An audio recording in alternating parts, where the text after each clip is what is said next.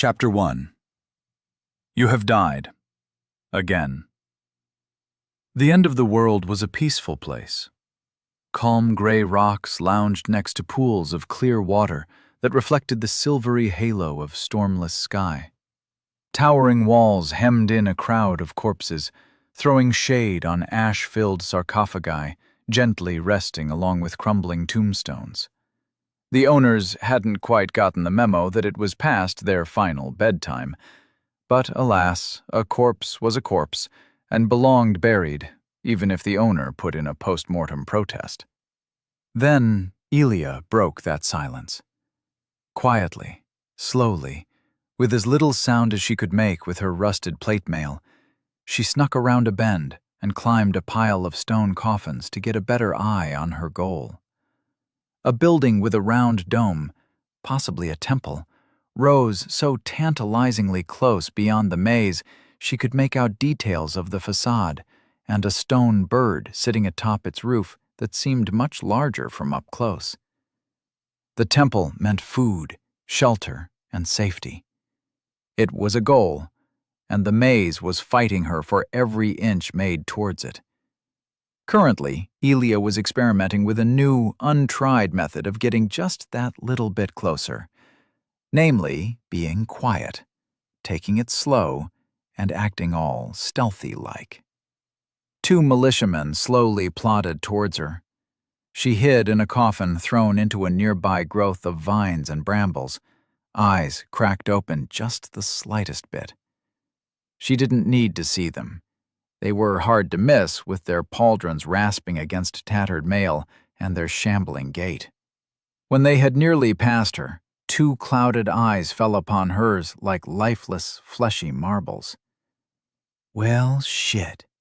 She shot up, fumbled her footing, and took 2 staggering steps before a thorny vine caught on her armor, and she fell to the floor in a mess of plate and mail. "Mercy for a fellow undead?"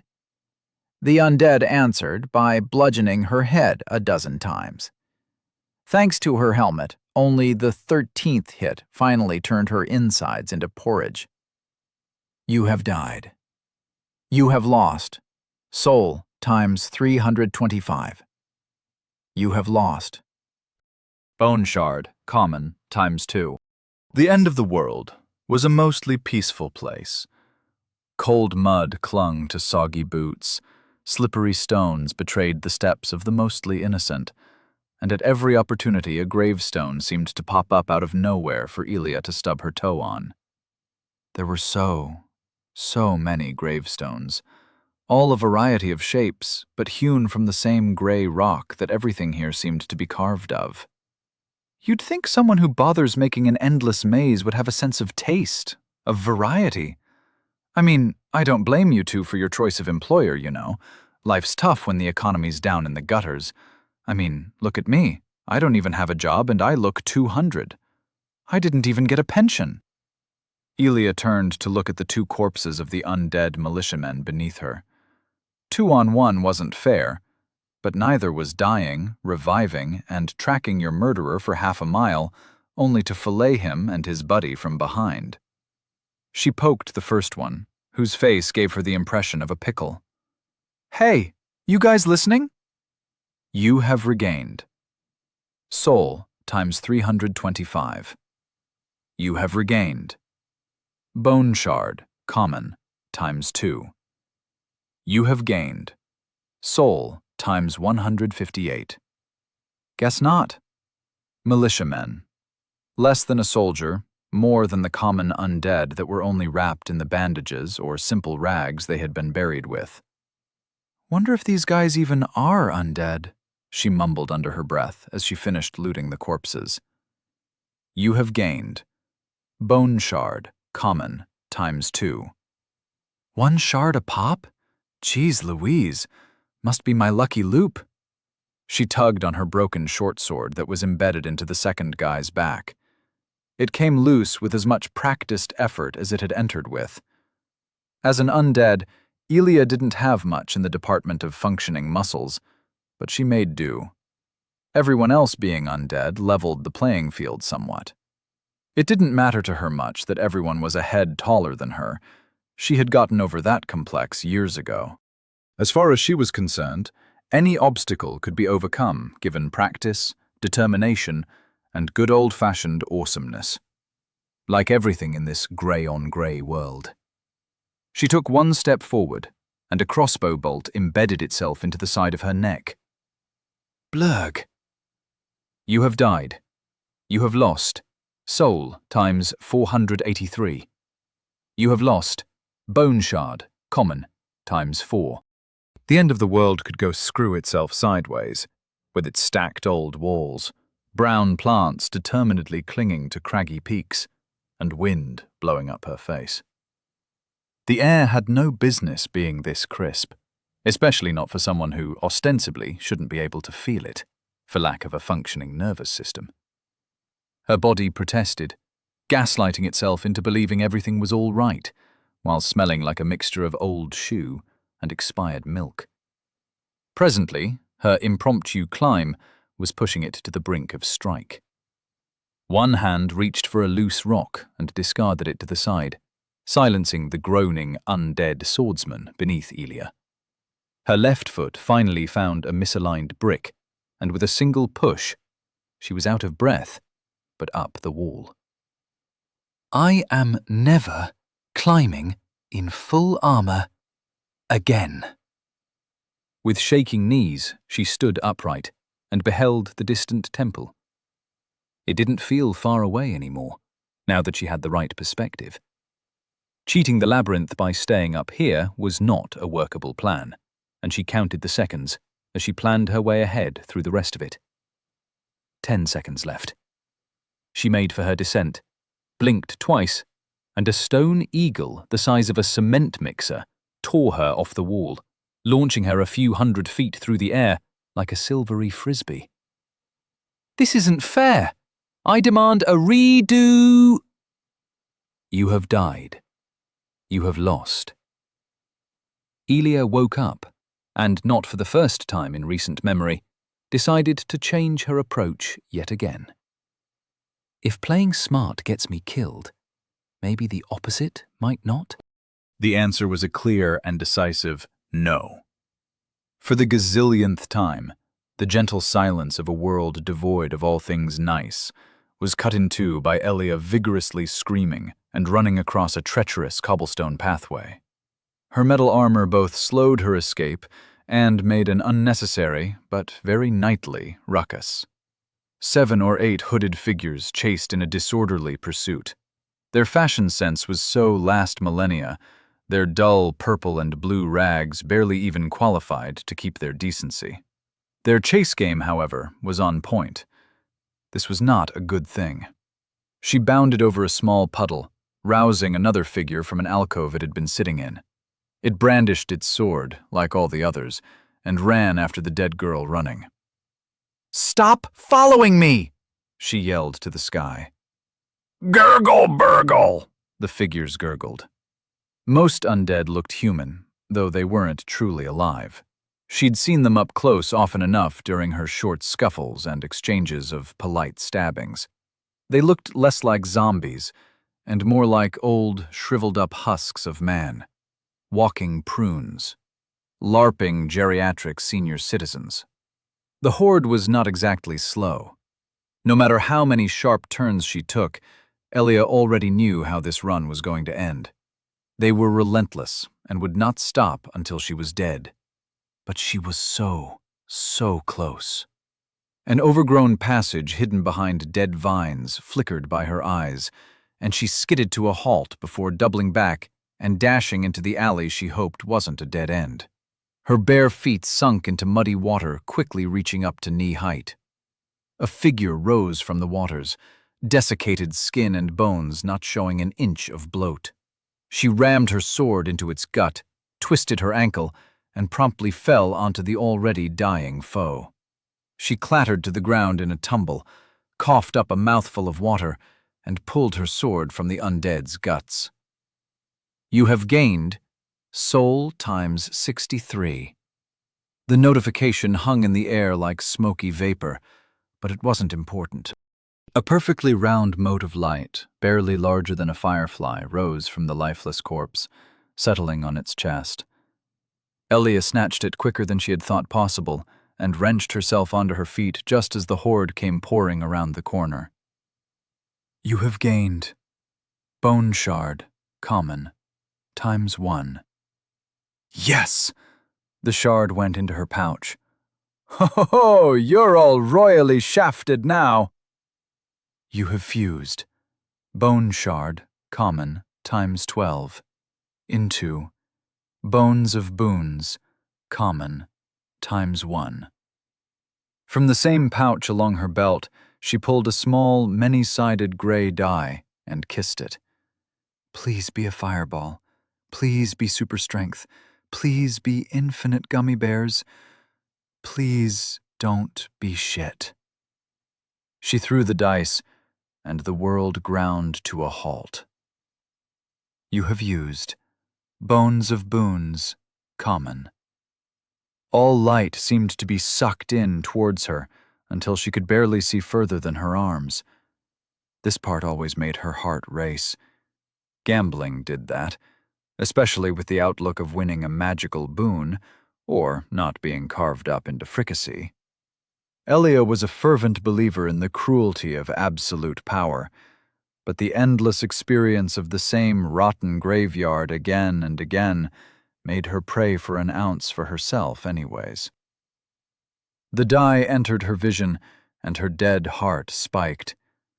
Elia watched it tumbled over a nearby sarcophagus, taking in its million sides and wondering for the 1,000th time how she could see each and every one of them without the die being a circle. Magic made magic happen, she guessed, as common gray symbols made way for uncommon greens and the rarest blues, all differentiated by entire orders of magnitude in number. It fell, only to bounce off one of her pursuer's boots and roll across the uneven cobblestone floor, coming to a stop in a clear puddle right in front of her eyes. A million pictures flashed before her eyes. Giants, dogs, swords, frying pans, fishing hooks, pebbles, and fractal flowers. Her gaze was pulled towards a change in color as the die slowly teetered and landed on a green symbol. You have gained a divine boon. Psychometry. Uncommon. Now there was a new word. Psychometry.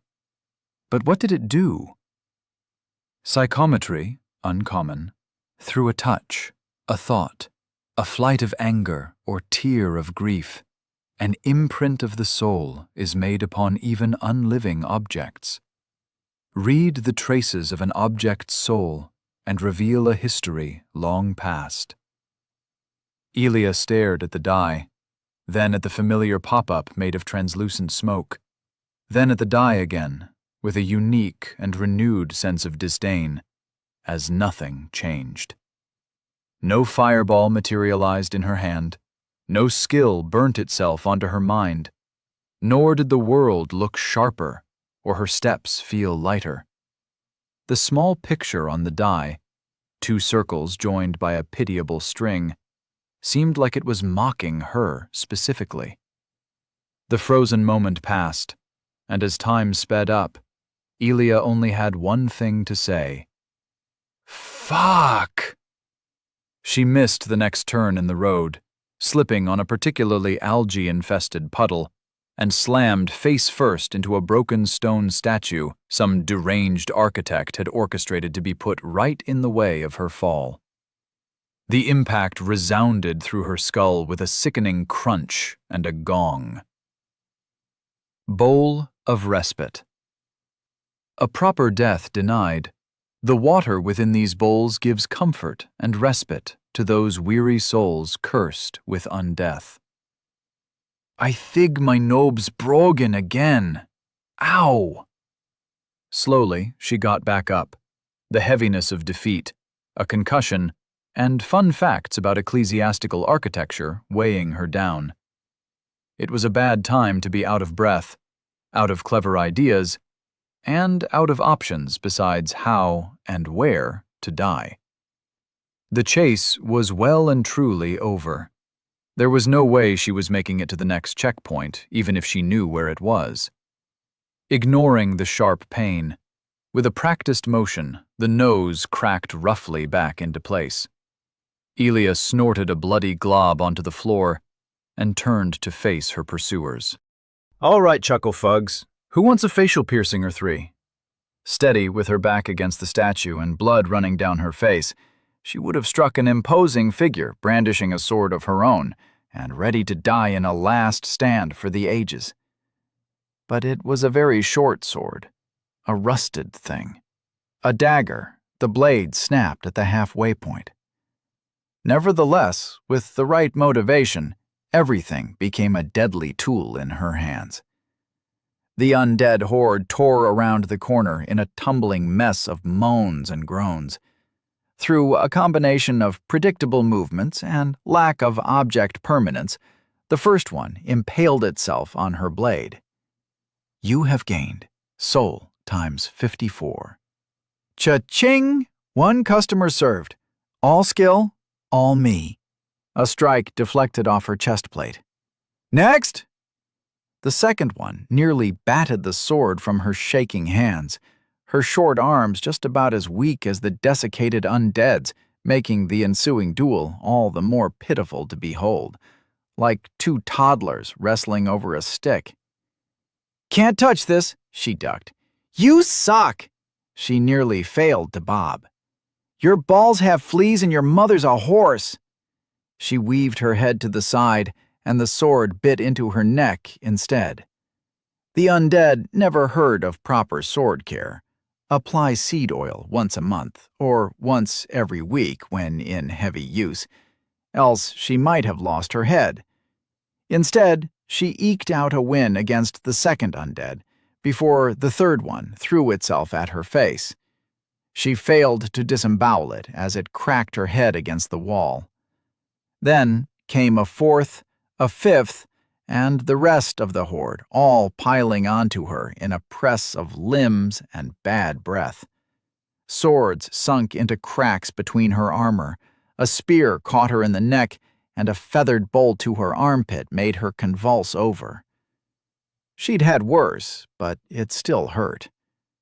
No matter how many times it happened, Elia never could completely ignore the pain of dying.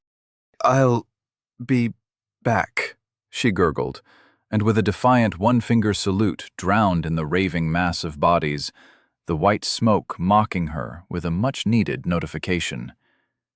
You have died. The matte blue sky filled with nothing, nothing, and nothing again, greeted Elia as she blinked back awake. It was a vista she was used to seeing. The most common position for coming back from the dead was lying on her back next to a large stone bowl. It was a checkpoint, a place where she always returned after death. Every checkpoint was like it, carved of an old rock, weathered to the point of having lost all ornamentation, and filled with crystal-clear water that soothed the body and soul.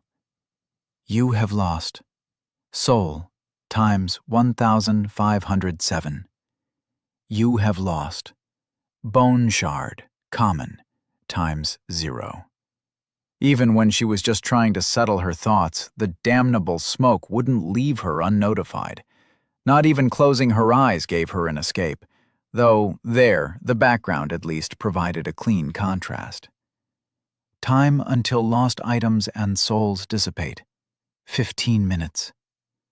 She breathed in once, heavily, then reached into her pocket and pulled out a squat green toad, her only friend in this world. All right, Cribbles, which route do we try next? Ribbit?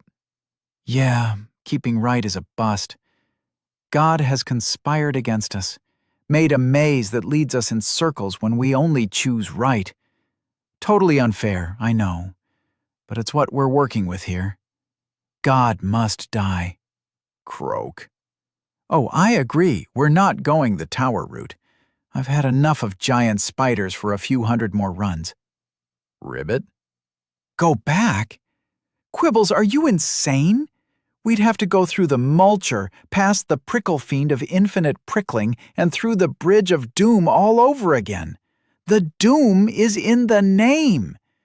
Would you want to return to a place called the Lake of Drowning, the Road of Roadkill, or the Sepulchre of Dentists?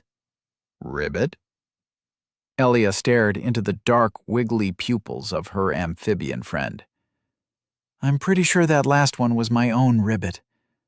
I'm not going insane from talking to a toad about my next choice of death again, am I? Quibbles croaked. What a good conversationalist. No, you're right. I did hit my head pretty hard. She patted Quibbles and stuffed him back in his moist bag of leaves before returning to stare at the peaceful sky. It wouldn't last forever. Time until lost items and souls dissipate. 11 minutes.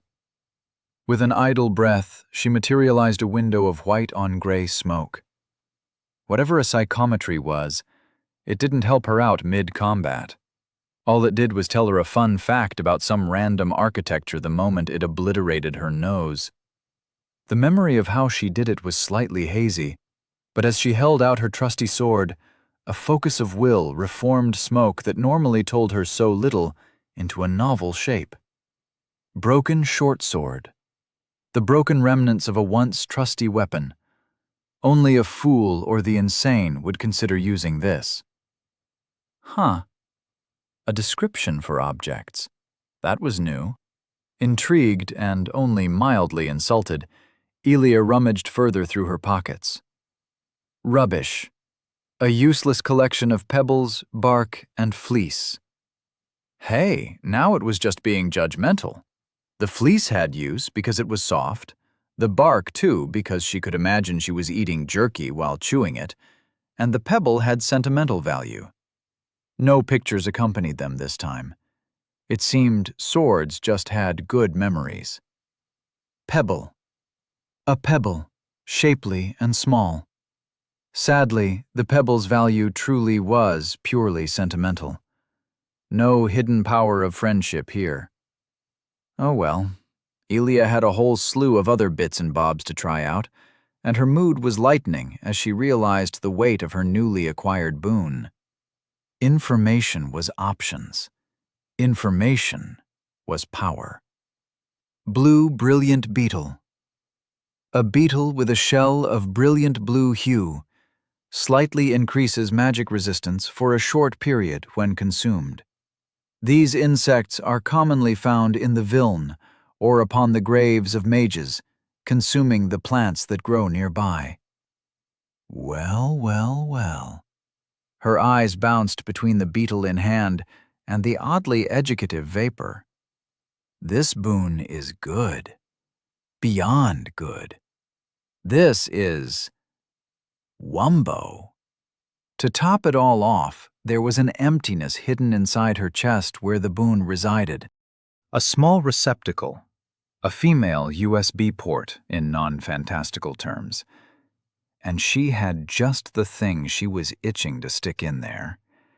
She reached for a weird little ball deeply nested inside a pocket, no larger than a marble. It looked like a pearl, and she would most certainly have thrown it away long ago if she wasn't certain that the milky white substance surrounding tendrils of black smoke was moving. Please be good, please be good, please be good. Essence of ego. An essence of ego caught within a glossy shell of a pearl-like substance. Swallow to imbue a boon with essence. Her face was threatening to tear in half from the manic smile stretching from cheek to cheek. The information on the pearl, the essence, was a neat bonus, and she had used dozens of them in the past to upgrade boons now lost.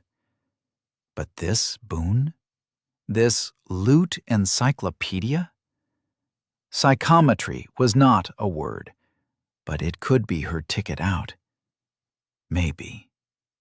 A long pink tongue zipped up, and with one smack, the pearl was gone. No! Quibbles, you traitor! Elia snatched the toad that had snuck out of his little pocket. His happy chewing accelerated, like a dog that knew the food wasn't really meant for him. "Give it back! Give it back! Give it back! This is the first magic item beside the dice in forever. I am not letting you sabotage our efforts just because your little gremlin ass can't resist the allure of shinies." Elia stared at the toad, applying gentle physical pressure and, once that failed, a lot less gentle pressure. "Give it back!" She was holding him like a hamburger and had barely moments to register the telltale signs of bucking, convulsing, and looking cross-eyed before the ball was regurgitated at blistering speeds, shooting out of its mouth and, still slippery with ick, lodged itself in the back of her throat. Elia swallowed the ball. It tasted faintly like heartburn. "Oh no." Then it tasted like someone encased her heart in natrium and dropped it into a generously chlorinated swimming pool. Like boiling alive, except everywhere and all at once. Agony was another word for it, but the flash that burned through nerves up her arms disappeared as quickly as it had come. Ilya was on her side, heaving and hacking, but with the presence of mind to take actual breaths in between. It went by, like all pain did, and Ilya didn't have the time to pry the amphibious traitor out from the bag he had already crawled back into. Something changed with her only boon, her magic, and she summoned up the smoke to tell her what was new in town. Psychometry, uncommon. Through a touch, a thought, a flight of anger or tear of grief, an imprint of the soul is made upon even unliving objects. Read the traces of an object's soul or your own, and reveal a history long past. Huh, so it can affect myself now? She coughed up a lungful of nothing, the blistering of nerves fading like ash in the wind. How does that even work? It was a stupid question, because seconds later she was already touching herself. Magically. It didn't feel like a burning hellfire this time. It didn't make the world go purple and sideways. It didn't give her a notification like the games she used to play, or make her die and restart for having the audacity to try something new. Nothing happened. Nothing but a tired yawn that did not belong to her, echoing as it rang inside her head. "Mom? 5 more minutes. The sun isn't even out. Oh gods, where am I?" Ilya ummed. The ethereal voice in her head echoed, moderately more distressed. "Oh, great," Ilya sighed. "My new superpower is a multiple personality disorder." Chapter 2. Room for Two. "I'm not a disorder. Who are you? Where am I? What's going on?" The voice in Ilya's head was real, small, and becoming increasingly distressed. "Ilya, Ohio. A 2 girls, 1 cranium bargain. What does that even mean?" "It means time until lost items and souls dissipate. 8 minutes. "Ack, what was that?" She sighed. "My alarm clock." Ilya wasn't getting up, not after that last fuck-up. There was not a shred of doubt that she would regret it later, but such was the price for mental health. Some days, you just needed a break.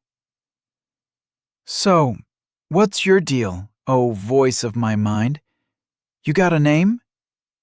The vague image of a mousy girl with blonde hair standing half in the shadows formed in her mind.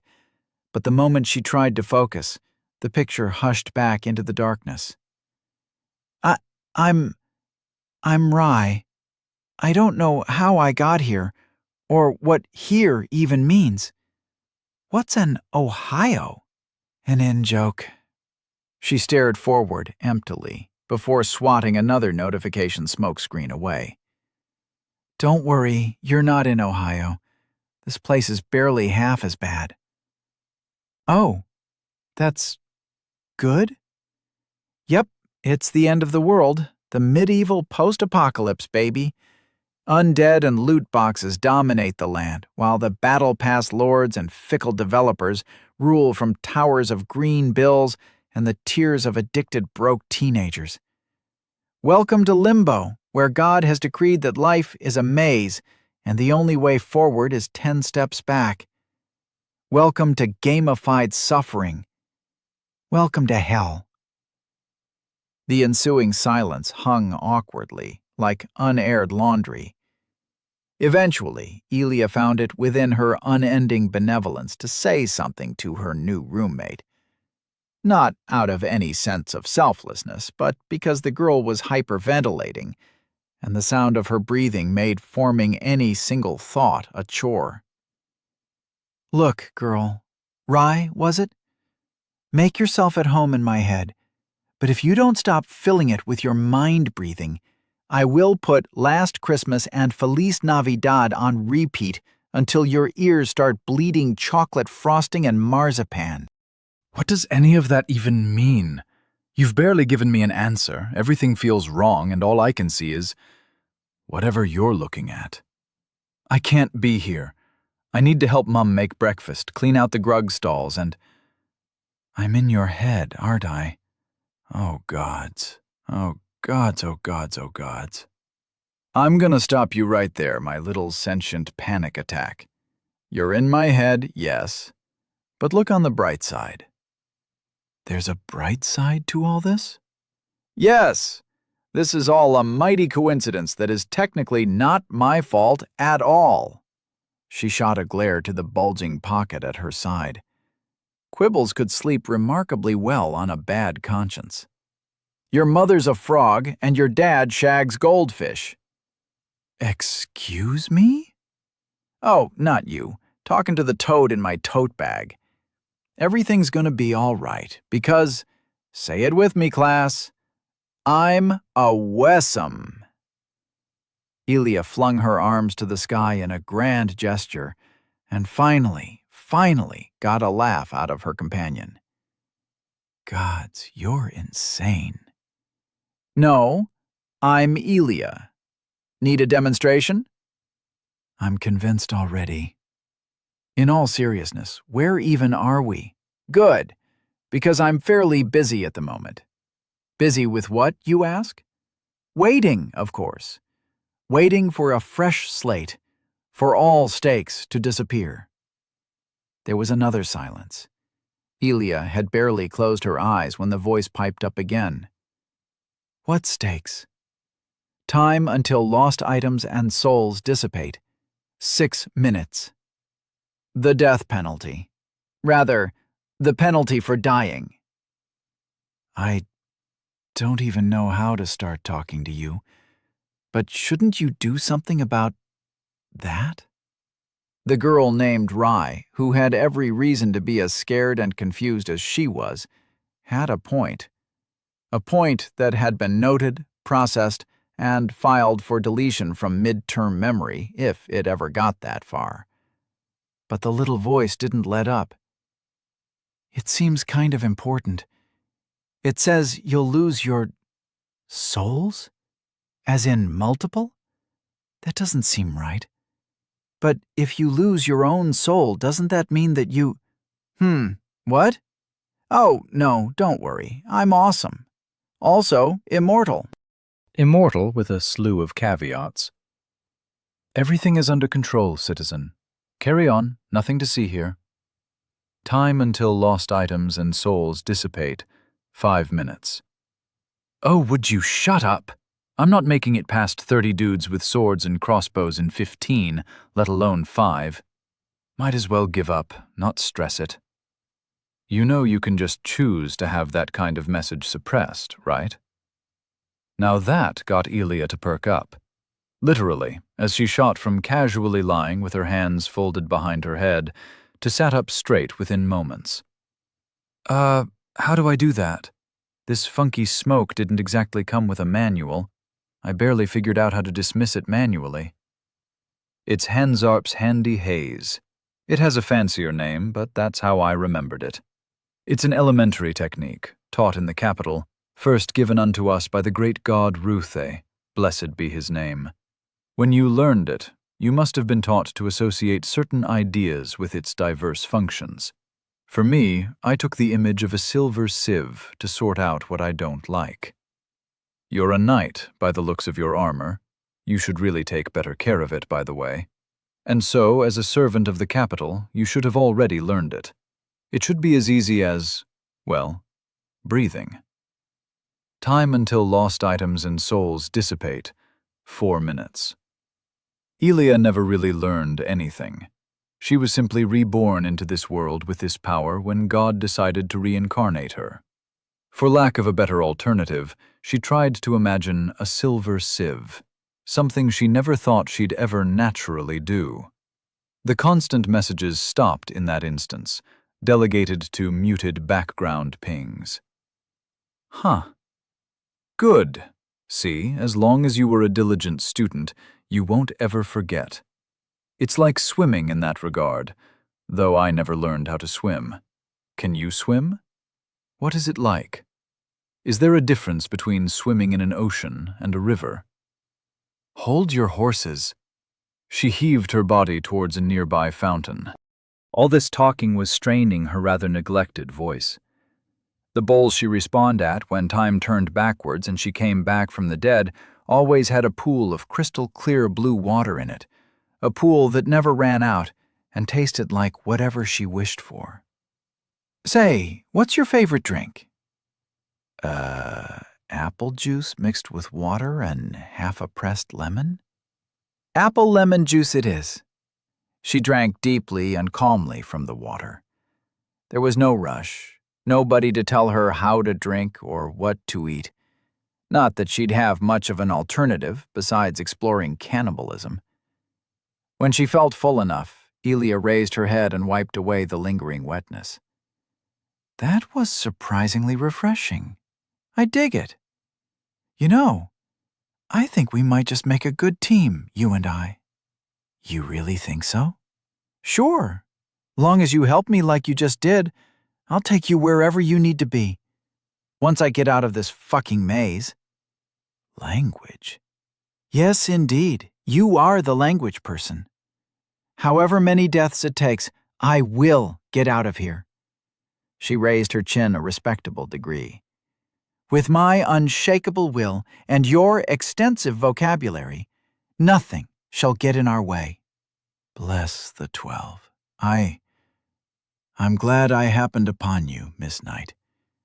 We can go on a quest. No, an adventure together to, I don't know, solve this. Solve me. I don't want to be stuck in here for the rest of my life. I need a new body. Admittedly, I thought you a lunatic, but whoa! Elia shot to her feet, ignoring her passenger's surprised yelps as she threw her head left and right. She was sure she didn't make it to the next fountain bowl, the next checkpoint.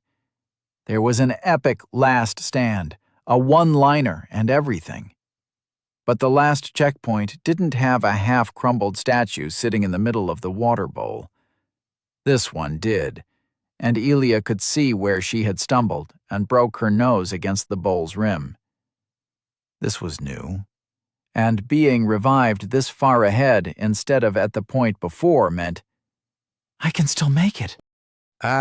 Make what? Oh, sorry, don't mind me. I can bear being like this for a while longer. We don't need to embark on our adventure just yet, right? Preparation is key, as they say, and your poorly upkept getup doesn't inspire me with confidence. Sorry. In the few seconds it took for Elia to regain her bearings, 3 exits, a toppled lion statue next to an exit to the front, one under a Roman arch engraved with flowers to the right, one behind where she had come from, she had summoned up the smoke the way she knew it. Time until lost items and souls dissipate. 2 minutes. If she could make it back to where she died, then she could regain her lost souls and shards. Shit, where is it? She remembered dying close by, But just as the bubbling joy shot to her head, she blinked once, and the timer ticked down. Time until lost items and souls dissipate. 1 minute. Where is what? Where is what? Shit! Elia turned, and with a start exploded back into the maze where she had died, old and chipped armor rattling and squealing against itself along the way. It was right here, right around the corner. She turned past the wall, and a figure in rags rose from where it sat among the shin-high water. Elia paid it no mind, ran past it, then screeched to a halt and turned back around. Please talk to me. What is it? Why are you worried? What? There it is! A small orb of silvery light floated contentedly above the water. Elia took 1 step towards it, and the mindless undead brandished its sword. The orb was right at its feet. Ah, shit. It's never that easy. Hey, bozo! I called dibs exactly 1 lifetime ago! The undead took 1 more step, squashing the glowing orb. It broke, dissolved. Wisps of vapor flowed from underfoot, snaking their way up its pant leg before disappearing up the undead's nose. Its eyes, dull almonds sunk way into the skull, grew focused and gleamed red. With shaking jaws, its mouth of horribly decayed teeth jittered open.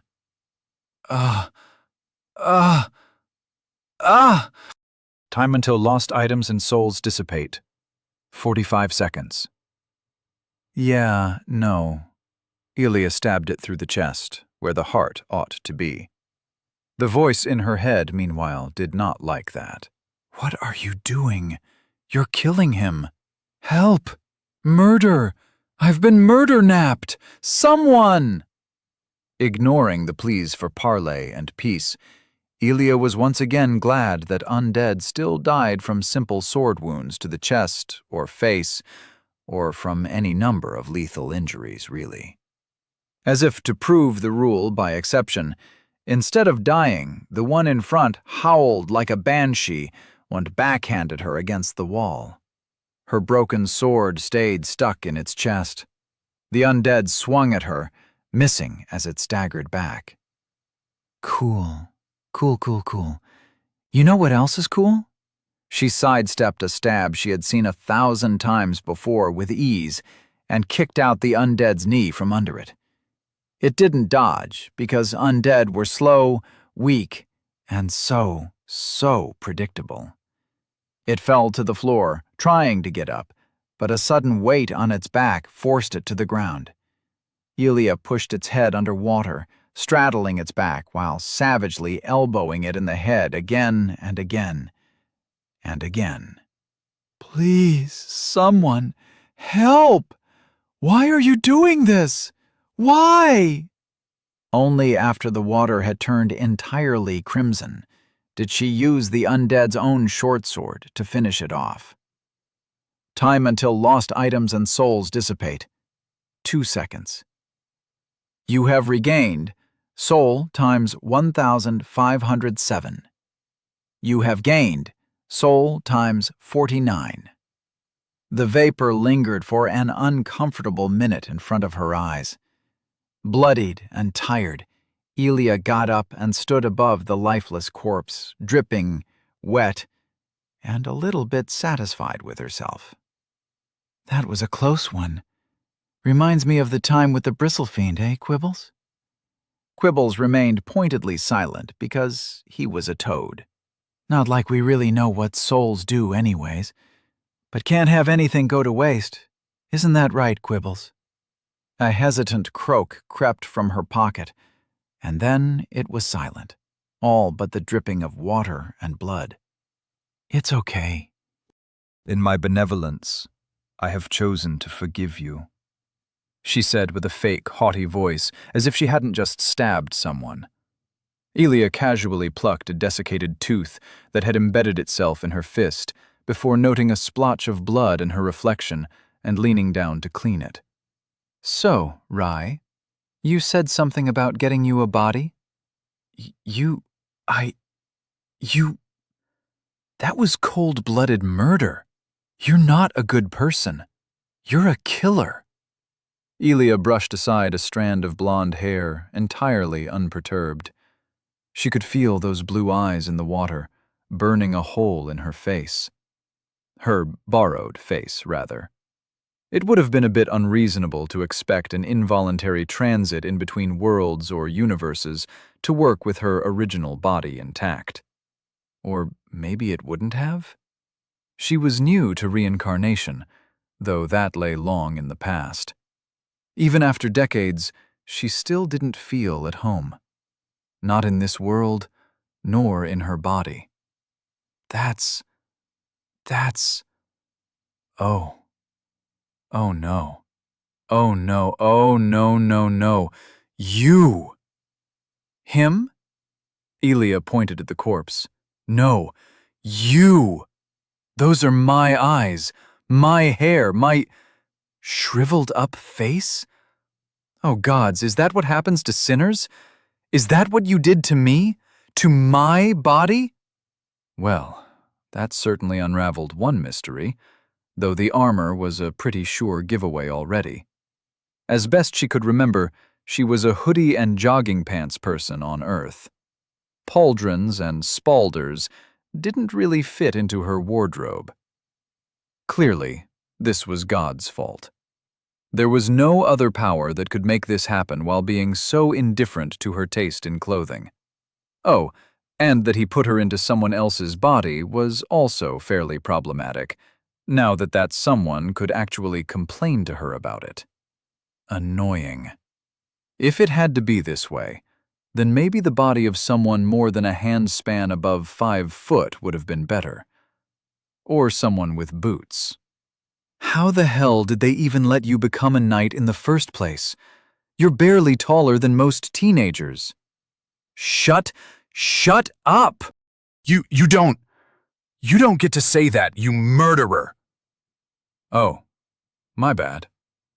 With that non-apology, Elia immediately went to rummaging through the undead's remains, netting her a new, unbroken short sword. Bronze short sword. A short sword sharpened on both edges of the blade and with a tip for stabbing. A common sword used often as a sidearm by town militias. This one is made of bronze. A wild flash of images and impressions danced across her mind. Some were of stabbing, some of cutting, slicing, and chopping. The sword enjoyed stabbing. Or maybe Elia enjoyed stabbing. Yeah, she was definitely projecting. Better than the last one, at least. An electric fuzz crawled up her nerves and down her arm. A moment later, the hand holding her sword shot to Elia's neck as if possessed. Elia couldn't budge it on her own, and she knew of one very evident suspect with sufficient motive, means, and opportunity. Give my body back. You really want to do this, sweet cake? With a calm voice and face almost approaching a sneer, she exposed her neck with a tilt of her head. Go on. You wanted to, what, blackmail me into giving up my body? That's a problem. I kinda need a healthy one. Lacking that, this one has been enough so far. It's my body. Mine. If she was trying to be threatening, Rai should have played better cards. The blade wasn't even touching her skin. Uh-huh. And when you slit our throat, then what? Are you going to float on to the next person like some vengeful ghost and have them give up their body for you? A last heavy drop fell into the water with a plip. Elia's right hand was trembling, giving all kinds of weird sensory feedback as Rai slowly relinquished control. Another variable. Something to look out for in the future. A potential for unwanted accidents. That's what I thought. The blade of her foe, rusted and marked with frequent nicks, was a welcome distraction. She hefted it towards the sky, clear blue ringed by an impenetrable storm front in the distance. Now stuff it. Today isn't a day for drama, but for celebration. To progress. To finding the next checkpoint in this broke-ass world, this medieval zombie apocalypse. To my froggy friend. Ribbit. And, most importantly of all, Elia filled her lungs to the brim and yelled towards the sky. to the death of God. I know this is your fault, motherfucker. I'll get you back for reincarnating me in this endless loop of limbo. I know how this shit works. Just you wait. I'll get a sword the size of Wisconsin and go Sephiroth your ass. You're worse than a murderer. You're a blaspheming lunatic. A demon possessing the body of an innocent girl like a puppet. No morals, no ethics, no sense for justice. I bet you don't even offer sacrifices to the gods or brush your teeth before going to bed. What can I say? Elia shrugged, rolling her shoulders until they popped. I'm a true anti-Gnostic. Don't worry. I promise I'll give you your body back once I've spoken to the manager of this place. Until then, you'll have to forgive me for being your designated driver. I will never forgive you. You're a menace. You're a fiend. I hope you have a bad day and step in grug shit. They were going to get along just peachy. Elia could tell. With a smile on her face and armed with an unbroken weapon for the first time in 100 loops, Elia exploded forth to explore this new part of the endless labyrinth and hopefully find a way out. Chapter 3. You can't spell assist without ass. You know, sometimes I feel like a tourist in an unknown land, visiting famous places like the Great Hole in the Ground, Rapunzel's Tower sans Rapunzel, and hallway number 341 with T-section. Elia peeked around a corner, surveilling the area for any threats to her unlife. In the end, she chose the right path under the Roman arch. Despite technically being in a new area, nothing much changed between the last checkpoint and the current one. The walls and vines were the same shade of gray and brown, the cobblestone was still slick with algae, and the goal was still tantalizingly close, yet oh so far away. But now, I've got someone to share this mediocre existence with, and that's a plus in my book. None of the clouds ever seemed to move, and Elia was thankful for it. Without the North Duck cloud as a static point, she would have gotten lost and turned around as soon as the towering dome slipped out of sight. Even then, the temple loomed closer one moment, only to appear infinitely far away in the next. The maze awoke impressions of grasping hooked vines, of a swamp pulling at every step and taking every chance to make her walk in circles. But she was getting closer. She could feel it. Hey, voice in my head, brain bud, Rye, you're getting first-row seats to the medieval zombie apocalypse. Don't give me the silent treatment now. She didn't get more of an answer than the vague impression of eyes burning a hole in the back of her neck, which wasn't nice because Elia was getting bored. Hours and hours of careful mapping out of every hall, interspersed with the occasional enemy that she'd already seen in every previous iteration, didn't make for a compelling tourist log. It seemed the task of entertainment fell once more into her lap. I really hope this isn't an undocumented floor of the back rooms. Yellow tapestry and the drone of cheap office LEDs would have definitely driven me insane in my first year.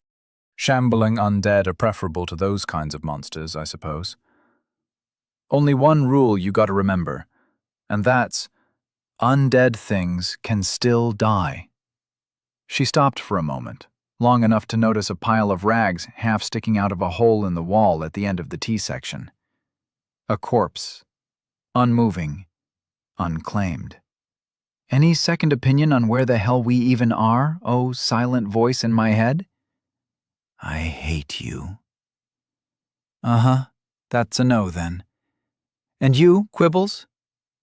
Quibbles remained entirely silent. It was much too bright out for a toad of any decency to be awake.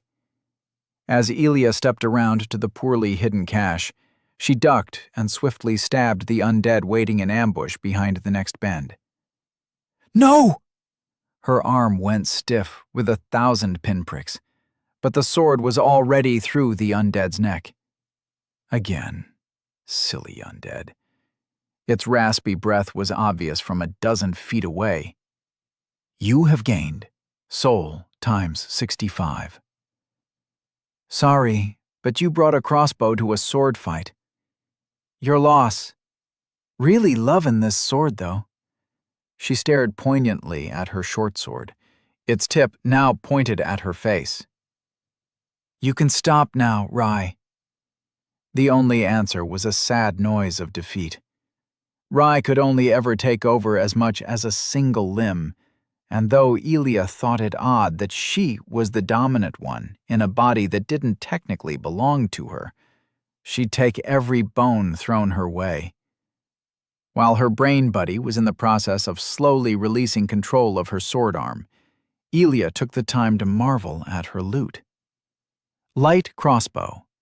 A lighter construction of a standard crossbow.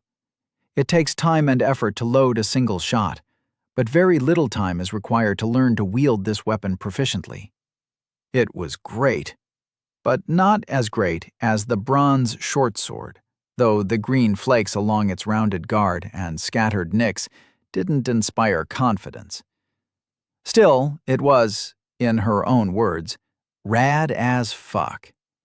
It would stay sharp enough for a few loops, unlike the crossbow, which was more of a one-use thing. It didn't come with a crank, and she was pretty sure none of the undead were stronger than her, which left her puzzled as to how they were able to even load it themselves.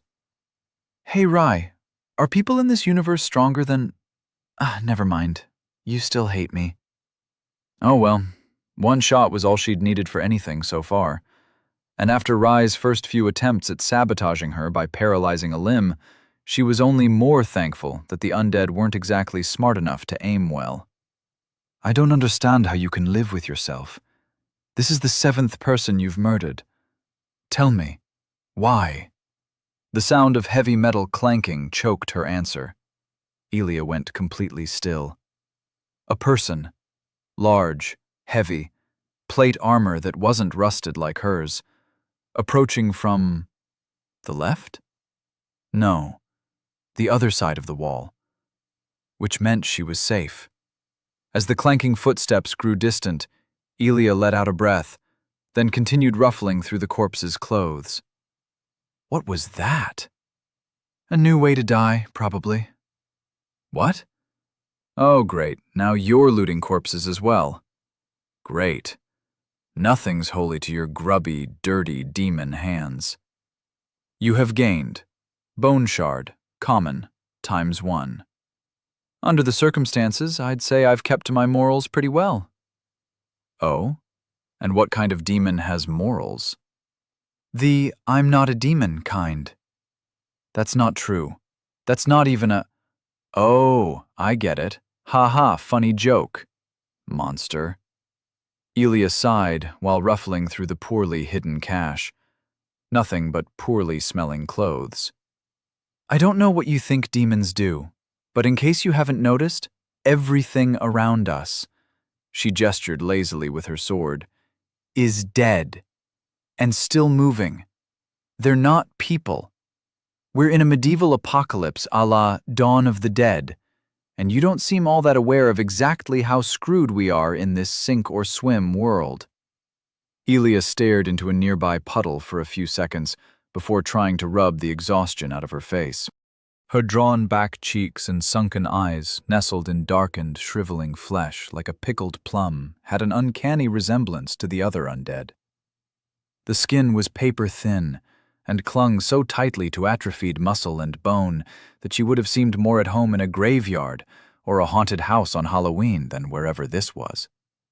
She didn't let it bother her too much. Not now, when she was 1, maybe 2 checkpoints away from getting out.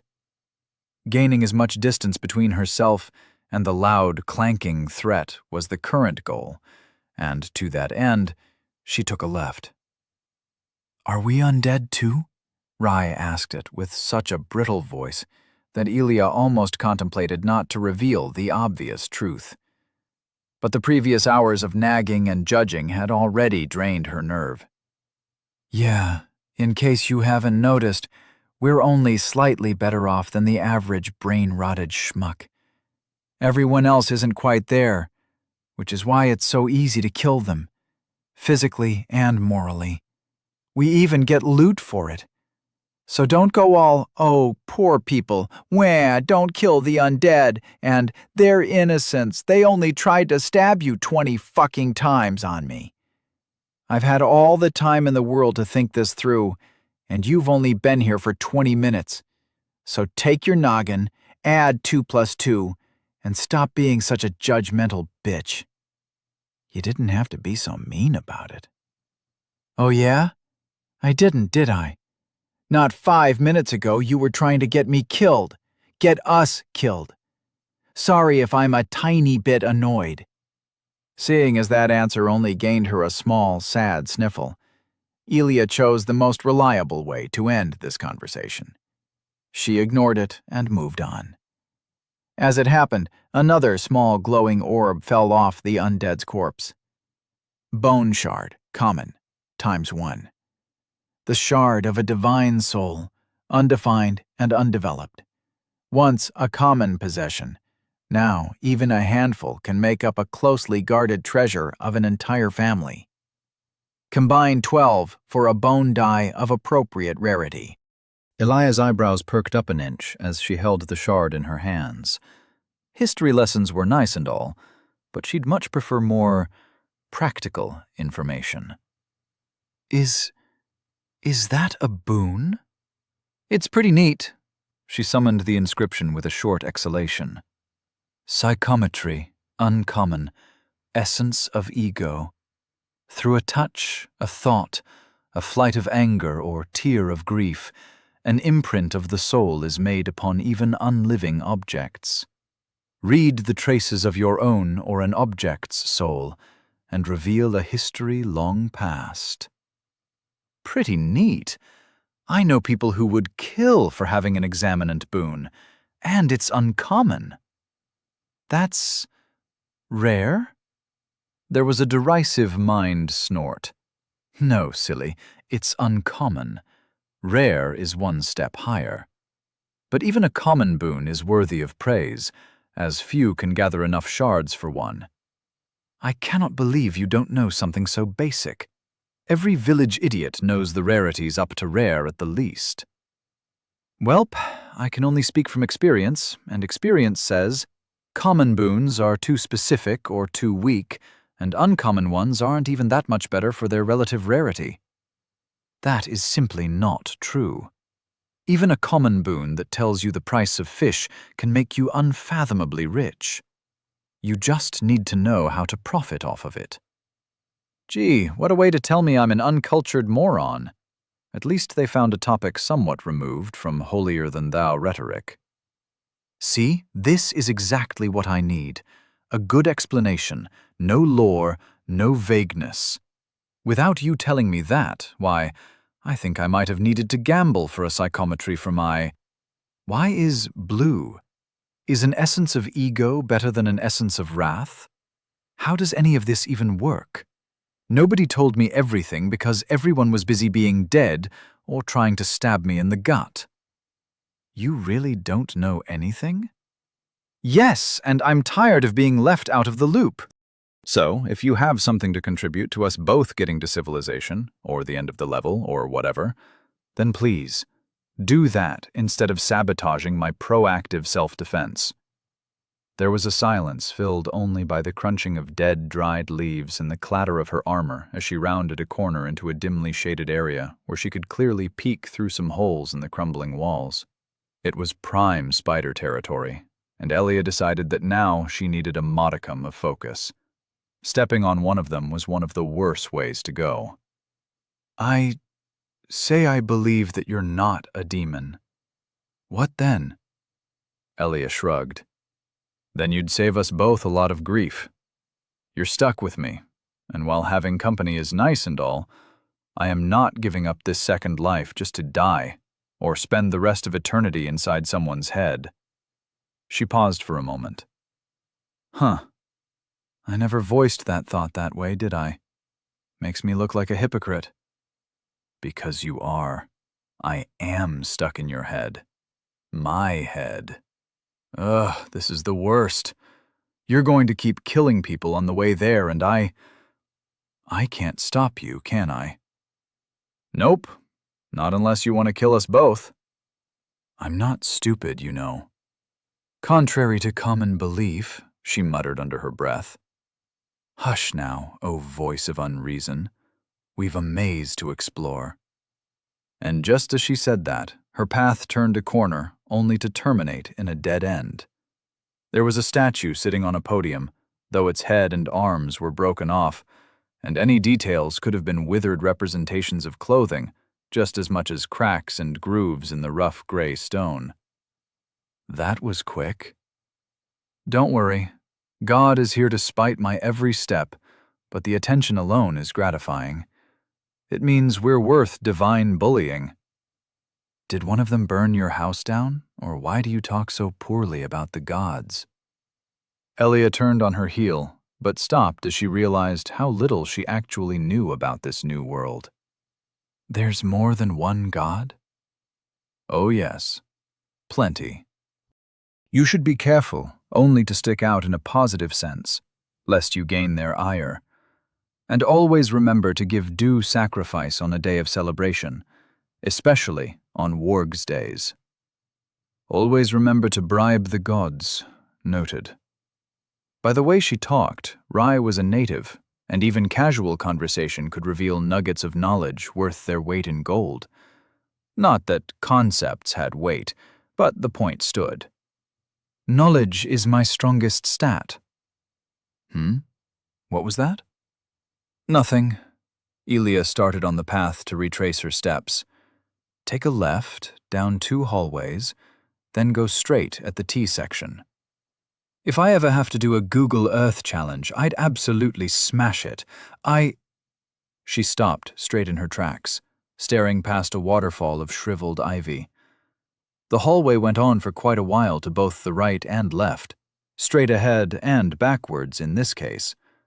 But at the end of the hall stood a figure, staring at the ground. It was clad in complete plate mail armor, reflecting brightly where the sunlight leaked through a crack in the wall at just the right angle. It looked so small. An illusion of distance. They were both 100 feet away from the corridor back to the familiar part of the labyrinth. It was still too close for Elia. For all her casual outmaneuvering of the undead dregs and militiamen, she had never learned how to properly fight with a sword, even if she was damn good at it. That skill melted when faced with someone covered head to toe in steel plates. No better time to learn than the present. She sighed audibly, catching the attention of her companion. Huh? What's up? Oh, nothing. I think I'm about to receive a lesson in my imminent mortality is all. Why? Wait, that's a Knight of Lofton. Oh, we're saved! Saved? She took a step forward, squinting at the familiar figure. If she could get a few feet on it, then maybe she could take the fight to the T section, where she wouldn't be stuck with her back against a wall again. They're the Knights of Lofton. Our capital. Defenders of mortal lands, saviors of lone maidens and the poor, loyal and honorable examples to us all. Even you should know about them. You do know about Lofton, right? 90 feet. Yeah, of course.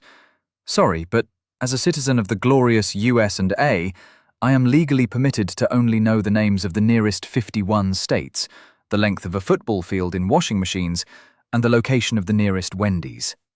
In case you haven't noticed, I'm not exactly from around here. Rai sighed, but couldn't keep the elation in her voice from spilling over. They can help us. Help me. They are devout to the point that they may even be granted an audience before a servant of the gods. An audience. We can ask them for help, get you sorted out, and go our merry ways. 80 feet. You're phrasing that in a way that makes me think you just want me out of your life. Is this you filing a divorce? Are you tearing us apart? Because I'm allergic to exorcisms. 70 feet. Now that she was closer, the details on the armor appeared clearer. The cloth that should have held the coat of arms was washed of all color, and though the shield was metal, it was bent and had clearly seen better days, much like the singular enlarged pauldron draped over the left shoulder. The longsword, held tightly in the knight's left, looked mighty sharp, as did the helm, which menaced with a visor reminiscent of a snowplow or a duckbill. A familiar duckbill. Elia stopped in her tracks, frozen. Oh no. In that moment, Rye wormed her way into their body's face and throat, all the way down to the vocal cords, hijacking expressions, gaze, and voice. Hey, Mr. Knight, sir, or Mrs. I'm a citizen of the Empire. I need help, she yelled. The knight didn't say anything. It simply lifted its head, instantly zeroing in on the source of the noise. And then, it charged. Chapter 4. Clank, clonk, clonk. Oh my gosh, look! They want to help us so bad they're running right for us. Elia didn't bother to wrestle for control over her voice. Rye could have it, for all she cared, as long as she didn't asphyxiate the both of them. As friendly as a French bulldog, Elia thought as she sprinted towards the exit between her and the knight, who was easily 1.5 feet taller than her. Forget fighting. She'd be lucky if she managed to outrun them. They both had plate armor, but while hers was limited to a helmet, shin and arm guards, and a battered breastplate over tattered padding, her soon-to-be death was encased from head to toe like a full metal crab.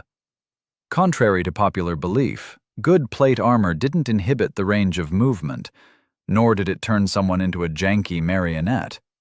Instead, it worked the numbers on the acceleration and deceleration axis. Elia felt like a child trying to win a fight against an SUV with a snowplow. She had a good 30 feet of lead on the knight, a lead that was rapidly shrinking as they charged towards each other, one to kill, the other to run the hell away. Why do your legs have to be so short? She thought. It occurred to Elia that in the weird and logically impossible interaction between herself and the former owner of her body, thoughts were not transmitted, only willing speech, which meant Rye couldn't hear her, and Elia didn't have time to warn her of the danger via hand signs or interpretative dance, as her face was duly occupied. Rye, of course, was ignoring every sign of both their imminent demise as she frantically tried to win this world's version of the Darwin Award, making both of them the happiest-sounding target for miles. Hello! We come in peace! We're friend— Elia tripped. It was not the time to be tripping on things, especially not 20 feet in front of the exit.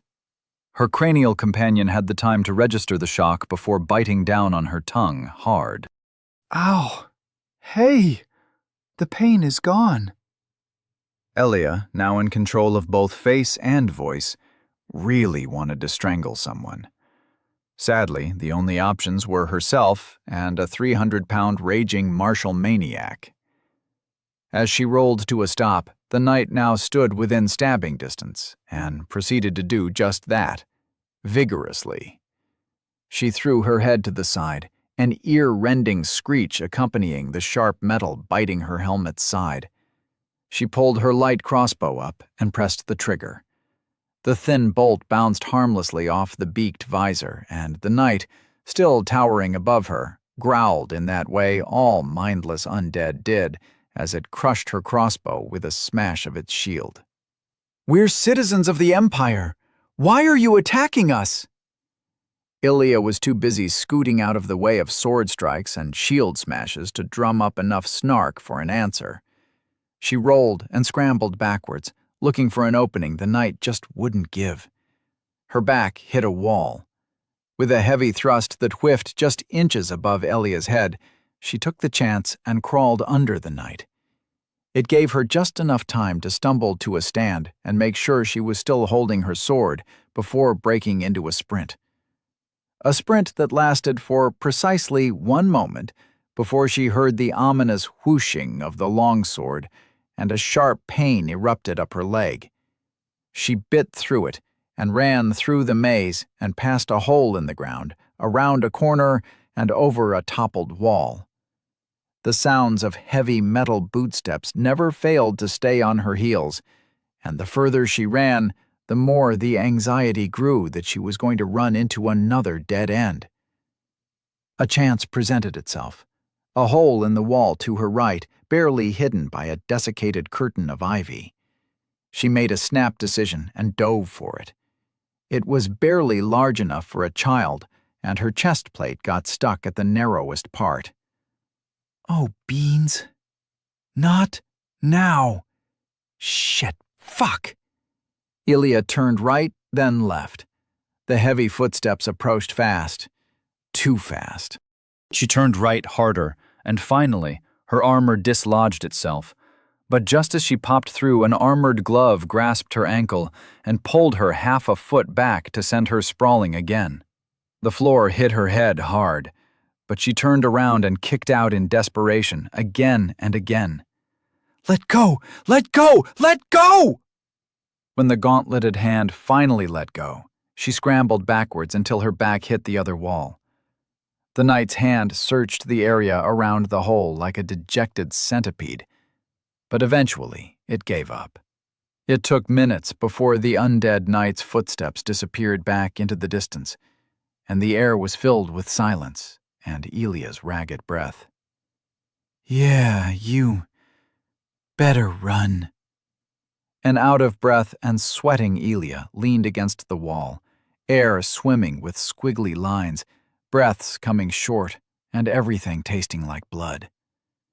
The wraps around her left leg were soaked red. Worst of all was the emotional damage. The knight tried to kill us.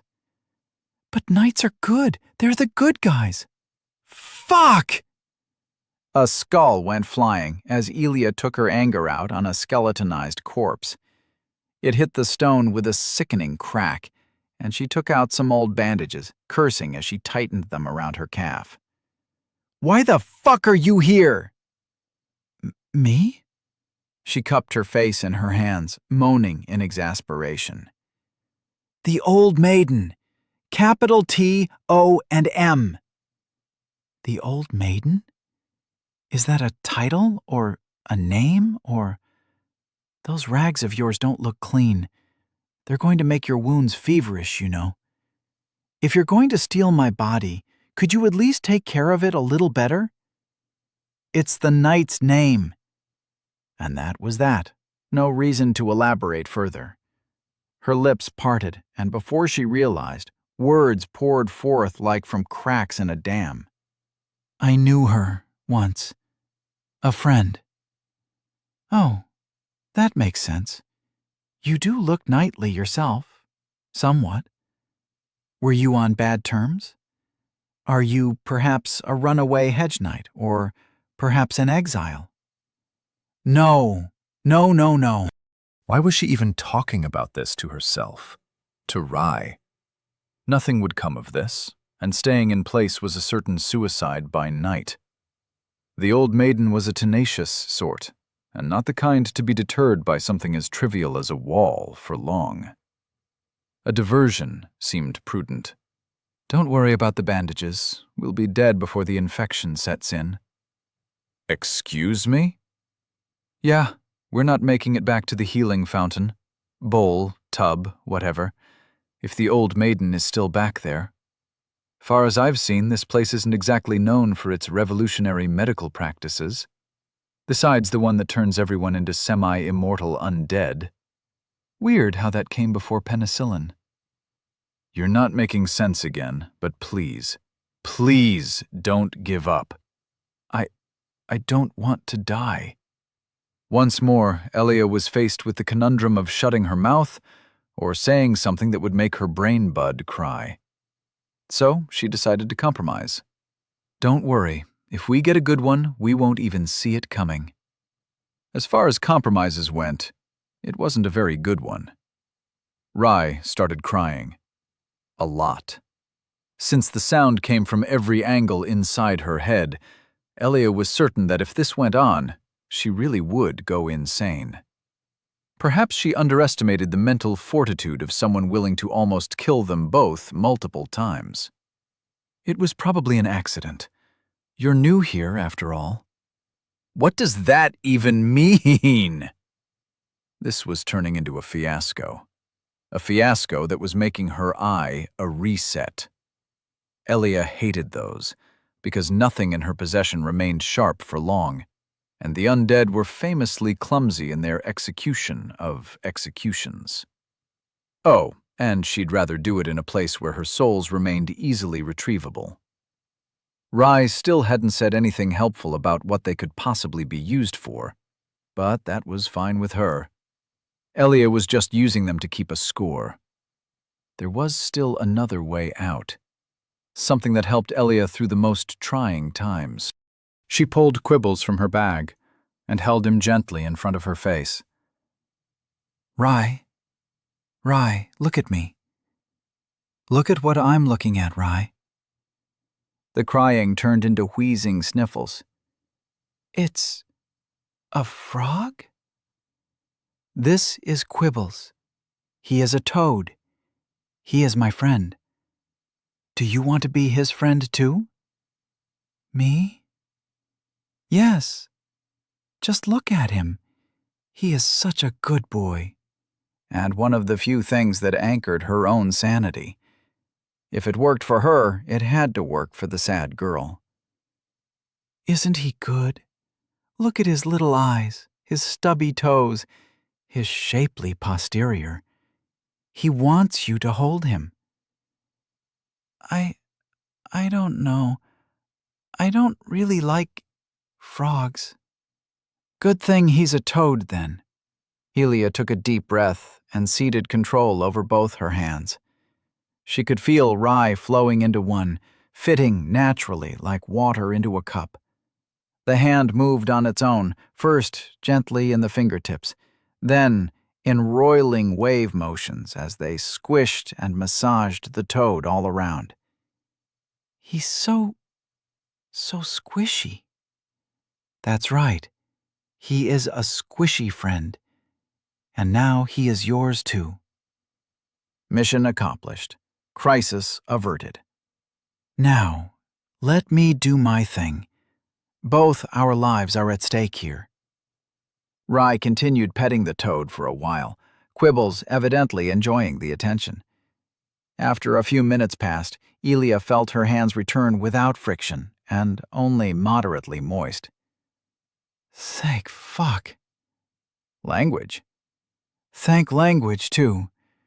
Now, onwards. Elia slowly looked around and failed to find any sign of the temple or the North Duck Cloud. With only one way forward, she marched on, though her leg was fairly stiff and her walk turned into more of a hobble. She was mentally prepared to face another few hours of walking through endless, hemmed-in corridors until she keeled over, but when she turned the corner, the road opened up behind a flowery arch into an open field. It stretched out hundreds of feet ahead, and at least 90 to each side, sown with half-broken arches, stone benches, and toppled-over gravestones, some as tall as her and taller. More than that, the sheer scale of openness made her gape. Her enthusiasm dampened as none of the sides showed any sign of entry or egress, and a nervous glance to the sky finally tipped the scales towards restrained unease. This place was new. To the left, the temple appeared so much closer now, almost as if she could touch it. Maybe if she crossed to the end of the field and climbed over a few walls, she would be able to, shortly before being pasted by the inevitable rock bird all across the maze again. This place was special. Finally, It's all paying off. However, the area didn't purely inspire confidence. An eviscerated corpse of a warrior in faded leathers and chainmail sat casually at the entrance. Skittering dozens of black shapes betrayed the true danger hidden between the tombstones. Their outlines appeared fuzzy, and like sea urchins, they were covered over and over in thin, hair-like needles. Spiders. Elia watched grimly as one the size of her head crawled across the wall close to her face. My arch-nemesis. Looting the corpse next to her was a welcome distraction, though something had turned its chest into a sieve, dozens of holes torn through layers of gambeson. You have gained. Bone shard, common, ×1. Ooh, lucky me. That makes 4. 8 to go. The field was anything but empty, and though Elia would have liked to complain about the redundant set pieces, she couldn't help but feel awe at the sheer scale of open space. It felt like a luxury, only having one side hemmed in by sarcophagi stacked 2 stories high like dockyard containers. Few plants grew here and there in the muck, and from between the cobblestone roads crisscrossing through the area.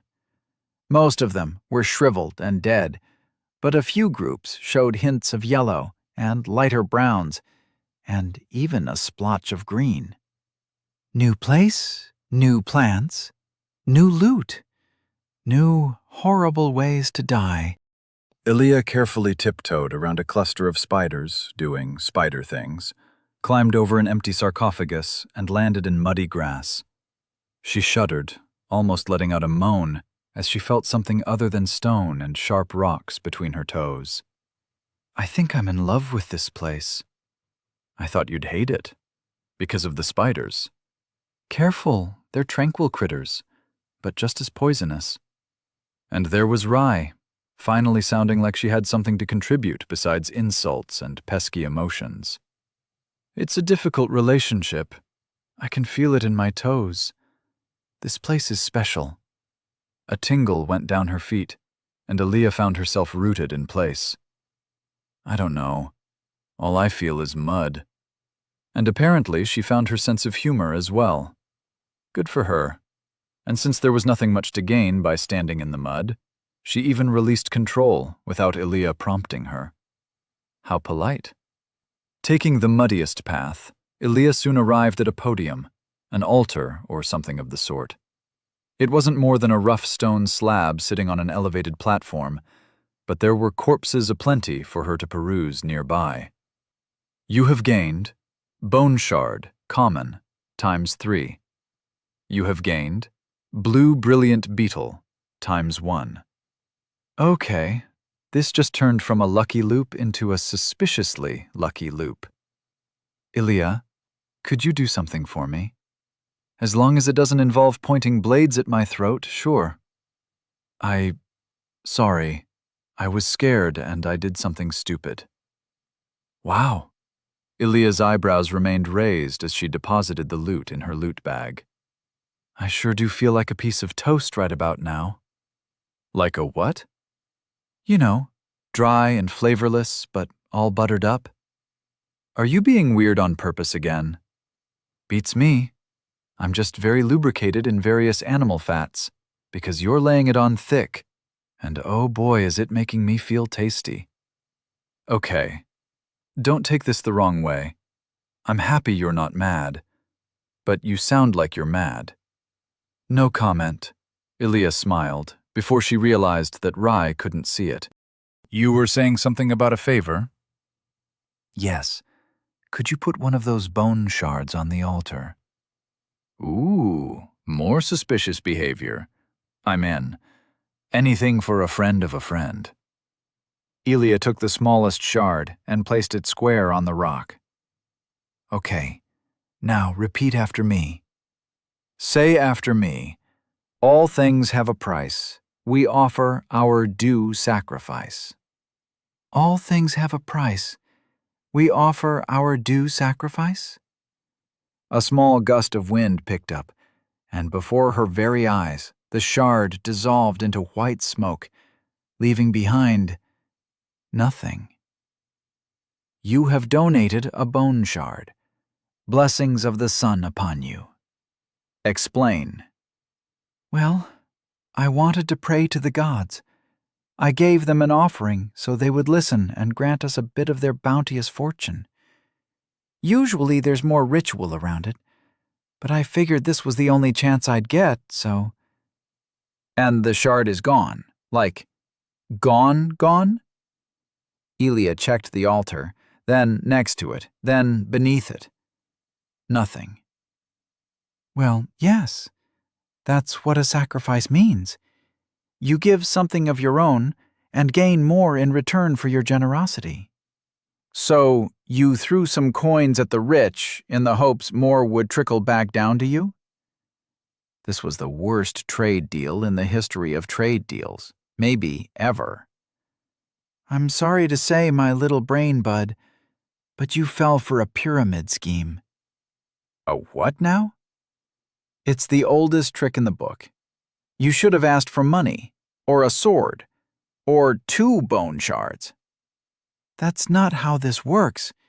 It's not a bazaar where you bid for godly attention. You have to give willingly before you receive, and I wasn't so sure they'd even accept stolen shards like yours. But they did, and now fortune smiles upon us. Well, you still got ripped off, which means I got ripped off, and for something as intangible as luck. She gently nudged a spider from her path with the tip of her sword. Last time I'm listening to you. Wind whipped past her ear, followed by a stream of whizzing sounds. Elia didn't even have time to dodge, as a barrage of something missed her face by an inch. She immediately dove behind a row of gravestones, and moments later was showered with powdered and shattered flakes of ice. Fuck, that's cold! What the hell is this, magic? Yes, I think. We're being attacked. Oh gods, this is horrible. We're going to die! Where's Rye's voice was loud. Elia was rather monotone. Oh no, the humanity. She peeked over the edge just in time to spot a distant distortion, like reflecting shards of glass twinkling in the sunlight. A barrage of icicles ricocheted off the top of her helmet, dissuading her from peeking again any time soon. But she had seen enough. So, Rye, can spiders learn magic? What? No, don't be ridiculous. What about giant spiders? That's still a no? She risked another eye to peek in between 2 gravestones. Well, we've got one enormous shelob hanging out roughly 2 football fields and 5 washing machines in that direction. She seems to be pulling on blue strings and cutting the air with all her many legs. Oh, and she has a wide-brimmed, droopy hat. Oh. Oh, no. The hat all but confirmed it. The giant spider knows magic. A large icicle shattered the stone podium to the side. Elia didn't flinch, not as the huge spider coated her immediate area in a rain of sharpened ice. Gotta be a way out. Gotta run. Any comments? We're gonna die! Yep, thought as much. On 3. 1. Her words were cut off as a single shard found its mark and stabbed her right in the face. The air was filled with a string of inventive curses entirely new to this world, as Elia rolled around on the floor for a good while, the odd stray shot pelting against her armor. Oh my gosh, oh my gosh, oh my gosh, are you all right? Your face. It's... you... can I knew it. This was... shit, was a boss arena. God, that burns. Boss? Arena? Like with gladiators and chariot racing? Oh no, What do we do? What do we do? What do we do? Hoo-hoo! Just dodge, she laughed mirthlessly to herself. The incoming stream might as well have come from a Gatling gun. There was no way to get back the way she came without being turned into a finely ground mist. Honestly, I've faced better odds. With one hand covering her eye and the other in her pocket, she popped a blue beetle in her mouth in the hopes it would tilt the odds a bit. She never tested how far slightly increased magic resistance went, and now that she was loaded up on 6 whole bone shards, it was a bad time to find out. You have consumed Blue Brilliant Beetle. Your resistance to magic has been temporarily increased. I know! Mute! Elia counted to 3, threw herself upwards, and set into a mad sprint from cover to cover, evading the shots with mixed success. First a pile of sarcophagi, then a 1-story tall gravestone with half an Odyssey inscribed into it, then a particularly gnarled and twisty tree served as temporary cover before the creature adjusted its aim. The barrage of icicles strafed her more than once, and where it barely left a mark on her metal armor, on her skin the projectiles still pierced uncomfortably deep. The protection wore off, like an invisible blanket being lifted, and she felt twice as vulnerable as before. Note to self: blue bug duration is around 40 seconds. Oh, beans, that's not very long. Not very long at all. Oh no, oh no, oh beans! Slow down, Gonzalez. Or stay quiet. I'd much prefer that. She took a quick peek over the edge, eyes bulging out of her head as a blue pillar of condensed ice, at least 10 foot tall and 1 wide, sped towards her like a cruise missile. The impact shook the ground and turned the tree into wood chips as Elia rolled away to protect her face from the worst. She was still blasted away a good dozen feet as the pillar detonated on impact, kicking her like a mule. 2 mules. With track spikes. You have gained soul times 3. You have gained the condition poisoned. Elia's gaze fell on the 3 bristly spiders she had rolled over. The adrenaline had kicked in, and she wasn't feeling the most of it, but a slither of something hot wormed its way up her insides. Rye was screaming, as always, and in that moment, Elia wondered whether this loop could get much worse. The sound of rapidly approaching metal footsteps were a good indication of the how, though the why still remained unclear. The old maiden seemed incredibly driven in finding and killing specifically her and no one else. It made sense that she would eventually find a way around the hole in the wall. Why her once friend was now a mindless undead, she could guess, just not why she was being targeted in specific. Even as she struggled to stand, Elia refused to go down without a fight.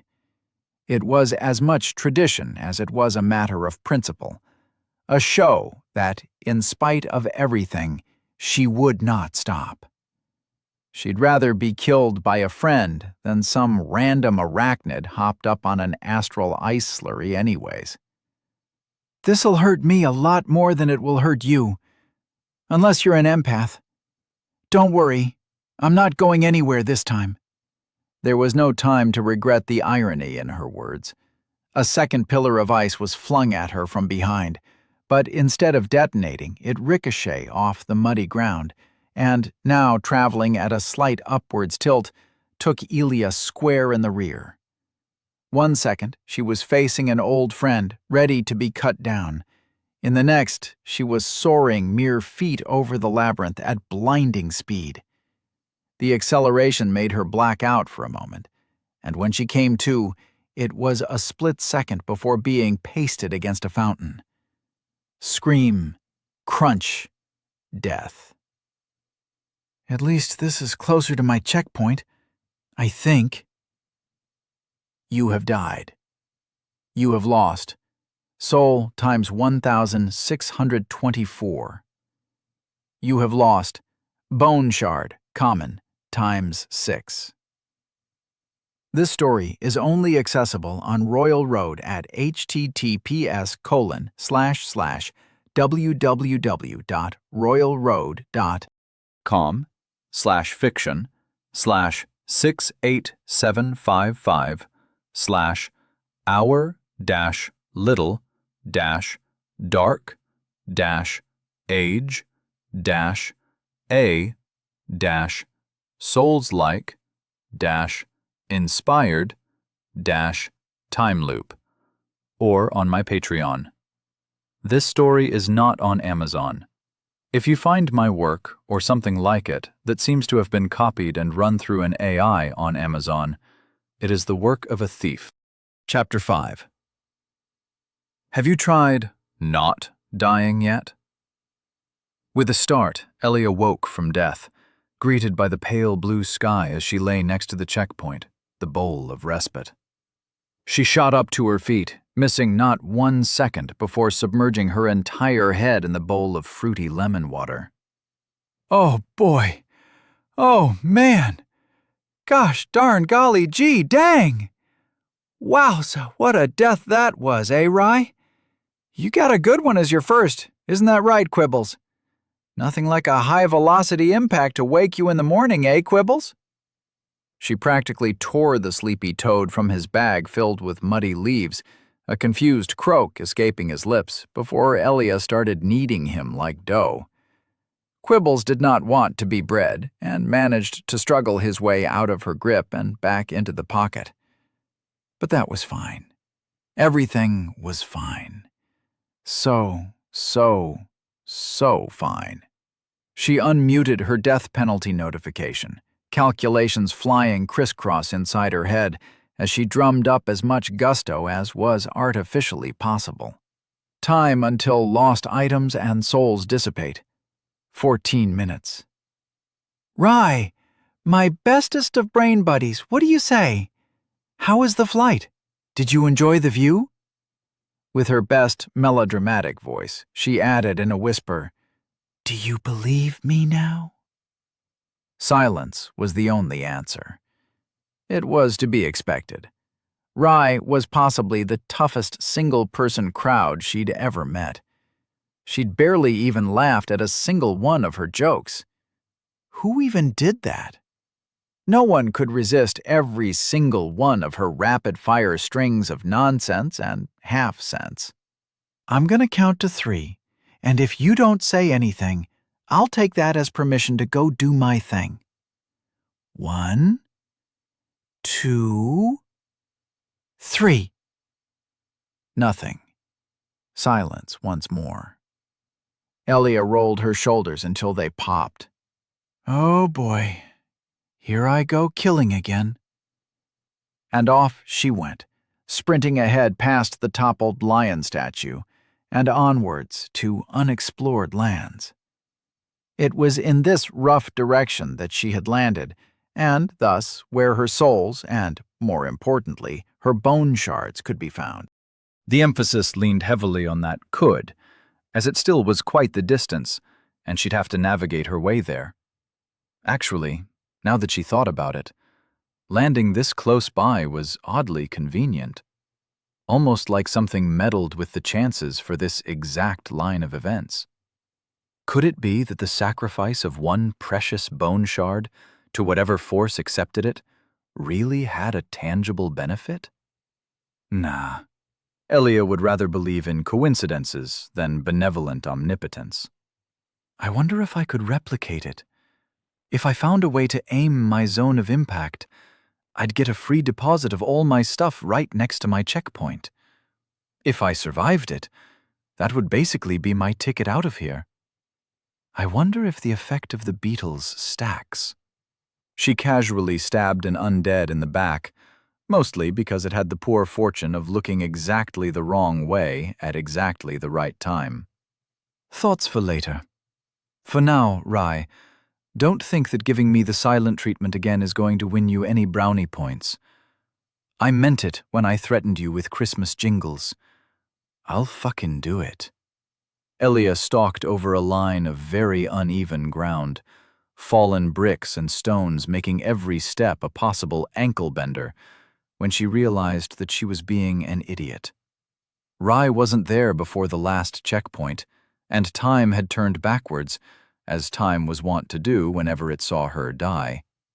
It was flattering, or would have been, had there not been a growing pit sinking deeper into her stomach.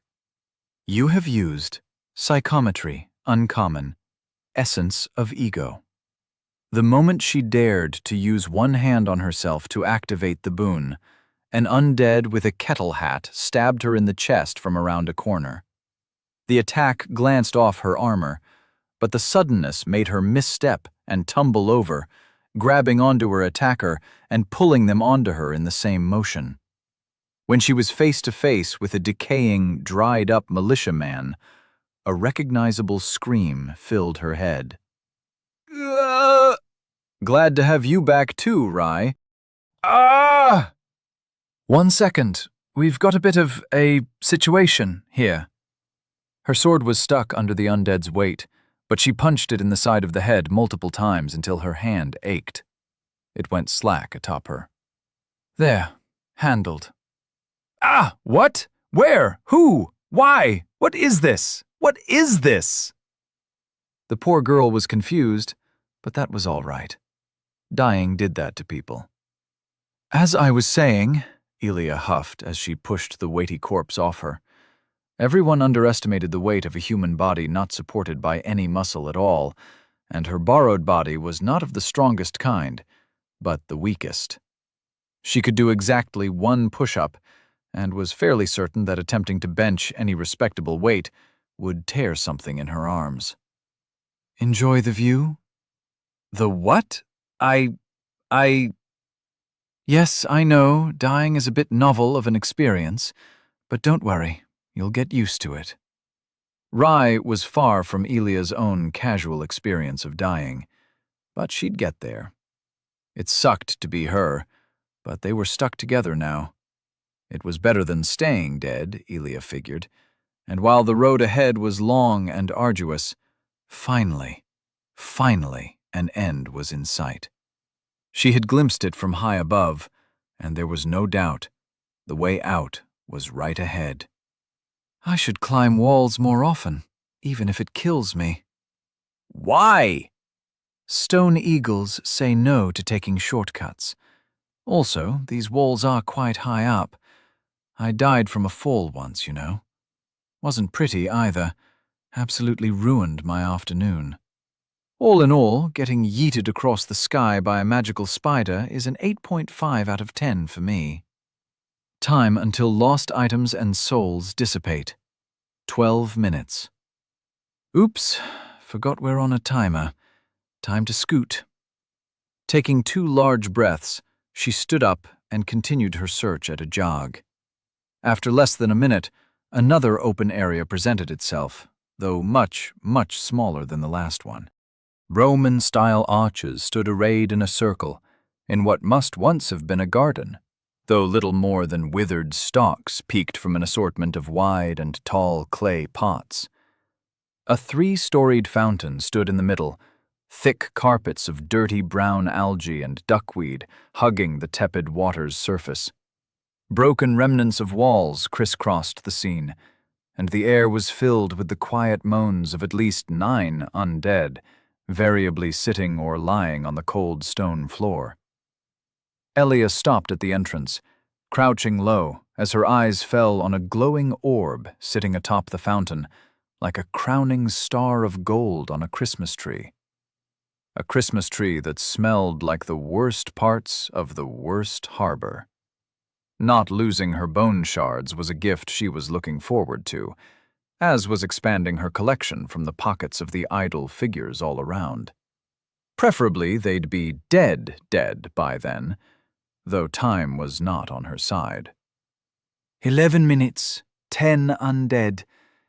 This is going to be a marathon and the puzzle. You like puzzles, Rai? Uh-huh. Good. I hate puzzles. Rai sounded, against all expectation, as calm and collected as she'd ever been, having shaken off her confusion. Delightful. Maybe now they could have a conversation and clear this room. Together. Ooh, maybe Rai could give quick-witted combat commentary, point out weaknesses and stuff. Actually, since she didn't appear to enjoy violence, just narrating the scenery would be fine. Like a post-apocalyptic nature documentary. How good is your David Attenborough impression? Before you continue talking nonsense, I'm going to have to stop you right there. I have questions. Many, many questions. Go on. First, where the heck is this? It's the endless maze, you know. Calm gray rocks lounging next to pools of clear water, reflecting the silvery halo of stormless sky. Elia stopped as a group of 3 individuals stepped out from one of the 3 exits in the room. A crossbowman, 2 militiamen with short swords, one of them carrying a shield, and a surprise 4th thing slinking out behind them. A dog. Mostly colorless skin and patches of fur draped over hollow bones. Things just got a lot more complicated. No, okay, yes, thank you. Next question. What are you doing here? Trying to get out. We already went over my motivation for existence, didn't we? She adjusted her weight, watching the 4 patrol around the fountain once, past another lion statue, marking the path forwards, and then disappear into the left entrance. But I finally found it. The maze ends after just 100 yards that way. After that, we can say goodbye to this recursive hell. I can finally eat a hamburger again, and not just bugs and flavored water.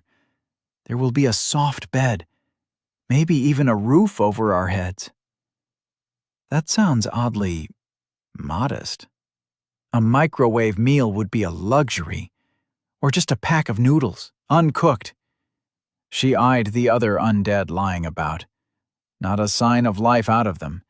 Not until she got close. Honestly, I'd go for some sidewalk chewing gum. The patrol returned after exactly 1 minute of silence, walking left to right this time. That was not a lot of time at all, however. If she worked her way from right to left, she could fight them one after the other. Time until lost items and souls dissipate. 10 minutes. That's our cue. It's nerf or nothing now. Wait! I've got so many more questions. Shut. It's action time. Call out if you notice anything off. Well, for one, that person to the right is looking this way. Elia had indeed overlooked one undead lying right around the corner as she broke cover. The undead met her eyes. It stood up, brandishing a broken sword, but by her experience, she knew how sharp a broken sword could be. Elia had just enough time to block the incoming stab with her arm guards. The stab she gave, in turn, pierced the unarmored undead right through faded blue rags. With a twist of the blade, the body fell to the floor. The scuffle didn't go unnoticed as 2 more undead stood and turned on Elia. They stabbed and slashed, or variably slashed and then stabbed, and after a split-second decision, she narrowly took one of the slashes on her armor, dodged the other, and closed into her preferred range. 1 undead fell, and, though the next proved more tenacious, it too toppled over after a slash cut its wrists. Elia, panting and sewn with a few shallow cuts, looked up and caught the patrol entering the room. They didn't meet her eyes as she let herself fall to the ground behind a broken half-wall, staring at her latest victim's lifeless face as she listened to the quiet footsteps walking on by. They just attacked you. You didn't even do anything. Right, she whispered. They are baddies. We kill the baddies. You quiet while I kill baddie? I'm not 12, you... I'll just keep asking questions, and you answer whenever you get a breather, all right? Time until lost items and souls dissipate. 9 minutes. Sure, she replied, and got up on to the next group. This one was a smattering of 4 undead to the left, all arranged closely enough that Elia wasn't sure she could stealthily kill them all. This left her with the next best tactic after stealth, namely speed and great violence. Elia jumped the first one. It raised its head tiredly, and with a mighty two-handed swing, Elia cut it right across the face, smacking it back onto the floor.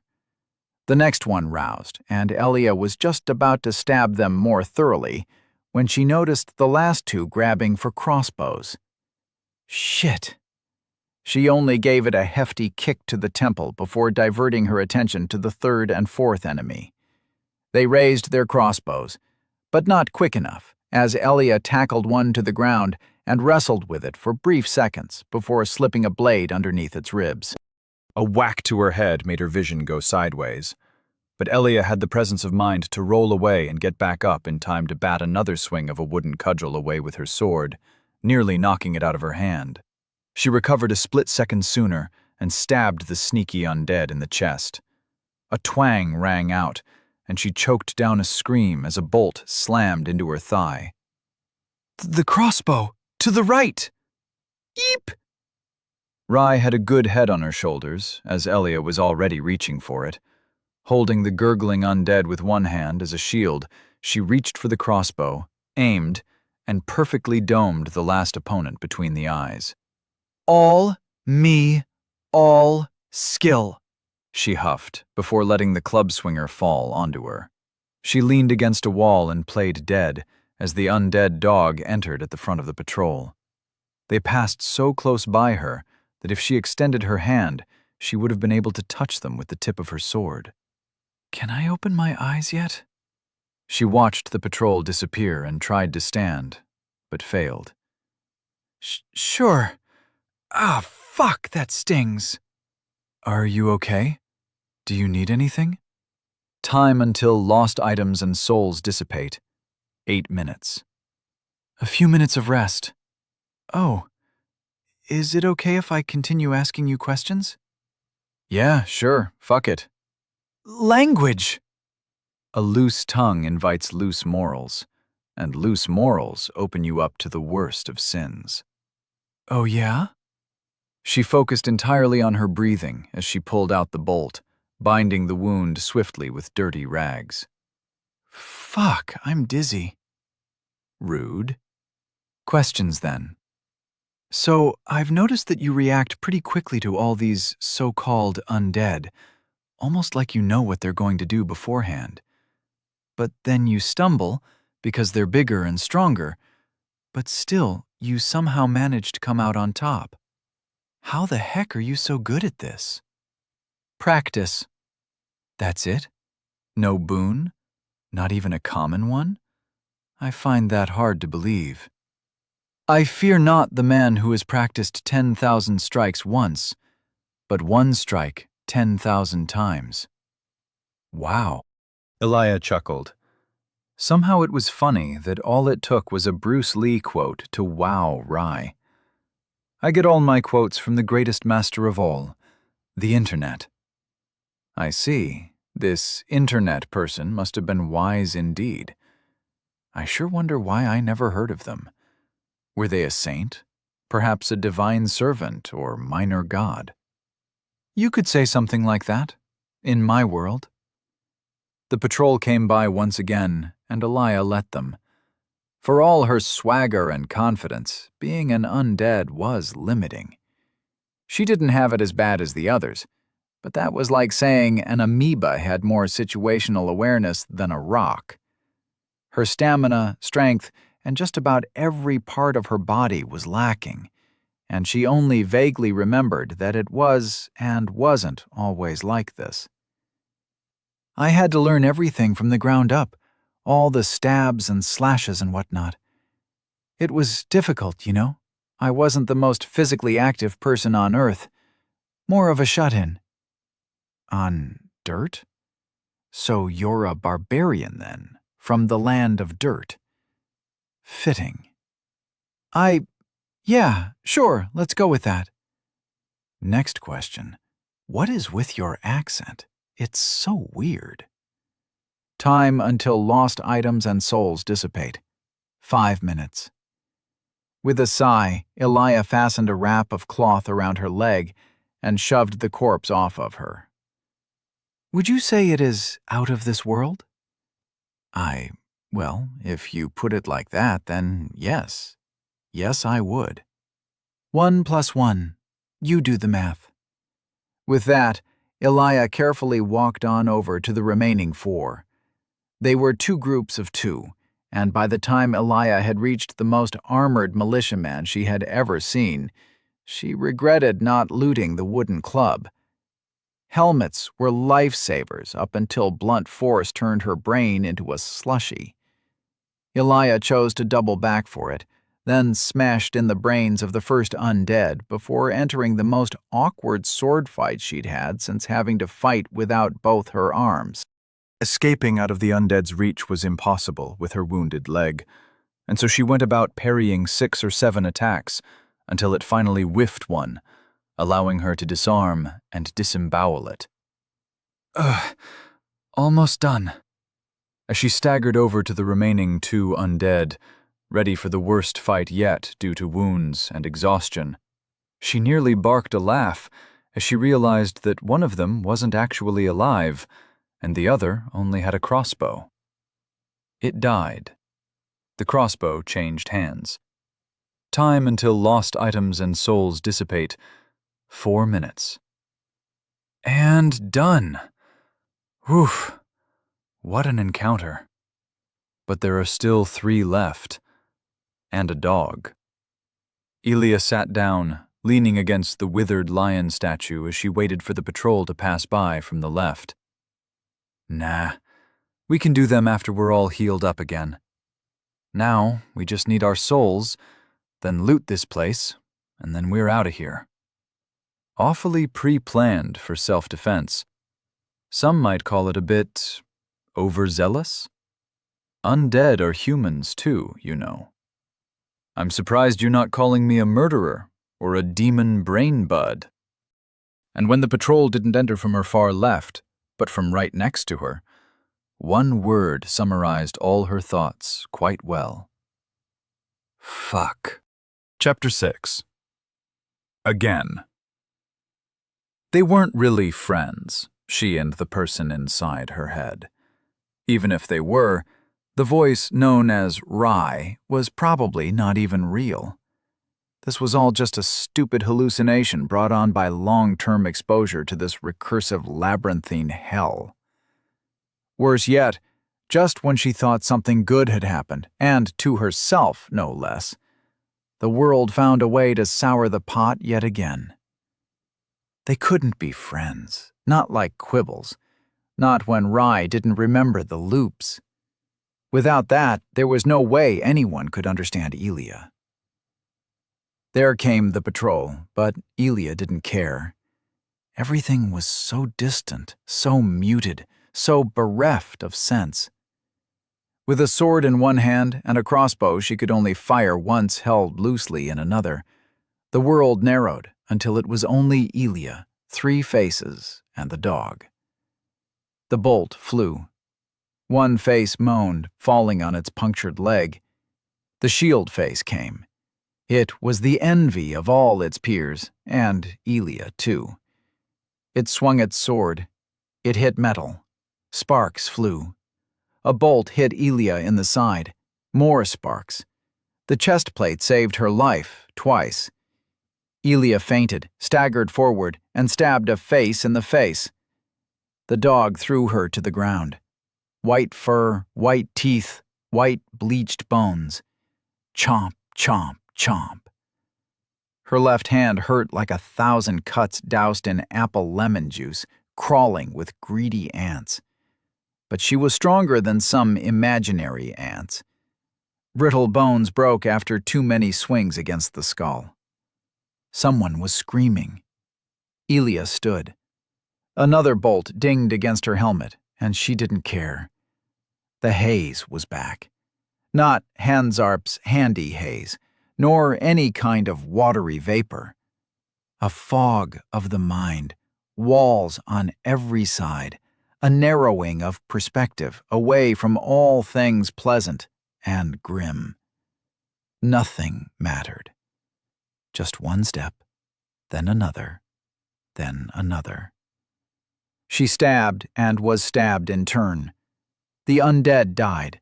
The dog got back up and died again. The one with the crossbow was still shooting her, and for that, its death was less nice. Silence. Finally. Still, Elia couldn't find within herself a mote of care.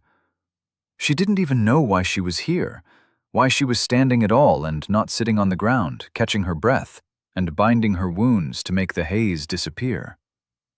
No, that wasn't right. Sitting felt wrong.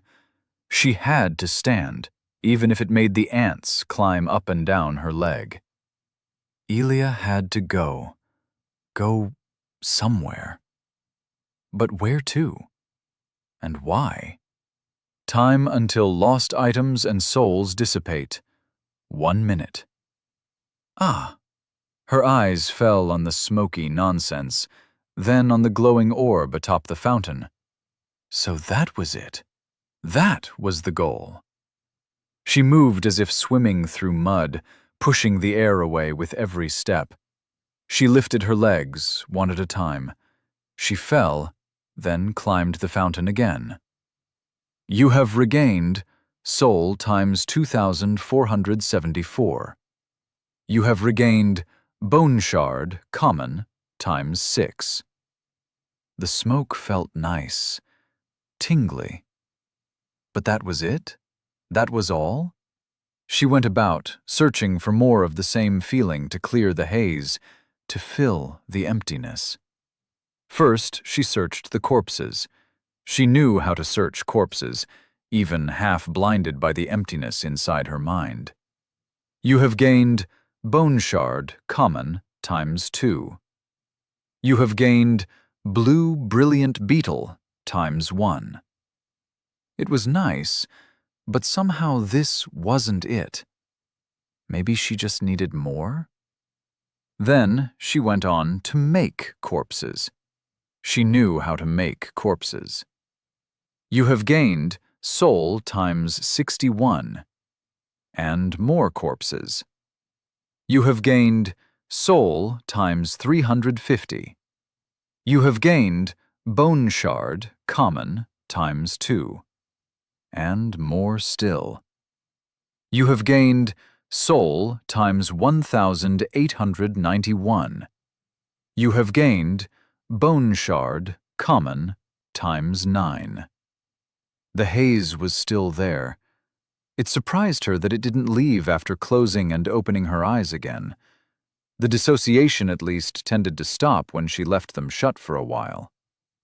Perhaps she was just tired then?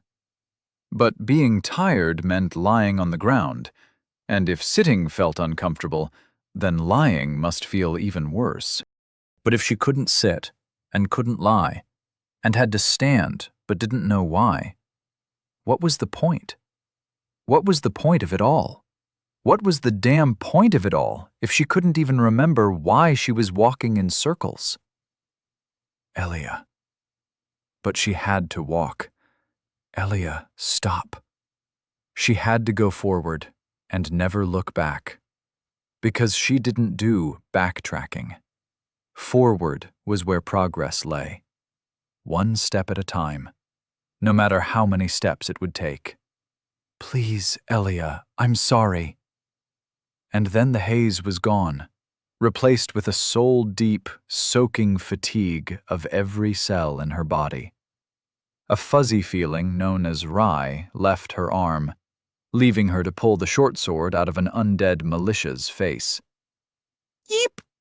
I killed someone. Oh no. I'm going to hell.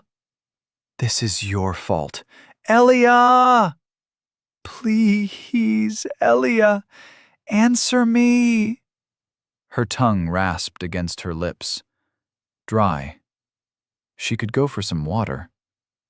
Need a break. Elia? Brain. Bud. Elia! Oh my gosh, you're back! It's been days! How long? Days! How long? I just said days! It felt like that, at least, even if night never came. Elia, you need to eat, drink, sit down, and rest. You've been staggering around, muttering about spiders and shoving them up the gods' unspeakables for so long, I thought that was it. Water. Dry.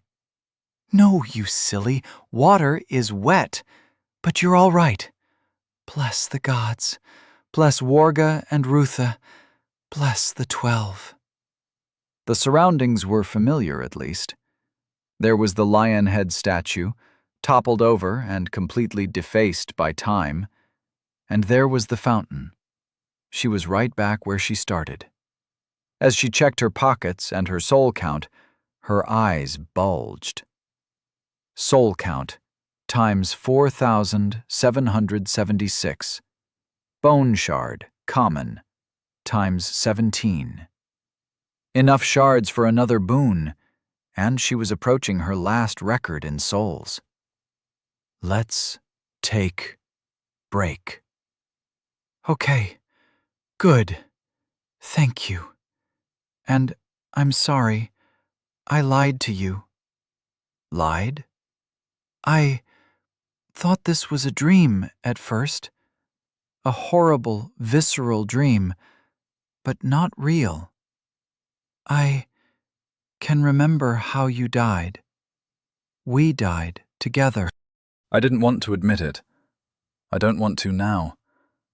I still think I'm going crazy, and that the next thing I'll know, I'll be back in bed. Elia wasn't in much of a mood for answering. Steadily plodding along, she walked on the path to return to her last checkpoint, leaving bloody footprints in her wake. Even before, I had been thinking, of all the rude, blasphemous things you said, nothing really felt like it had a point. Like you were playing the madwoman more than being one. I was quite shaken after seeing my own face in the puddle. But later I wondered if you would have acted any different if I hadn't slung those accusations at your face. And so, I pretended I didn't remember. A clean slate for a clean impression. A feeling of indignity and righteous anger warred against the relief she felt that her brain bud, that Rye, wasn't just a manifestation of her magical boon, that she wasn't just like the other undead that didn't change from loop to loop.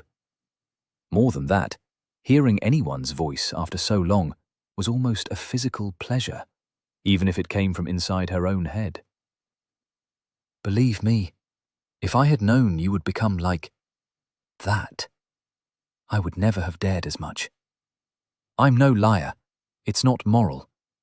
You were all loopy and mindless, like the other undead, more beast than human. It was scary. But I had some time to think, and over those few days, every undead you came across tried to kill us for no reason at all. I tried to take control of an arm, but that just made everything worse. Elia looked down at the undead, then back to her gore-caked and, admittedly, quite cut-up sword arm. Doesn't count. He ran into it. Thanks, but let's say I have a somewhat clearer perspective now. I was wrong in calling you a mindless murderer and a demon. Uh-huh. I'm sorry. Please believe me when I say I am. I'm sorry. You're not evil, just a little misguided. Lost, uneducated. I don't regret saving you one bit. They reached the checkpoint, and a lion nearly hit her face on the cup's rim as she submerged her head in the clear water. A whole tub of it must have ended up in her stomach. but the water level didn't decrease in the slightest, nor did she feel any more full. When her thirst was quenched, she sat down, leaned back, and let out the loudest, meanest burp physics would allow her tiny body. I'm already regretting everything. Oh, really? Elia chuckled. I'm just surprised at the reverb of that one. Did you practice while you were alive? Were you a professional belcher? No. Elia laughed out loud as Rai descended into a mixture of embarrassed noises and half-words. By the end of it, she was on her back, both of them in a maniacal giggling fit. Who knew the voice of another human could be so infectious? Not Elia, and Quibbles didn't quite have her sense of humor either. I haven't laughed that well in ages. Must have been what, 200 loops? 300 since? Gosh, was it that long ago already? Loops as in deaths? You've been at it for that long? Don't ask a woman her age. Elia cleared a tear from her eye. I stopped counting after the last time I disassociated like that. But I'm 21 on the inside forever, baby. At those words, Rai instantly sobered up. This has happened before. I mean, yeah. Most of the times I just keep on going until I die of exhaustion or encounter some new monster in the labyrinth. It's not pleasant, because I tend to walk pretty far, and then I can't get my souls and bone shards back afterwards. Elia, how many times did this happen to you? Rai, seriously, stop asking questions you don't want the answer to. There was a lull in the conversation. Elia idly picked at some bandages around her arm. Did Rai apply these with one hand, or did she do it herself? Okay, we are getting you out of this place, now. Hold your horses, young Padawan. Elia pushed herself up, but paused midway. Wait, do you have horses in this world? We do. They are mostly for important messengers and the war effort. Hard to breed, expensive to maintain, yada yada yada. City people can be so stuck up about the right breed, but everyone else uses the trusty grug. And a grug is 4 legs, 2 eyes, scales, a stubby tail, lays eggs and provides hardy leather as well as some meat good for stewing. Seriously, you must have grown up far away. I grew up on a farm and we had oodles and caboodles of them. Fascinating. How many oodles make a pound? How much is a pound? You're messing with me again. I can feel you smiling. Helia laughed. How awfully perceptive of you. So, what now? Now? Helia stretched, then laid back down again. Now we take our government-mandated 20-minute per life break. And since I didn't take one the time before, we have a whole 40 minutes to ourselves. Wow. Your country must have been a horrible place for you to live in if you only get 20 minutes of break time. Even I had an hour or two of free time before going to bed. She leaned back, making herself comfortable on the smooth cobblestone floor. Well, as the government of this fine body of ours, we are legally allowed to screw the rules. We can do anything we'd like? Anything. A moment of awkward silence spread like jam. Would you like to watch some clouds? Sure. And they did. A good 2 hours later, they were still lying there, staring at the cloudless halo above them. Like a hole in the sky, it pierced a circle of cumulonimbus that reached from high to low, allowing matted sunlight to shine through forever. And that's the North Duck Cloud. Wow, you are very good at spotting cloud shapes. They all just look like fluffy mounds of cotton to me. Well, I am the 20th world master in spotting clouds back in my world. The Alabaster Eye, they called me. Wow. Yeah, A few minutes passed. Having another friend that didn't want to kill her was pleasant, and one that could talk back as well, though Quibbles would always be number one in her heart. He was the first to wiggle his way into her life after all, and no matter what, nothing would separate them. They don't really move much, do they? Nope. That's why I use them to navigate. Took me quite a while to figure navigating around that one as well. Why did it take so long then? I thought you said you were a master of clouds. Yeah, in spotting. Oh, that makes sense. Did it really? Now Elia was unsure herself. So, what happens now? What now? You won't disagree with me if I say that I want to spend not 1 minute longer than necessary in this maze-like burial ground, right? Oh, hell no. Good. Because I want out. Elia smiled. I get you. And I'd rather not die a whole bunch of times on the way. Neither do I. We have so much in common. I swear I won't interfere with you anymore. No stealing your arm, threatening your life, and calling you names anymore. Great! But I do have a condition. Elia motioned for her to go on. Once we're out of here, you give me my body back. It's terrifying, being nothing but a passenger in my own body, with no control, no real anything. Even if you didn't take it on purpose, please, give it back. She thought long and hard about it, stroking an imaginary beard to kickstart her neurons. Tell you what, if I succeed in getting us out in 10 deaths or less, then I get to keep driving. If I don't, then you're free to take over whenever. Once we figure out the mechanics, of course. Really? Wait, is 10 deaths a lot? Yes, really. I have realized now that I need a longer break. A vacation, if you will. She put her hand on her heart and looked dramatically to the sky. For both our sanity's sake. I shall honor this pinky promise in its entirety. And if I lie or cheat, so shall lightning strike me dead. I feel like you're pulling a fast one on me. I don't have a reference for your average time to die yet. Oh gods, it sounds so horribly morbid and cold when I say it like that. Am I a bad person? A quiet yet pronounced croak crept from her pocket. Quibbles poked his head out, meeting Elia's gaze.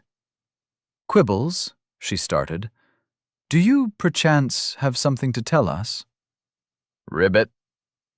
Ah, I see. She leaned away and half whispered to her reflection in the water. A matter of grave importance. Croak. Oh, of course. You little rascal, you. Just say that in the first place. Ribbit. Are you talking to a toad? Yes, and he told me that he is a prince under a terrible curse, and he can only be turned back with the kiss of a fair maiden. A what now? A virgin in modern terms. And since I, of course, am quite the experienced woman, a femme fatale of fallacious skill, you must do it. Do it now. But I'm not a virgin. Elia paused, already having ceded control over her lips as she held Quibbles ready for a kiss. Wait, really? Shit, that means... Fuck, damn it, how old are you? 22, last I remember. I came of age last year, if that still applies to what you called the end of the world. Also, language.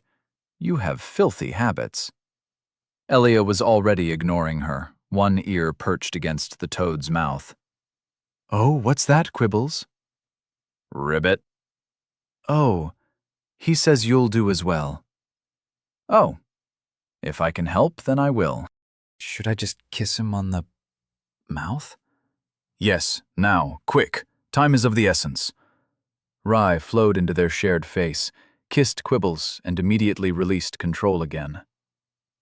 Ew! He tastes like swamp! Wait, where's the prince? Where? Oh. Oh, you lying little... Elia, meanwhile, was buckled over, cackling like a mad witch. I can't believe I fell for that. That was the oldest trick in the book. I should have known better than to trust someone who confers with amphibians. You even made half those ribbits yourself. Force of habit. Wiping tears from her eyes, Elia stood up straight and drank a cupped hand of fresh, strawberry-flavored water. So, we can start on busting out right now. I know where the exit is. Really? How? Remember when we got launched through the air by magic? I'd rather not think about it, but yes, I do. Well, the labyrinth isn't as endless as it would like to seem. I've been at this for years, but now, with a bit of exploring, I think we can find a path to the edge within a few hours. Most of the undead nearby are cleared out anyways, so we should have smooth sailing for most of it. That sounds great. Oh, what about your bone shards? What about them? Well, the word bone shards is very similar to boon shards. And back home, boon shards were just what people colloquially referred to shards of a soul. And enough shards of a soul make a boon. Right, I get it. Quite the deduction, Holmes. And indeed, look at what I have in my pocket. You have fused bone shard, common, times 12, into bones of boons, common, times 1. Elia pulled out the bone die, letting it appear and disappear between blinding flourishes of her hand. Oh, I don't know what that is, but it sure has a lot of sides. This little girl here is our ticket to greatness. It's a boon die. Imagine. Fireballs. Gummy bears. Infinite peaches? Infinite peaches, I guess, too. Just roll the dice and boom! Magic boon got. Wow. That's so... simple. You see, where I come from, we don't have little pieces and physical boon dice thingies. The soul shards, bone shards, whatever, are part of your soul, and the number needed to form a boon is a bit wishy-washy. We need priests and all to commune at an altar to even find out that we had a soul shard in us. It was quite the celebration when a kid gained their first, and that one was always given as an offering to the gods, so they would bless us with a long, healthy life. Sounds like a scam. Elia watched the million shapes flash across the die's surface. Someday, she would get a good boon again. Were your boons entirely random as well? I mean, not always. I know of 2 ways to gain a boon, and one is by collecting souls shards through great deeds in your life yourself. Gathering enough for a whole boon yourself is beyond rare, but they tend to take inspiration from your true inner self. Not a single philosopher, alchemist, or magus managed to pin down what that exactly entails. Only the gods and their immortal servants have the power to look so deeply into a soul, which is how they find promising mortals, who they then direct where their talents are required. Rye took a breath, the sound tickling at the inside of Elia's eyelids. The other, and much more frequent way, is to simply buy shards from another. For a fee, temples grant an exchange of shards, though the fee was predictably steep for both sides. And thus, the rich could eat the poor in a completely new context. But those are just random shards, not the ones cultivated in your own body. Which means that the results are a lot more fickle. What that means, well, I know of a handful of people who ever got a boon, endorsed by the wealthy or the divinities themselves, and even then, half of them left the temple in tears. A fisher could get a boon for finding fish, but if he got one that allowed him to run as fast as a horse, well, he would be smart not to be a fisher for much longer. And they just popped up inside your body. If you managed a great deed, or showed enough dedication to a craft or art, you were rewarded. Killing someone to just take their shards was not an option. It was simply unheard of, downright impossible. It didn't work. Huh. Well, I guess someone loosened a few restrictions since then. Would explain why everything is so random. Elia cupped her hand, tempered expectations flaring up at the weight upon it. Maybe this time it really would be a fireball, or, no, best to suffocate all hope. The system was rigged, the die weighted, and psychometry, the exception confirming the rule. Why she still got excited for these piddly liar's dice, she didn't know. It was possibly an addiction, or maybe an, "I want to throw." You sure? Yes. Yes, I never got a boon in my life, not that I can remember.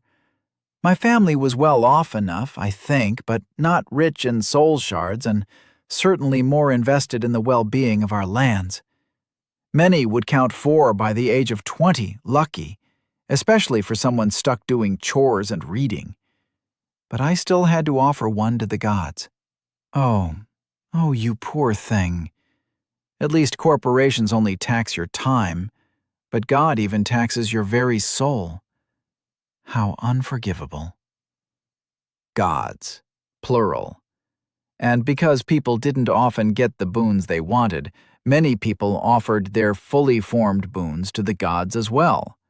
They then gave back something of equal or greater value that the person making the offering could make better use of. Everyone benefits. La la la, I'm not listening. God's bad. Please just let me roll. Elia released control over her good rolling arm, and she watched as the die landed on a result in an instant. No sign of the stopping of time or encroaching darkness that made every previous roll so unnecessarily atmospheric and suspenseful. You have gained a divine boon. Alternating Ruther's Day vigor, common. Wow. It's like magic, except better. Don't worry, that's just the precursor of a gambling addiction talking. Elia looked for the boon, but couldn't find it anywhere in the smoke. Hey, any clue where my boon is? I think it's in a downloads folder somewhere, and I can't seem to find it. That's weird. Oh no. I thought you knew. You can't collect an unlimited number of boons. Not all souls are born equal, and as a normal human, we are born with a limit between 0 and 3. 0 and 3 are both very rare, unheard of outside of legends and myths. I'm sorry, but I was born with 1. Well, that sucks. Assuming I have more than 1, where would I check that? Well, with Hansarp's handy haze. Right. Smoke stuff. Don't call it that. It's a very holy technique. I practiced it so much that apparently my body knows how to do it even when I'm not the one holding the reins. Have some respect, please. Respect schmispect. Boons. Psychometry. Uncommon. Essence of ego. Empty. Oh, hey, look. Smoke stuff says I've got 2 more slots. I hate you. Still no idea where the boon went, but I guess that means I gotta have a legendary title to go with my legendary slot number. Please stop. Deathslayer Elia. Elia the Darkstalker. Elia of the Broken Short Sword. Ah! Chapter 7. If at first you don't succeed, die again. Blessed by the good grace of Ruthie for your devotion to a back-breaking craft, you find yourself invigorated on alternating Ruther's days. On these days, your abilities are increased 2-fold.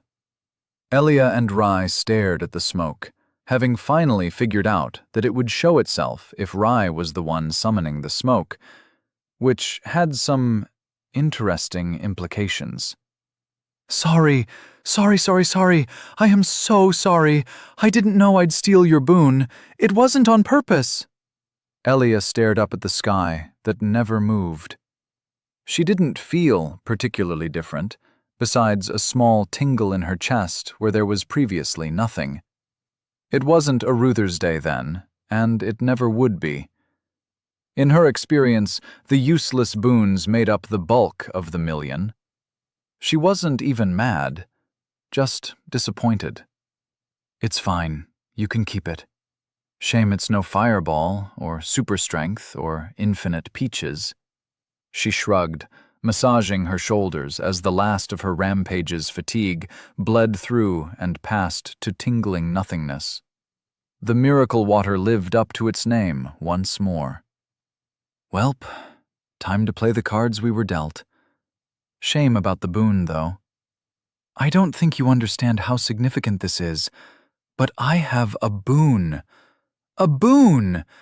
It's my first— Elia held her short sword against the sky. This is worth 1,000 times more. Your weird green sword is not important at all. Every shard of a soul can only manifest within a person because the gods sacrificed a part of their power to create us. And even then, most people's lives aren't even worthy of 12 common shards. You're holding a life in your hands.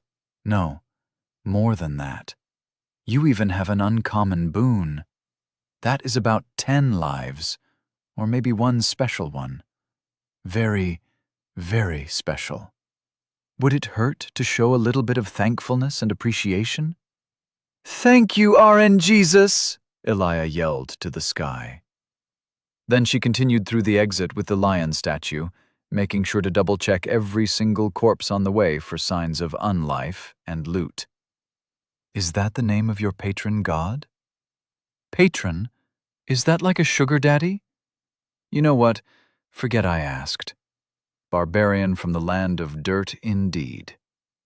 They walked for a while, happening on not much besides 3 paths that looped back to the beginning. He's the god of video games and random number generation. So, a god of luck? Yep. That seems a prudent choice of patron then, given your circumstances. Then I'm sure you're happy to see my sacrifice to the altar pay off. Without it, I'm sure none of this would have happened like it did. Elia entered the open area where she had fought over a dozen undead. All was the same as she left it. The fountain, which still exuded a pungent smell of algae, though now it was mixed with a distinct tang of copper.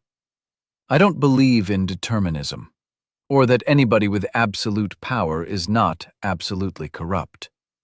Well, I will be glad to prove you wrong. There are so many nice gods, too. There's Ruth, Ru, Warga. You have gained Bone Shard, common, ×1. Oh, hey, I overlooked one. Philia, Orana, Milia. You have gained Wyk-Wax, ×1. Oh, look, it's the wax stuff. Wick-wax, ×1. A dollop of brown cream, made of a variety of blessed loams and used to stitch together corpses disfigured beyond death. Smear over wounds to prevent blood loss and infection. Amani, Rococo. Did I already mention Ru? He's my favorite, even if I don't officially belong to one of his cults. He's the god of friendship, niceties, and— All right, I get it. You're a polytheist with a good memory. Let's focus on the way forward, shall we? They walked in silence past the second lion statue, happening across 3 more corpses that were already liberated of all belongings of import. Elia still double-checked each pocket, just to be absolutely certain. A vague sense of familiarity was stuck in the back of her mind. She must have come through here during the haze. So, you said you saw the way out? In the brief moment of clarity imbued upon me during a short-lived, high-velocity flight, I have come to find 3 ways out. 3? Yes, the first one. We go past the sorceress spider. Spiders oughtn't learn magics. Yeah, they oughtn't, but they don'tn't. That aside, the maze doesn't extend beyond the hillock it was guarding. However, without a shield that blocks magic or a lot more speed and stamina, we're not getting through there. Okay, so number 2? Number 2 is where we're headed, Elia said, retracing her mental map as she peeked around a corner. Ahead, the maze just stops at a big fuck-off gate and all, but that isn't the problem. A moment of tension lingered in the air as an undead shuffled past at the end of a shaded hallway. Elia followed only when she was sure it was gone, sneaking behind before stabbing it through the neck. The problem is that if you go through the door, you'll win the bet and puppeteer my body around for all eternity. As Elia wiped her sword clean on the undead's rags, she took in a large green double door to the right that remained closed, almost as a warning to all would-be trespassers. Braziers balanced on thin sticks held sooty water from the last rain, floats of powdery incense dimpling upon the surface. Images of some dramatic scene were carved into the surrounding masonry, but time and weather had turned them into little more than faded impressions of human figures. The problem is, whatever's between us and there. There was no other way to the Great Gate except through here. One last challenge, I'd guess. The final fuck you of this goddamned maze. More undead?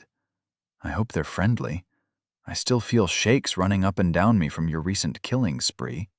You don't look it, but you sure know how to stab even while semi-lucid. I'd love to have had your dexterity for late nights at a feast. It would have saved me from a few embarrassing moments. I would have liked some embarrassing moments. Actually, she also would have liked a feast. Elia was absolutely prepared to kill for a slice of pickle that had fallen out of a burger, but despite the pervasive magical gambling, this world's economy hadn't quite reached the fast food stage quite yet. All right, enough stalling. I'll figure something out. But by the way, what's the third option? There is no third option. I lied. Elia placed one hand on each door and pushed with her pitiable strength. Much to the surprise of everyone, the doors started to give.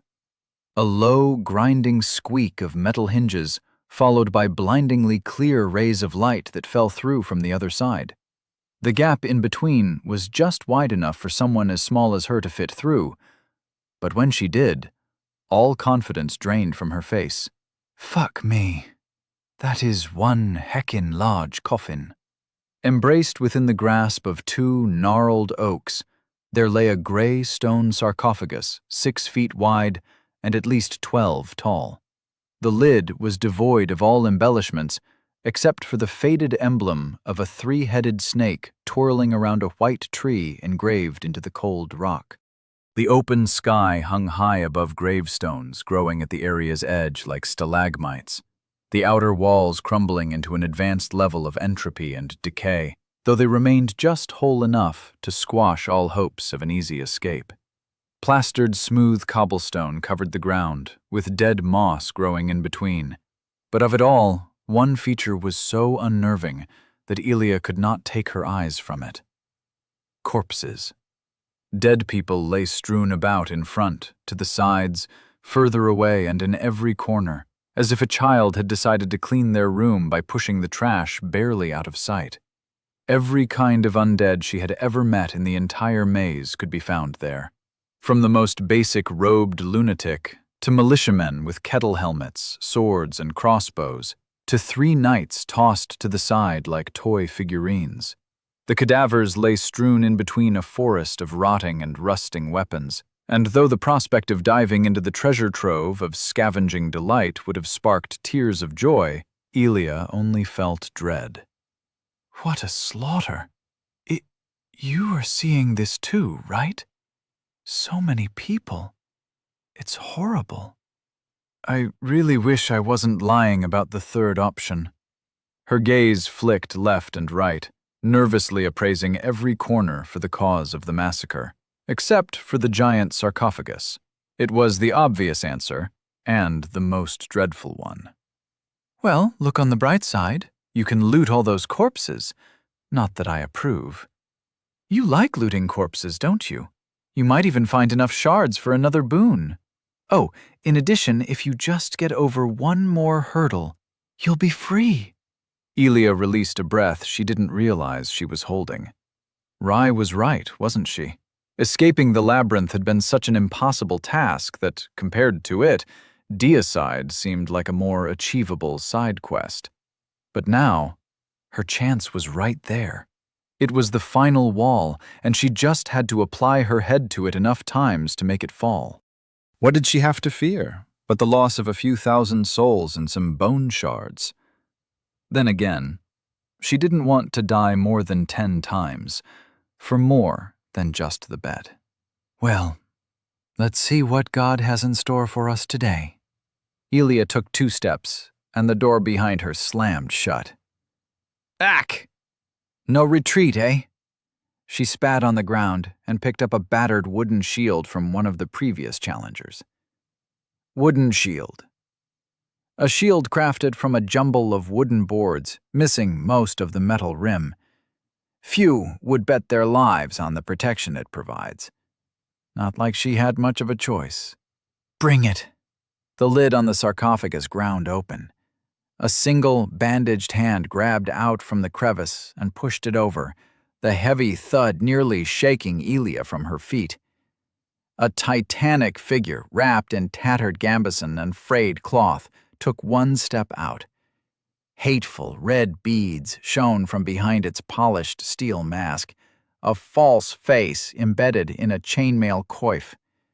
Though the impassively cast face was intended to give an impression of humanity, with all the dust and ash and tattered chainmail hanging like strings of drying algae, the giant seemed more like a monster from a swamp or a nightmare. It howled a long, hollow wail of pain and empty rage. Both Elia and Rai held their breaths as it stepped out onto the cold floor, locked eyes with them, and brandished a curved, heavy slab of a sword with one singular arm.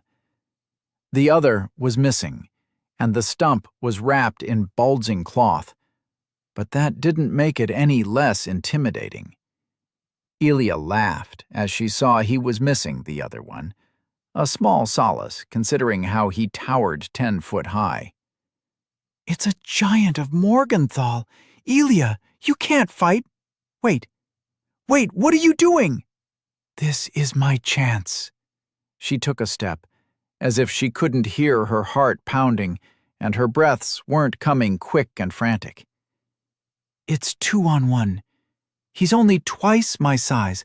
No pressure, no pressure. You have challenged Forlorn Giant. Oh, great, he's got a title, Elia muttered, suddenly very insecure about the Smoke's initiative and the comparatively pitiful length of her own short sword. It was decidedly not as long as her opponent was tall. Hey, Limp Dick, you compensating for something? Size isn't everything. It's about how deep your quips can cut, and I'm a master of banter foo. The giant did not quip. The giant charged. You have died. You have lost. Soul times 4,776. You have lost. Bone shard, common, times 4. Time until lost items and souls dissipate, 15 minutes.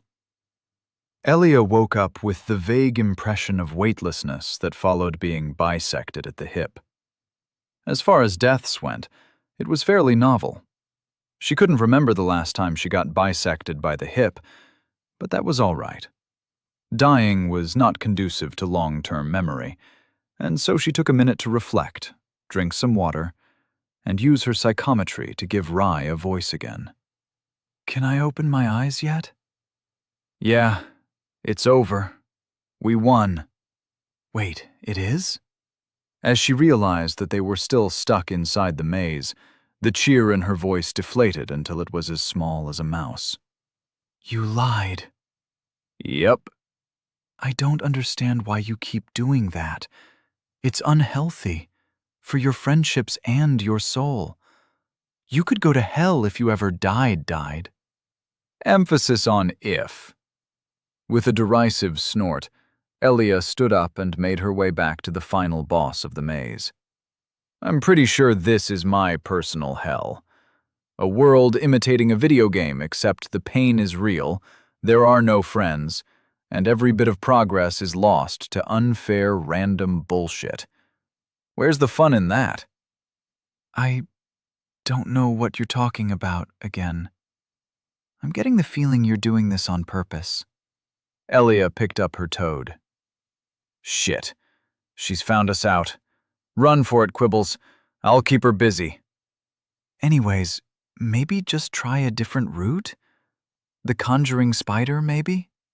Elia laughed as an undead tried and failed to stab her. Don't worry, I got this. She reached the fountain room and watched just as the last piece of the patrol left. We're gonna have to speedrun this part every single time we die. Shit.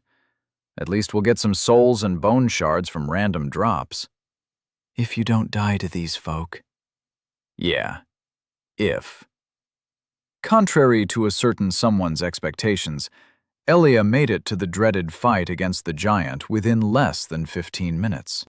Entirely contained within common expectation was the fact that a 2-inch thick oak shield only helped against 1 or 2 glancing strikes from a 6-foot curved greatsword until it was sundered into 1,000 splinters.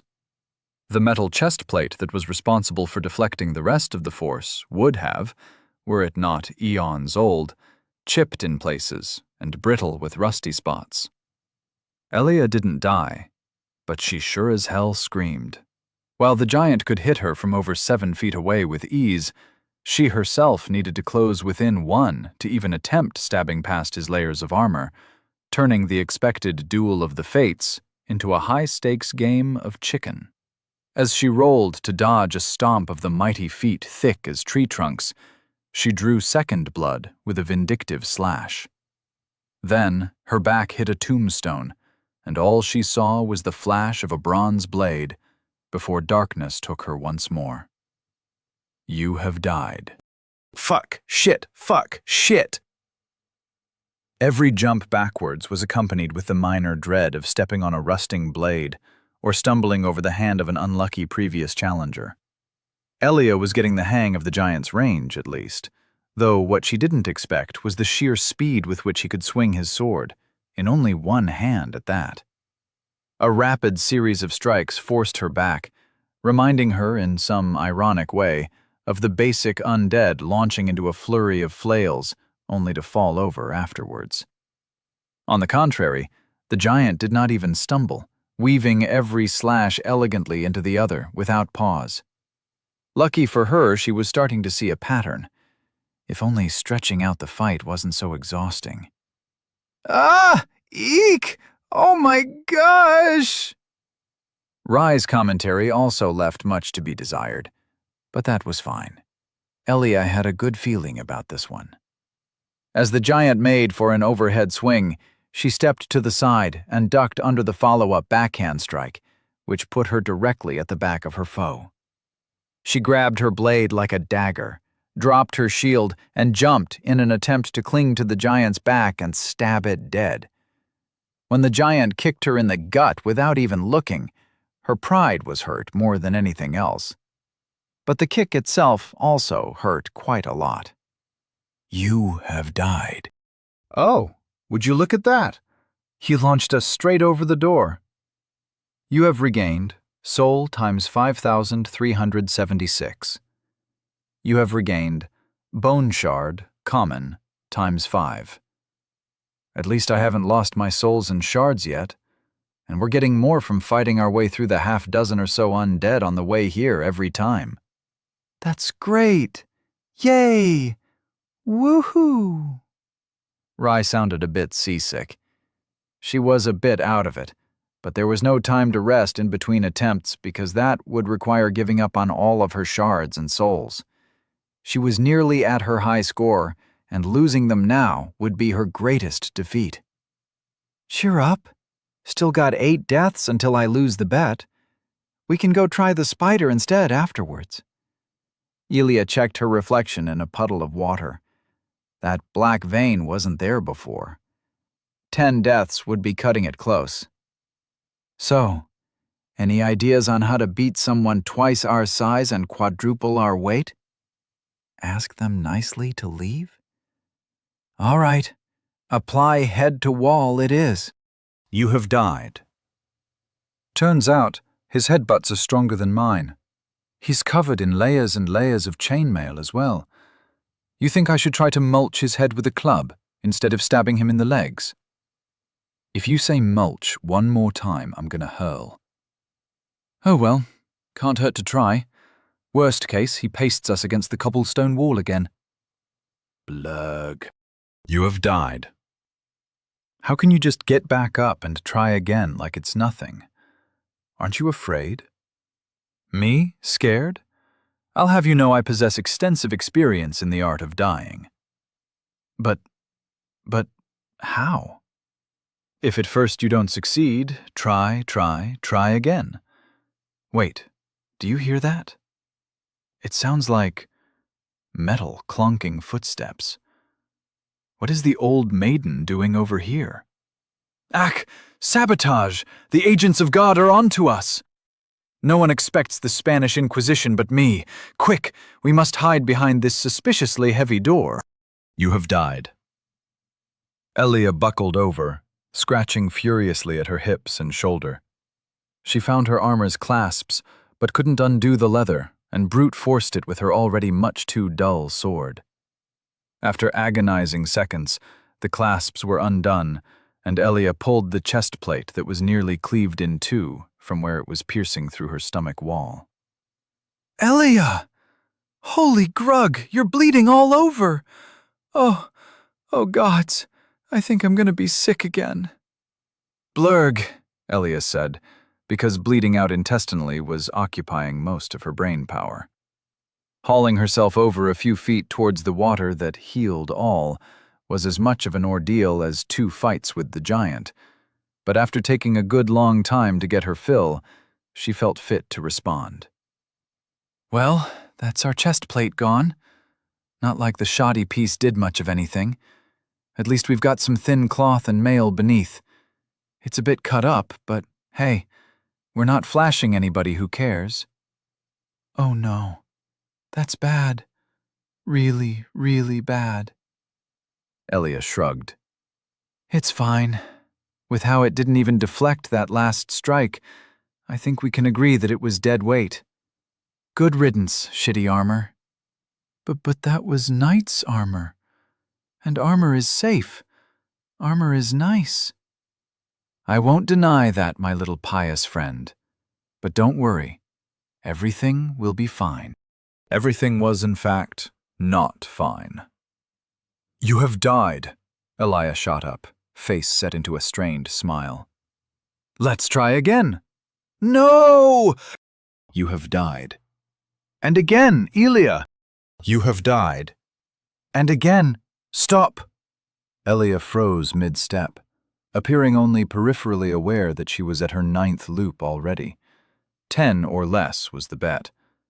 It was an odd thing to focus on in the face of repeated deaths. It wasn't even binding. Elia, please listen to me when I say that you can't keep doing this. For every nick you give him, he cuts us in half, or beheads us, or sends us flying clean over the wall, and you don't seem to flinch or care. What kind of mockery of a life is this? This isn't human. Heck, I'm not even sure I'd even want any living being to live through whatever it is you think you're doing. I'm just testing the waters, getting used to the giant's range, learning the groove of his moves. It's not working. You can't win. If there ever was a motivator that got her going, it was spite. Fuck you, I got unlucky. I just need time. That last life was shorter than some breakfasts I had. Well, first of all, ouch. Elia casually started stretching. It wasn't her waking up routine, but it just felt right at the moment. But Rai, you haven't factored in one atom-sized, mucho important detail. I'm listening. She turned to her reflection in the healing water and set her face into the most charming smile an undead girl could make. Have you ever thought that maybe, just maybe, I have a plan? Chapter 8. Major Boss Masterclass. You're going the wrong way. Elia jogged through the flower gate, pointedly not going back towards the boss. That's just what I want you to think. It's all part of the plan. Time until lost items and souls dissipate. 14 minutes. All right, I'll bite. What is the plan? The plan, Elia said, taking half a breath to dodge the undead lying in wait, the same as every loop before, starts with a deception. And to make a lie seem true, you have to make yourself believe it. So, what you're saying is you don't have a plan. Of course I do. Now be quiet. I think the old maiden is attracted to the sound of my lovely voice. She set into a faster pace, rounded a corner, and squeezed her way through a familiar hole in the wall before the clonking footsteps could even get within earshot. Past the perforated corpse lay the wide-open field of spiders, magical and mundane. Elia was here for the mundane. Step 1. We need a different weapon. Time to bag some spiders. I can already see a hole in your scheme. Where do you intend on getting a bag from? Elia stopped mid-step, further emboldening Rai's suspicions. I knew you didn't have a plan. You're just making one up as you go. And I'm damn good at improv. Isn't that right, my little brain bean? Don't call me that. Elia returned to the corpse and looted its mostly intact pants. She twisted the pant legs into knots and wasted no time in returning to the field, gunning for the most isolated spiders. Except they kept on skittering away or wiggling their spikes threateningly like a porcupine when her hand approached them. Did you just hiss at me? Get in the bag! The spider hissed at her a second time. She didn't want to die of another poisoning, and these damn arachnids just weren't listening. It was all falling apart. Rai, you don't happen to be a secret spider whisperer? An ethereal snort rang in her mind as her left hand tingled and scratched the ground in skitter-scatter patterns. It was a rhythm, Elia realized, and one that made the spiders lower their needles, almost like they were deflating. Within moments, they were as tame as a sleepy kitten, and Rai started filling the improvised bag with prickly, fist-sized spiders. I have no idea what the hell I just witnessed. Was that a boon? Language. And no, it was not. Spiders are quite smart enough to listen to a few garbled words of Aramaic. I'm not afraid of these little ones. I've had to deal with worse pests where I came from, like frogs and snakes. I hate snakes, even though they eat frogs. They're too smart. Elia blinked. Maybe this world wasn't as boring as she thought. Maybe it was simply too interesting, and she didn't get a tenth of it. All right, that's enough. We're out of here.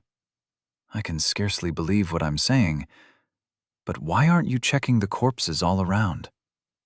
They had bone shards the last time we were here, and we're only one off getting a new boon. Because unlike random drops, pre-placed loot doesn't respawn between loops. She paused, wriggling spider in hand.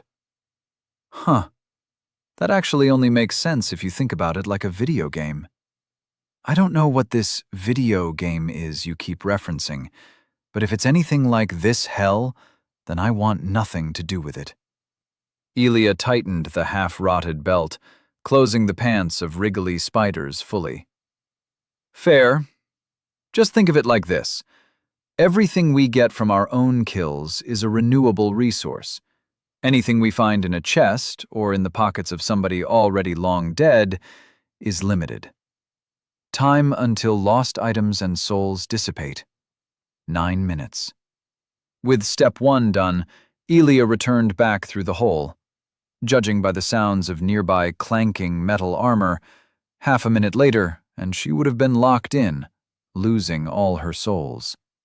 She hurried back to the fountain, then down the path of the lion. The fight in the room of 10 undead plus patrol was quick, not because of any trick or grand skill of Elia's, but simply because she only fought the first and last group before sneaking past the second and the patrol without stopping to loot the corpses. Even then, she was cutting it awfully close, with barely a minute left as she arrived at the green double doors of doom and destruction. Her souls and bones were right on the doorstep, just as planned, and she could see the faint light shining through the cracks.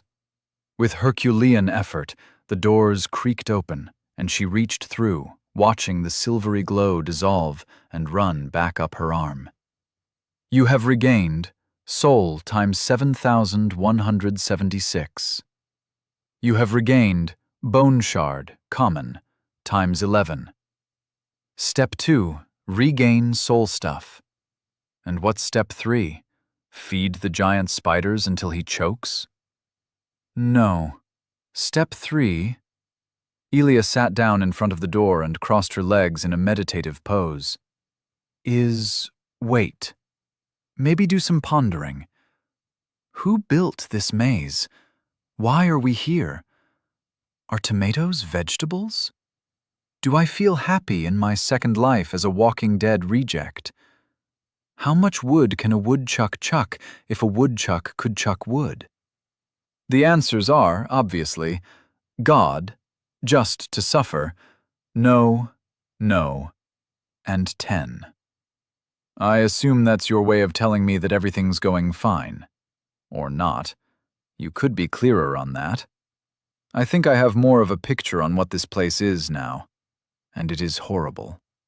A terrible place for terrible people. But you're by far the least of them. Gee, thanks for the compliment.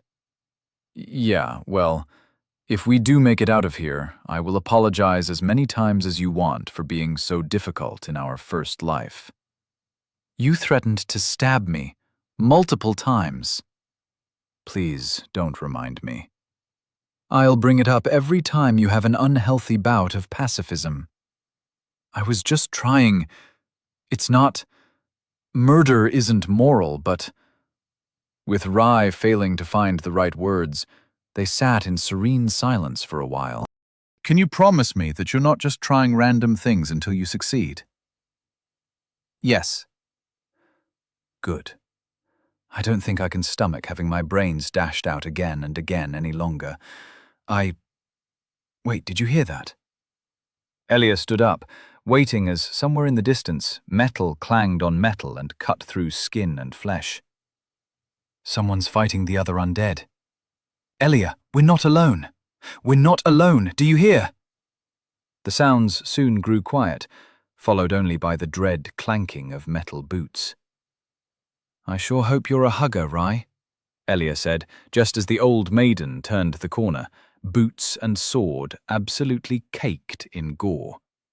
She herself was uninjured, like a slasher movie villain who just emerged from pasting a lakeside camp of horny teenagers. Elia threw herself against the knight, hanging on tight as best she could. I'm sorry for leaving without you. Again. I'll make whoever did this to you pay twice over. I swear, she whispered, and the old maiden halted, dropping her sword with a clatter. Elia closed her eyes, waiting for the knife she knew would come. Despite the shittiness of being reborn as an undead, Elia had tried to live a life.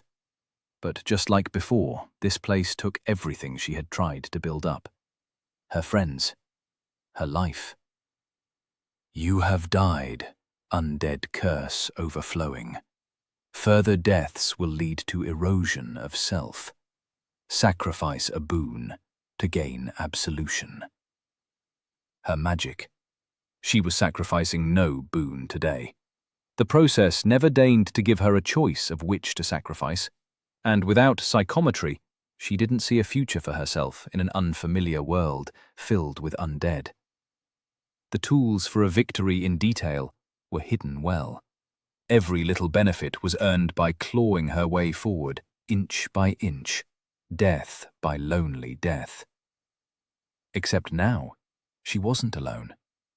Though she knew intellectually that forcing anyone to share in the same ordeal she had been living was wrong, even grotesque, the raised stakes were greater fuel for her determination than petty revenge and spite ever were.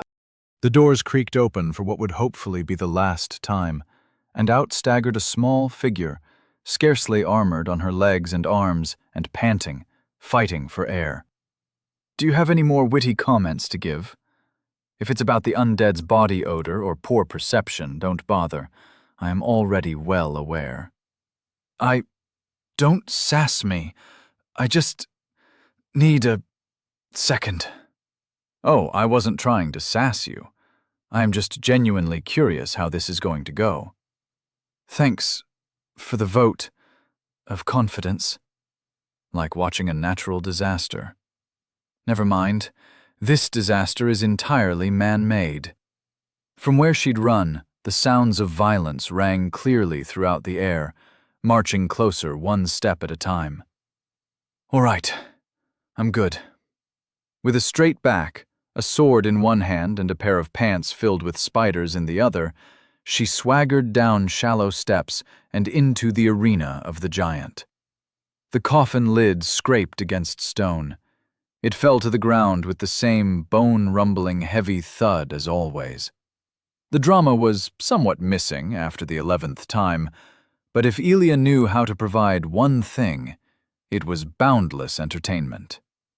"Lady knights, gentle giants, all in between, below, and above, we're back from our commercial break with the million-dollar question.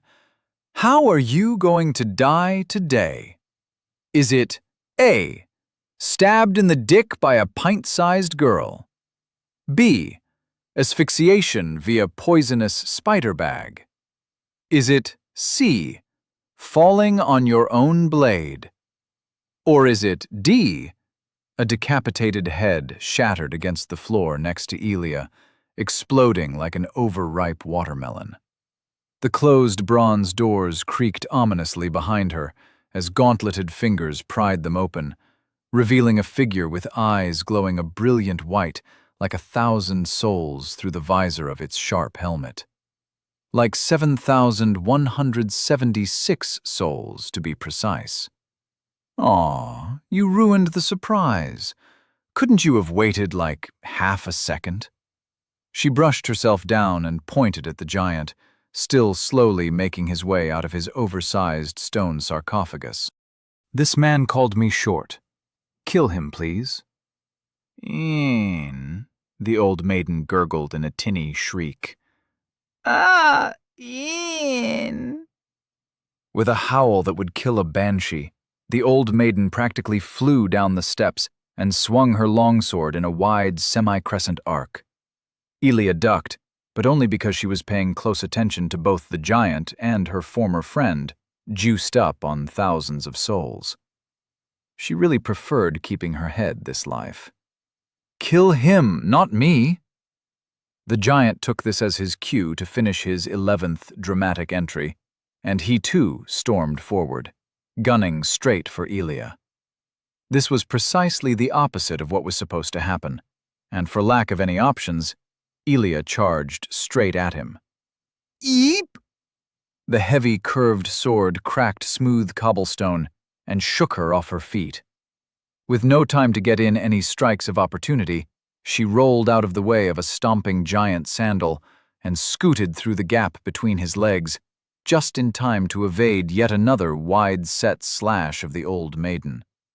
It hit the giant instead, the sword cutting furrows into his strips of padded armor. As she scrambled a safe distance away, she turned around to witness the giant tearing its raised sword earthwards, not towards Elia, but the old maiden.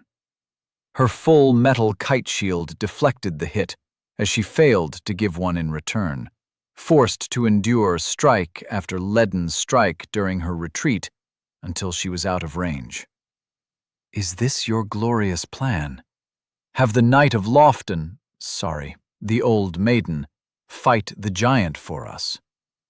"Uh-huh. We're not even on a timer, thanks to—" She checked her recent notifications until she found the relevant one. "Your souls and shards have been usurped by the old maiden. Slay your usurper to regain what is yours." "Oh, so you're not the only one who steals souls, then?"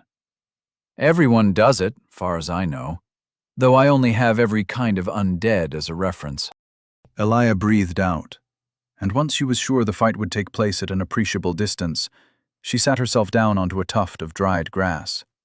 "All I know is that they don't talk, they don't hesitate beyond their slow reactions, and all look more like mummies than rotted carcasses. I'll have to go up against whoever wins this fight, and it better be the giant. And if your knightly friend wins? Even then, I'll finish it. She is your friend, though, isn't she? Or did you perhaps part on poor terms? I hate how observant you are."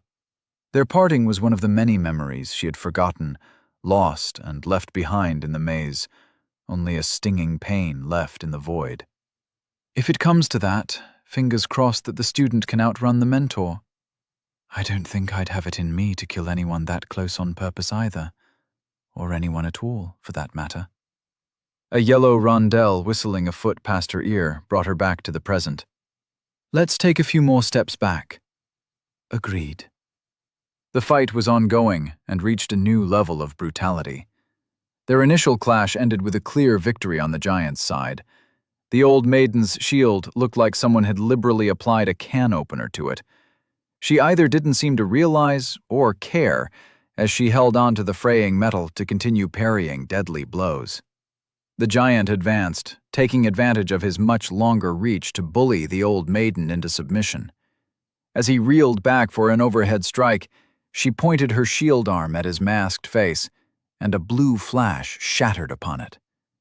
He staggered back, clearly caught off balance, as another conjured bolt of ice, thick as an arm, manifested in front of her shield and shot forward.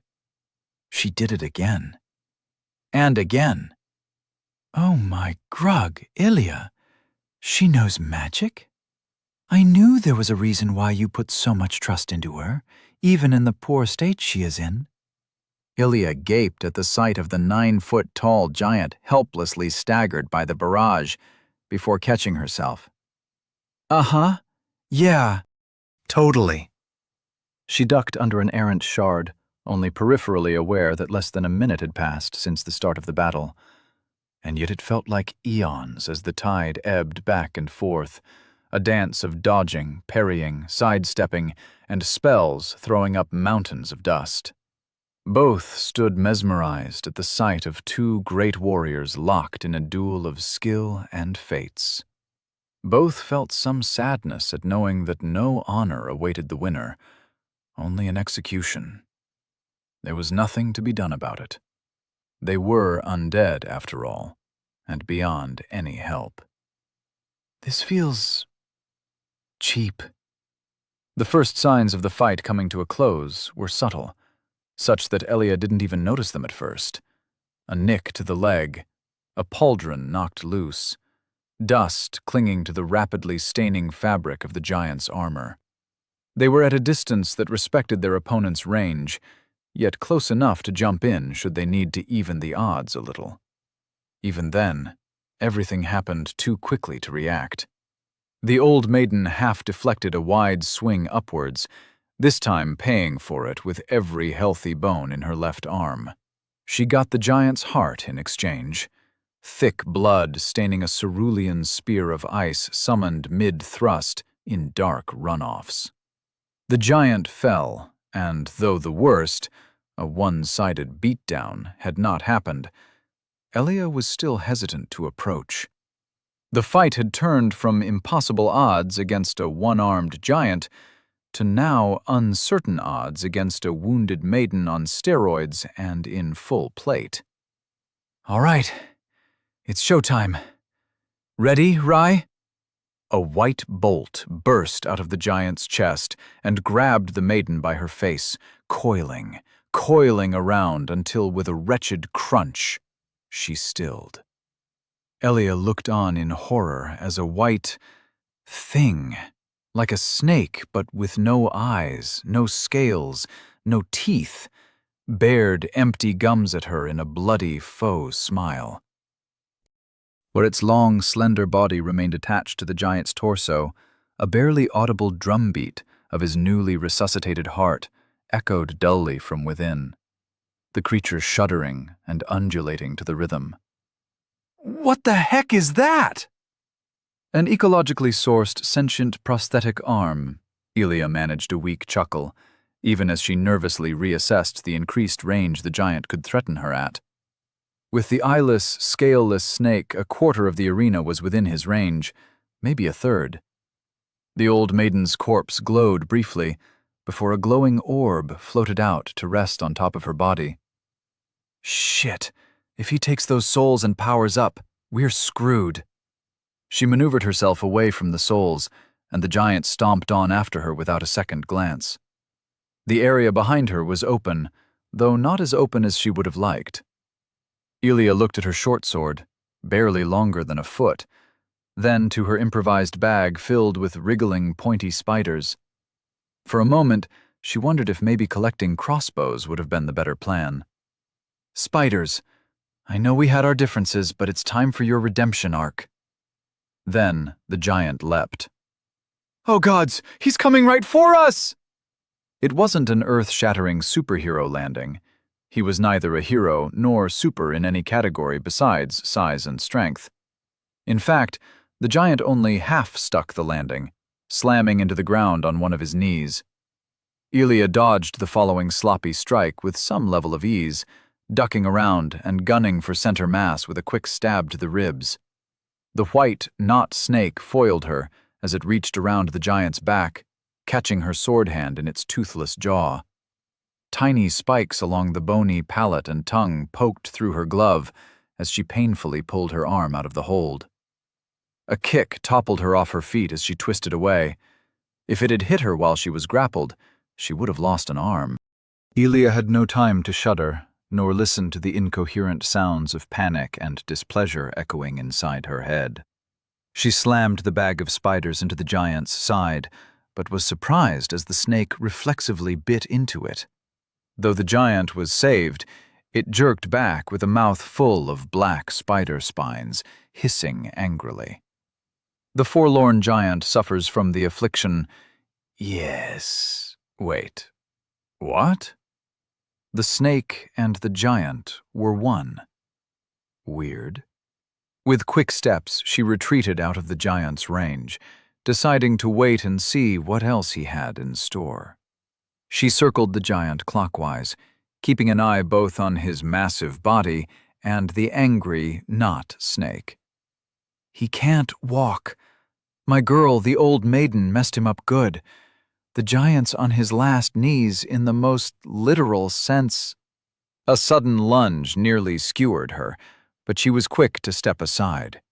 Her spider pants weren't so lucky, as a tear launched over a dozen spiky death traps all over the floor. She started into a run, still circling him as she aimed for his back, but the white creature harassed her the entire way, making an approach impossible. "Shit, I can't get close." "Snake!" Elia dodged another attempt as it tried to wrap its body around her. A reddened puddle was forming at the giant's feet, and her eyes flicked between his wounds and the dark blood spilling from the lips of his impassive mask. "But maybe we don't need to."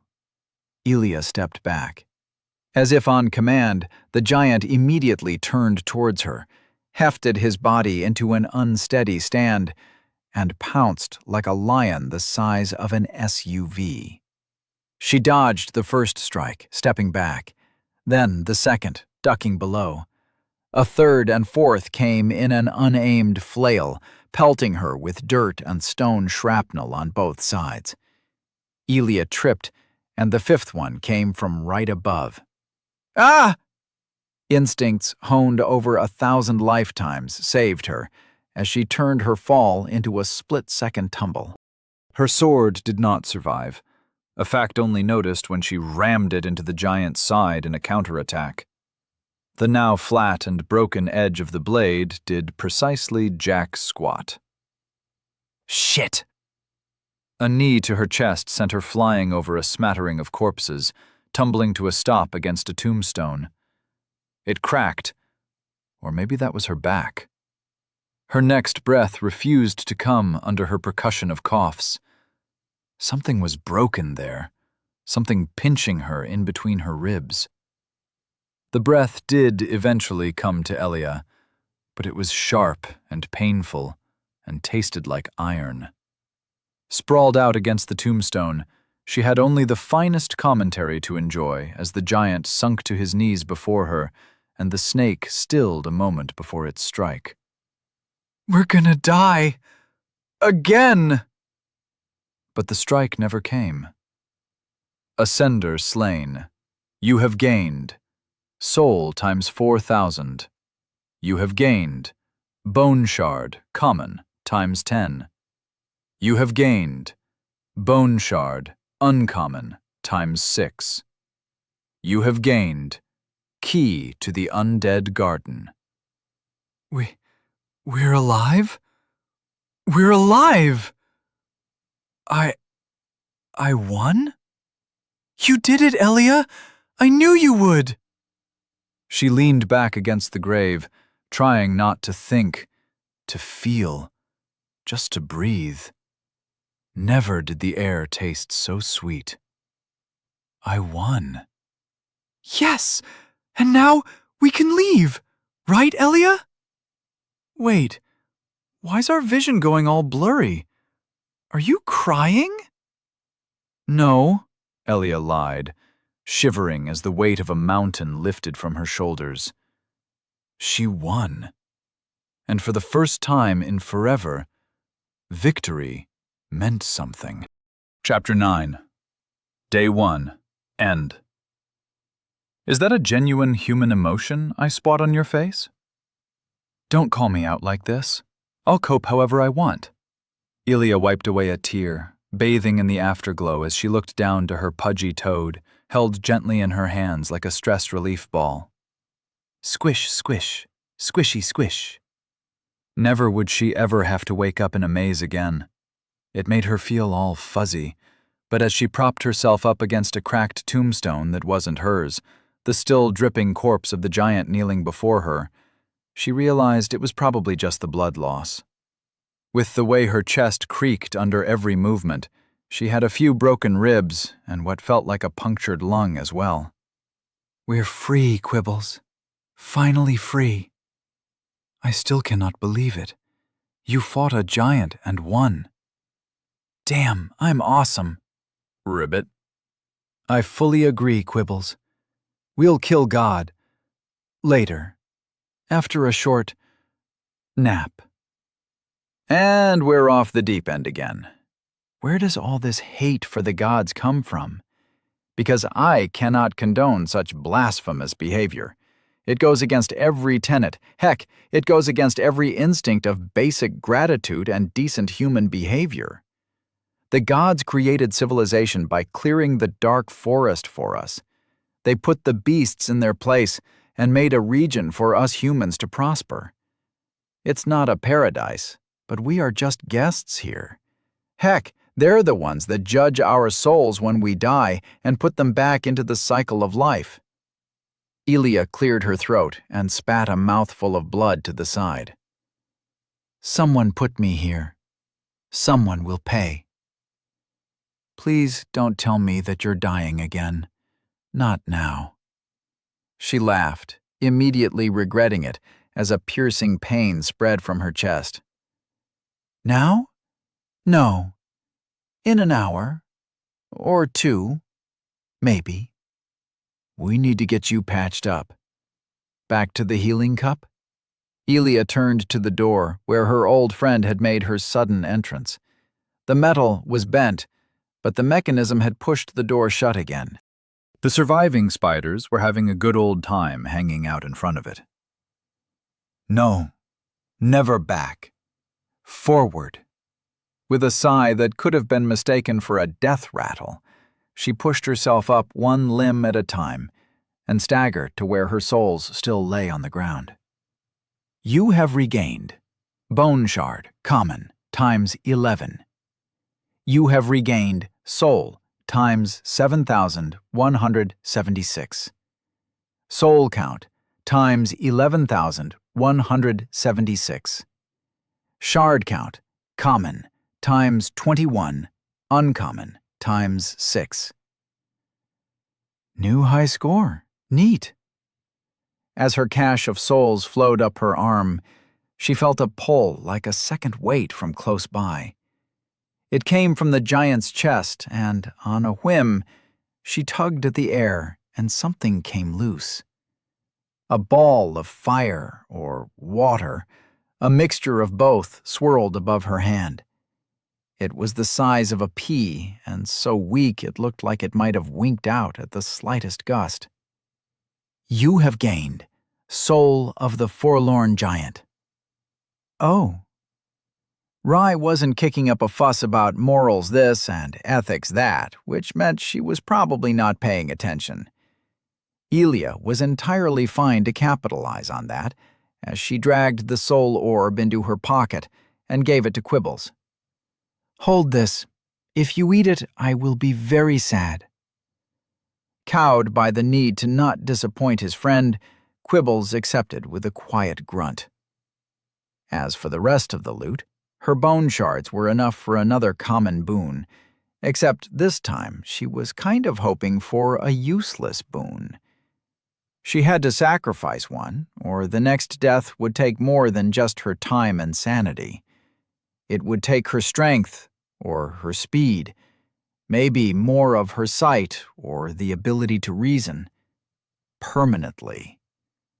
The problem was that she needed to do so at a checkpoint bowl. Need to find. Checkpoint.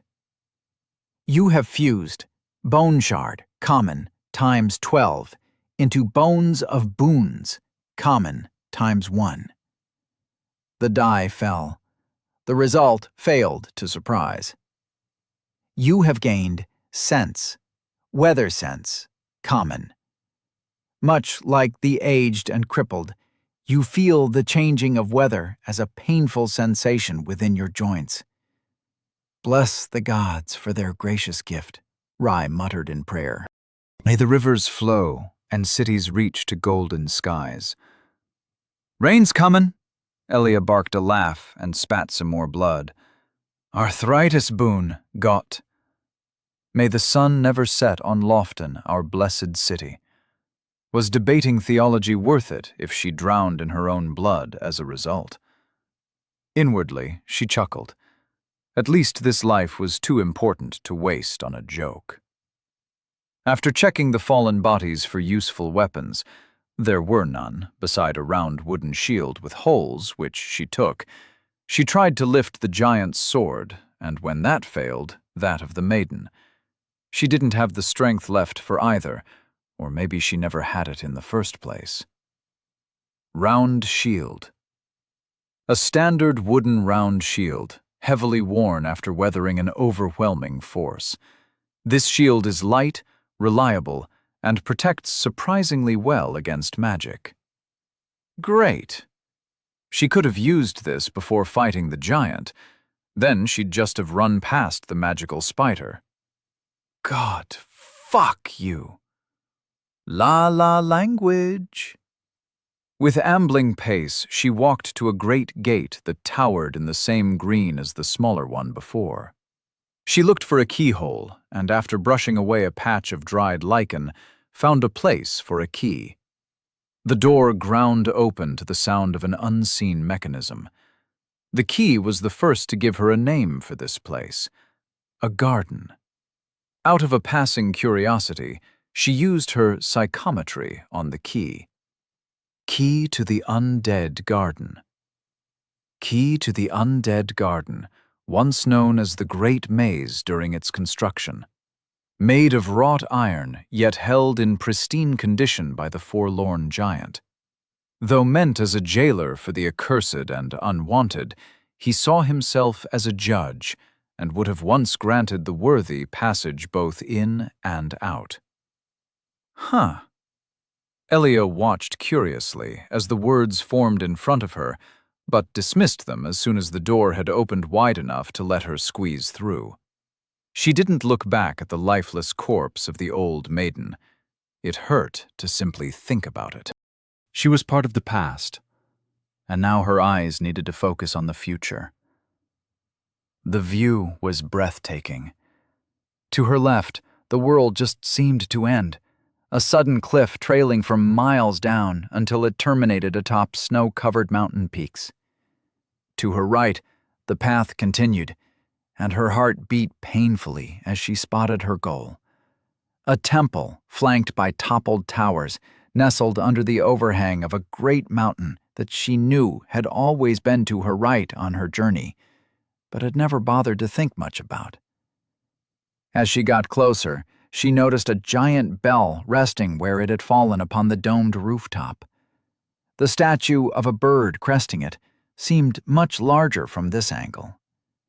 Elia eyed it suspiciously for a moment before carrying on along the path. The exhaustion and her wounds made the trek uphill an ordeal, and not just a physical one. The dream of an outside without undead died as she spotted a desiccated body here, a broken cart there, and found the general vicinity heavily neglected. A single fight in her condition could undo all her progress, and so she snuck past all of them, past the moan of another undead coming from behind a bush, from around a corner, or down a dip in the mountain, swerving in between rocks more frequently than was to her liking. After over half an hour of slow, quiet ascent, she made it to the temple's doorstep. If God willed it, she would die of a heart attack a foot away from her goal. Luckily, she felt no sign of divine pettiness. Civilization at last.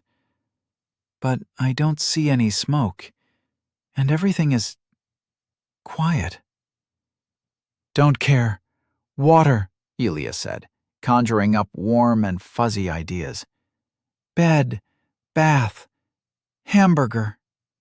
As she marched past a row of gravestones and took a moment to catch her breath near a shriveled tree, a dark figure peeled away from its shadow. What have we here? A late arrival. A low voice sounded out from an armored man squatting upon the tree. Not a dreg, but not truly alive either. Curious.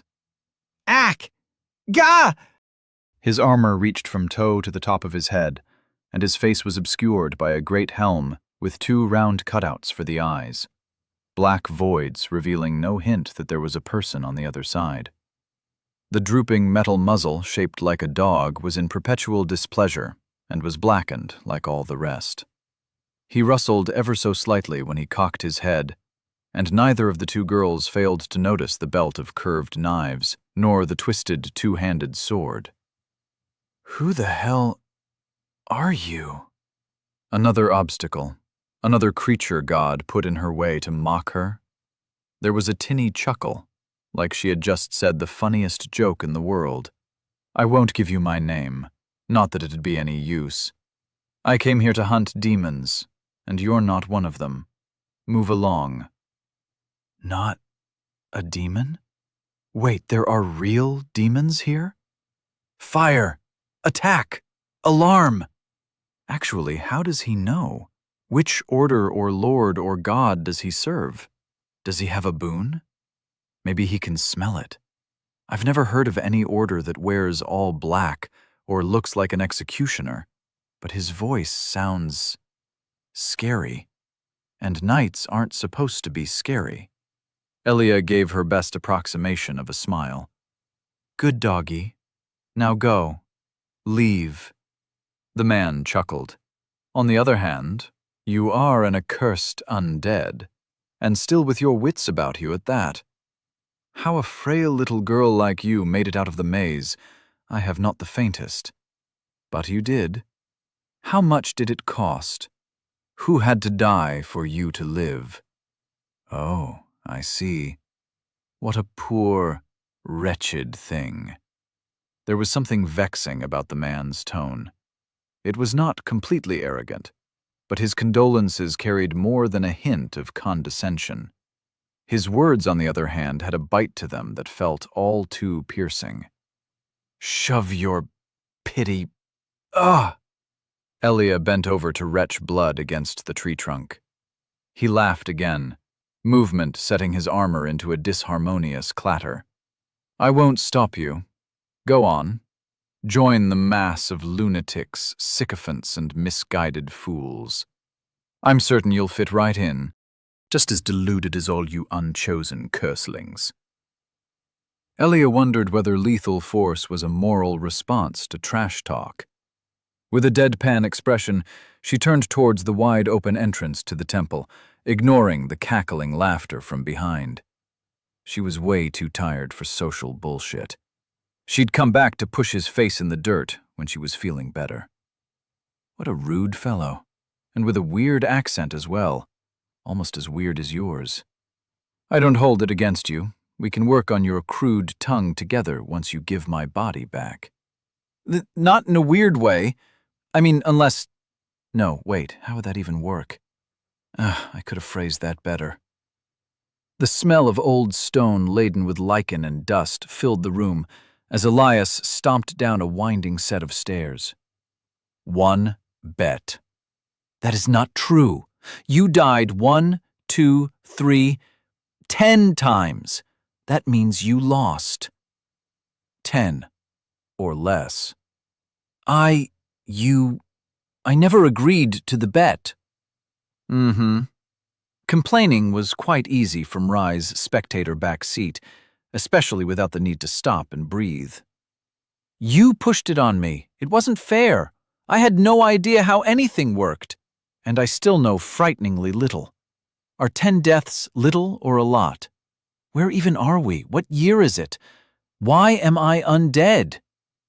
As Rye continued listing questions of decreasing importance, Elia entered the main chamber of the temple. It presented a rough circle, with stairs leading up and down a single story, and hallways branching off at each and every level. Walls made of large hewn stone slabs, or seemingly carved out of an entire solid piece of bedrock, enclosed the dimly lit room. A smell of age clung to the architecture, and in the middle was a bowl she instinctively knew to be a checkpoint, though it was as large as a small swimming pool. For a place in Fantasyland, Elia had expected there to be more elves, dwarves, and all the other staple races. There was a person with 3 arms who regarded her behind a stone mask like a globe.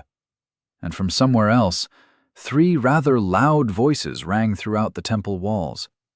But them aside, only undead humans milled about.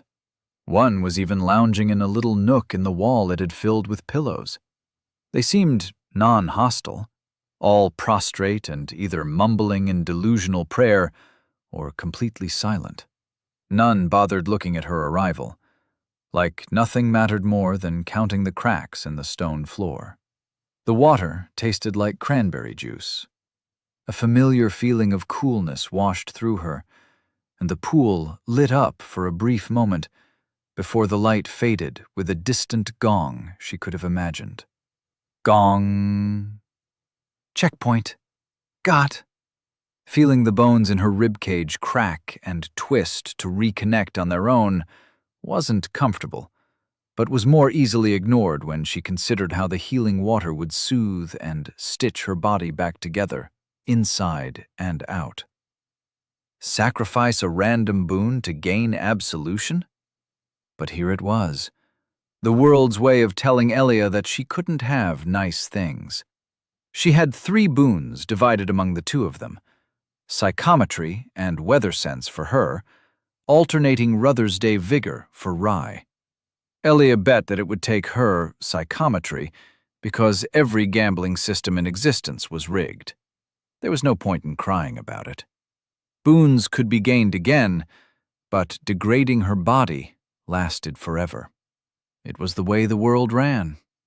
God hated her, and she simply had to deal with the consequences. You have offered a boon. Alternating Ruther's Day vigor, common. Undead curse, quelled. Elia stared at the message for way too long, water slowly dribbling from her mouth.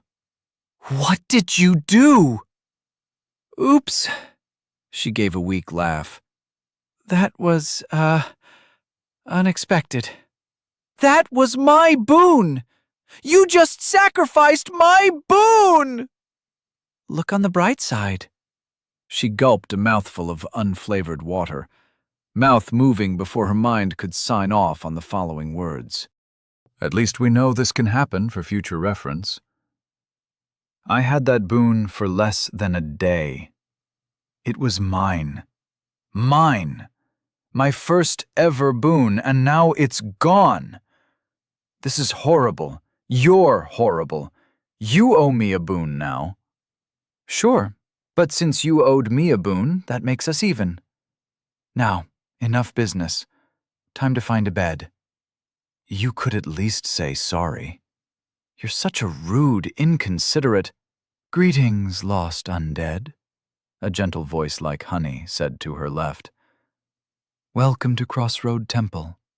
Elia didn't notice the woman approach her, though when she looked up she met a face that welcomed her with closed eyelids and the slightest smile on a perfectly symmetrical chocolate face.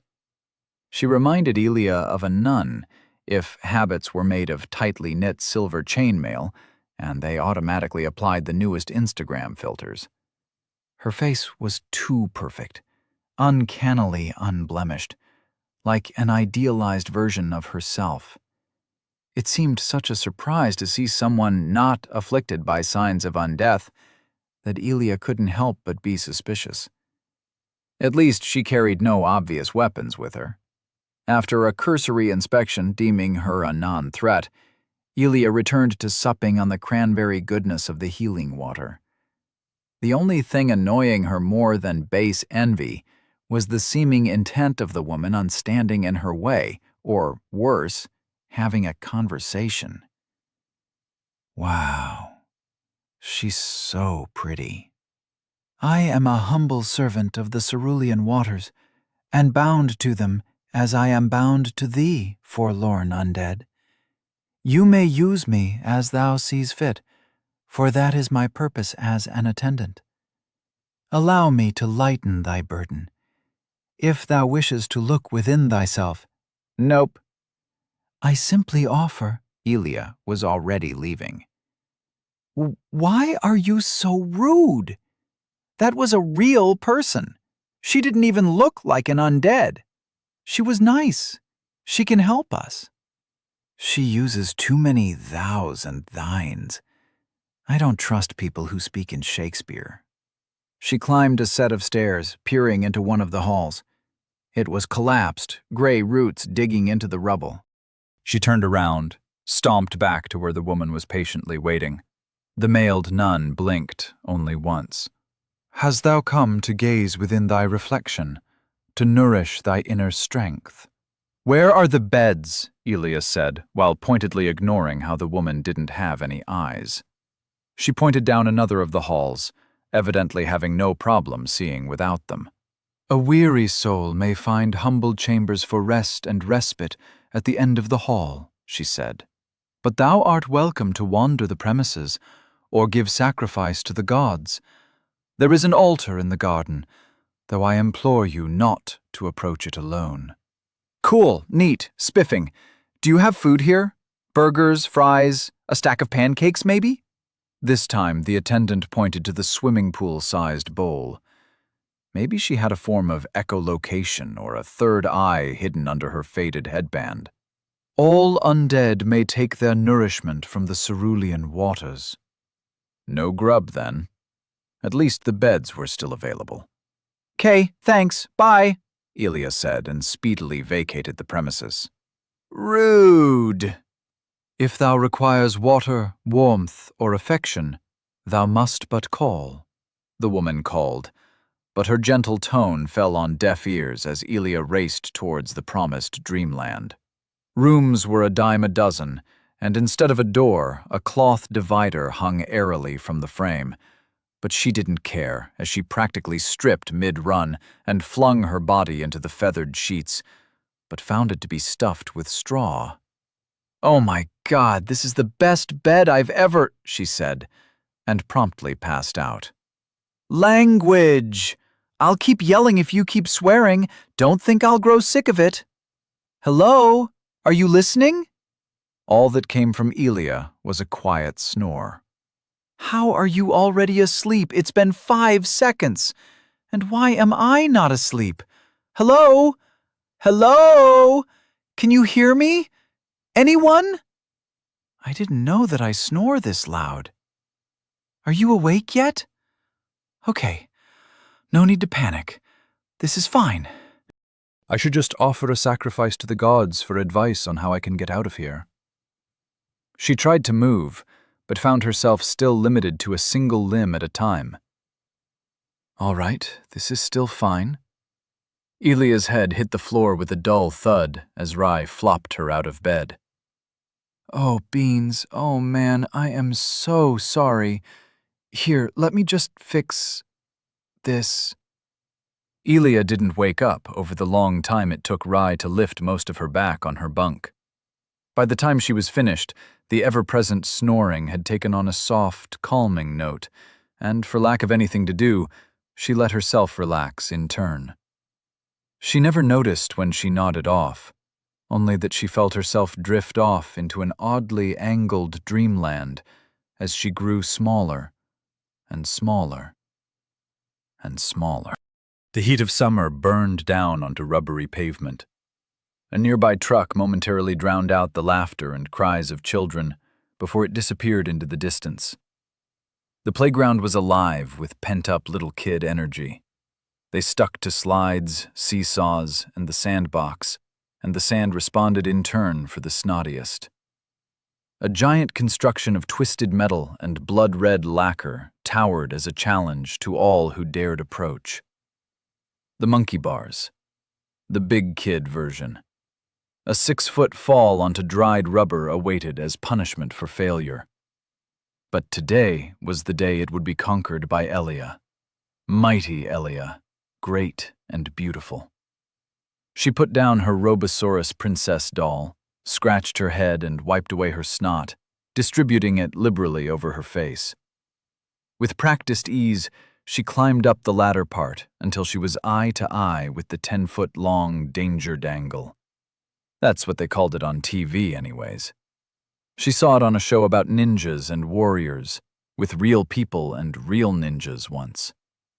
She didn't know what a ninja was, or what it meant to be ninja, just that she wanted to be one herself. And this was the final test. After this, she would be ninja. The ninja-est. The most ninja-y. She pretended to spit into her hands. She saw that too in a cartoon, and actually spitting was icky, and grabbed for the first horizontal bar. Everything good so far.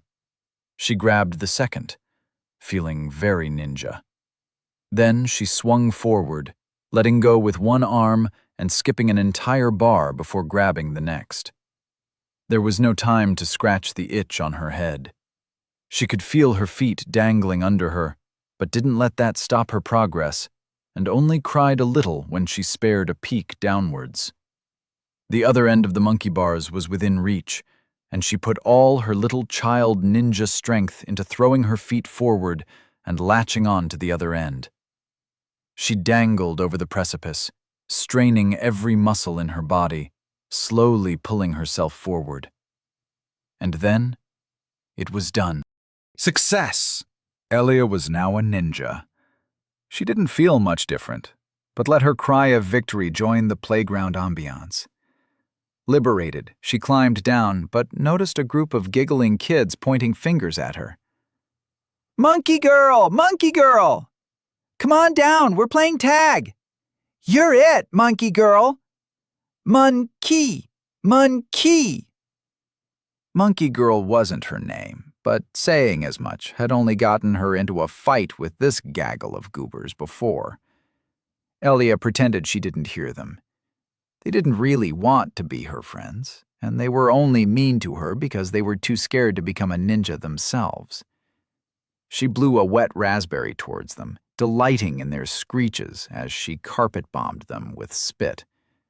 One of the kids, a snivelly one called Tony, who always sucked his constantly runny nose in instead of blowing it into his hand and wiping it on someone's clothes like a normal kid, held up her Robosaurus princess doll. "Is this yours? She's so ugly. My brother has a cooler mecha." "He does not," Elia yelled. "Does too. He has 100 of them, and they don't have stupid dresses." How dare he? Robosaurus Princess was a Disney princess, and just because she lost her head during a little accident involving a runaway skateboard, and just because her dad glued the head of her favorite plastic dinosaur, who also was involved in a similar accident involving her tools her dad now stored out of reach, on top of it, didn't make her any less pretty. She immediately grabbed it and flicked a switch on the back. The battery-powered dinosaur head roared to life with the sound of cheap servo motors and chomped Tony's finger. He started crying, of course, and that's when parents got involved. His parents. Elia's were off at work, and she lived practically around the corner. Her grandma always told her to play nice after dropping her off. But nice clearly never worked out for her. Being told off by other people's parents either made her cry a lot or not care at all. It made her mad, seeing Tony being peppered with nice words and promises of ice cream.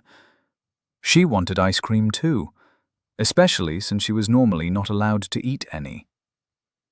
"Come on, let's get you home," Tony's mother said, and then added in a whisper, "You don't have to play with her if you don't want to, just because she's sick." She never understood why adults did that, whisper so loud that everyone could hear them anyways. And sick. Elia wasn't sick, just weird. She couldn't eat ice cream, or drink milk, or have pudding. That wasn't a sickness, just a weirdness. And weird never hurt anybody. She scratched her itchy head as Tony was escorted out, and the rest of the kids went back to playing in the sand or picking their noses. Maybe it was something else. Her hand came away with another few loose strands of ginger hair. No, it was definitely the ice cream. Chapter 10. Adventure Waits. Some hours passed, and Rai was not yet going insane.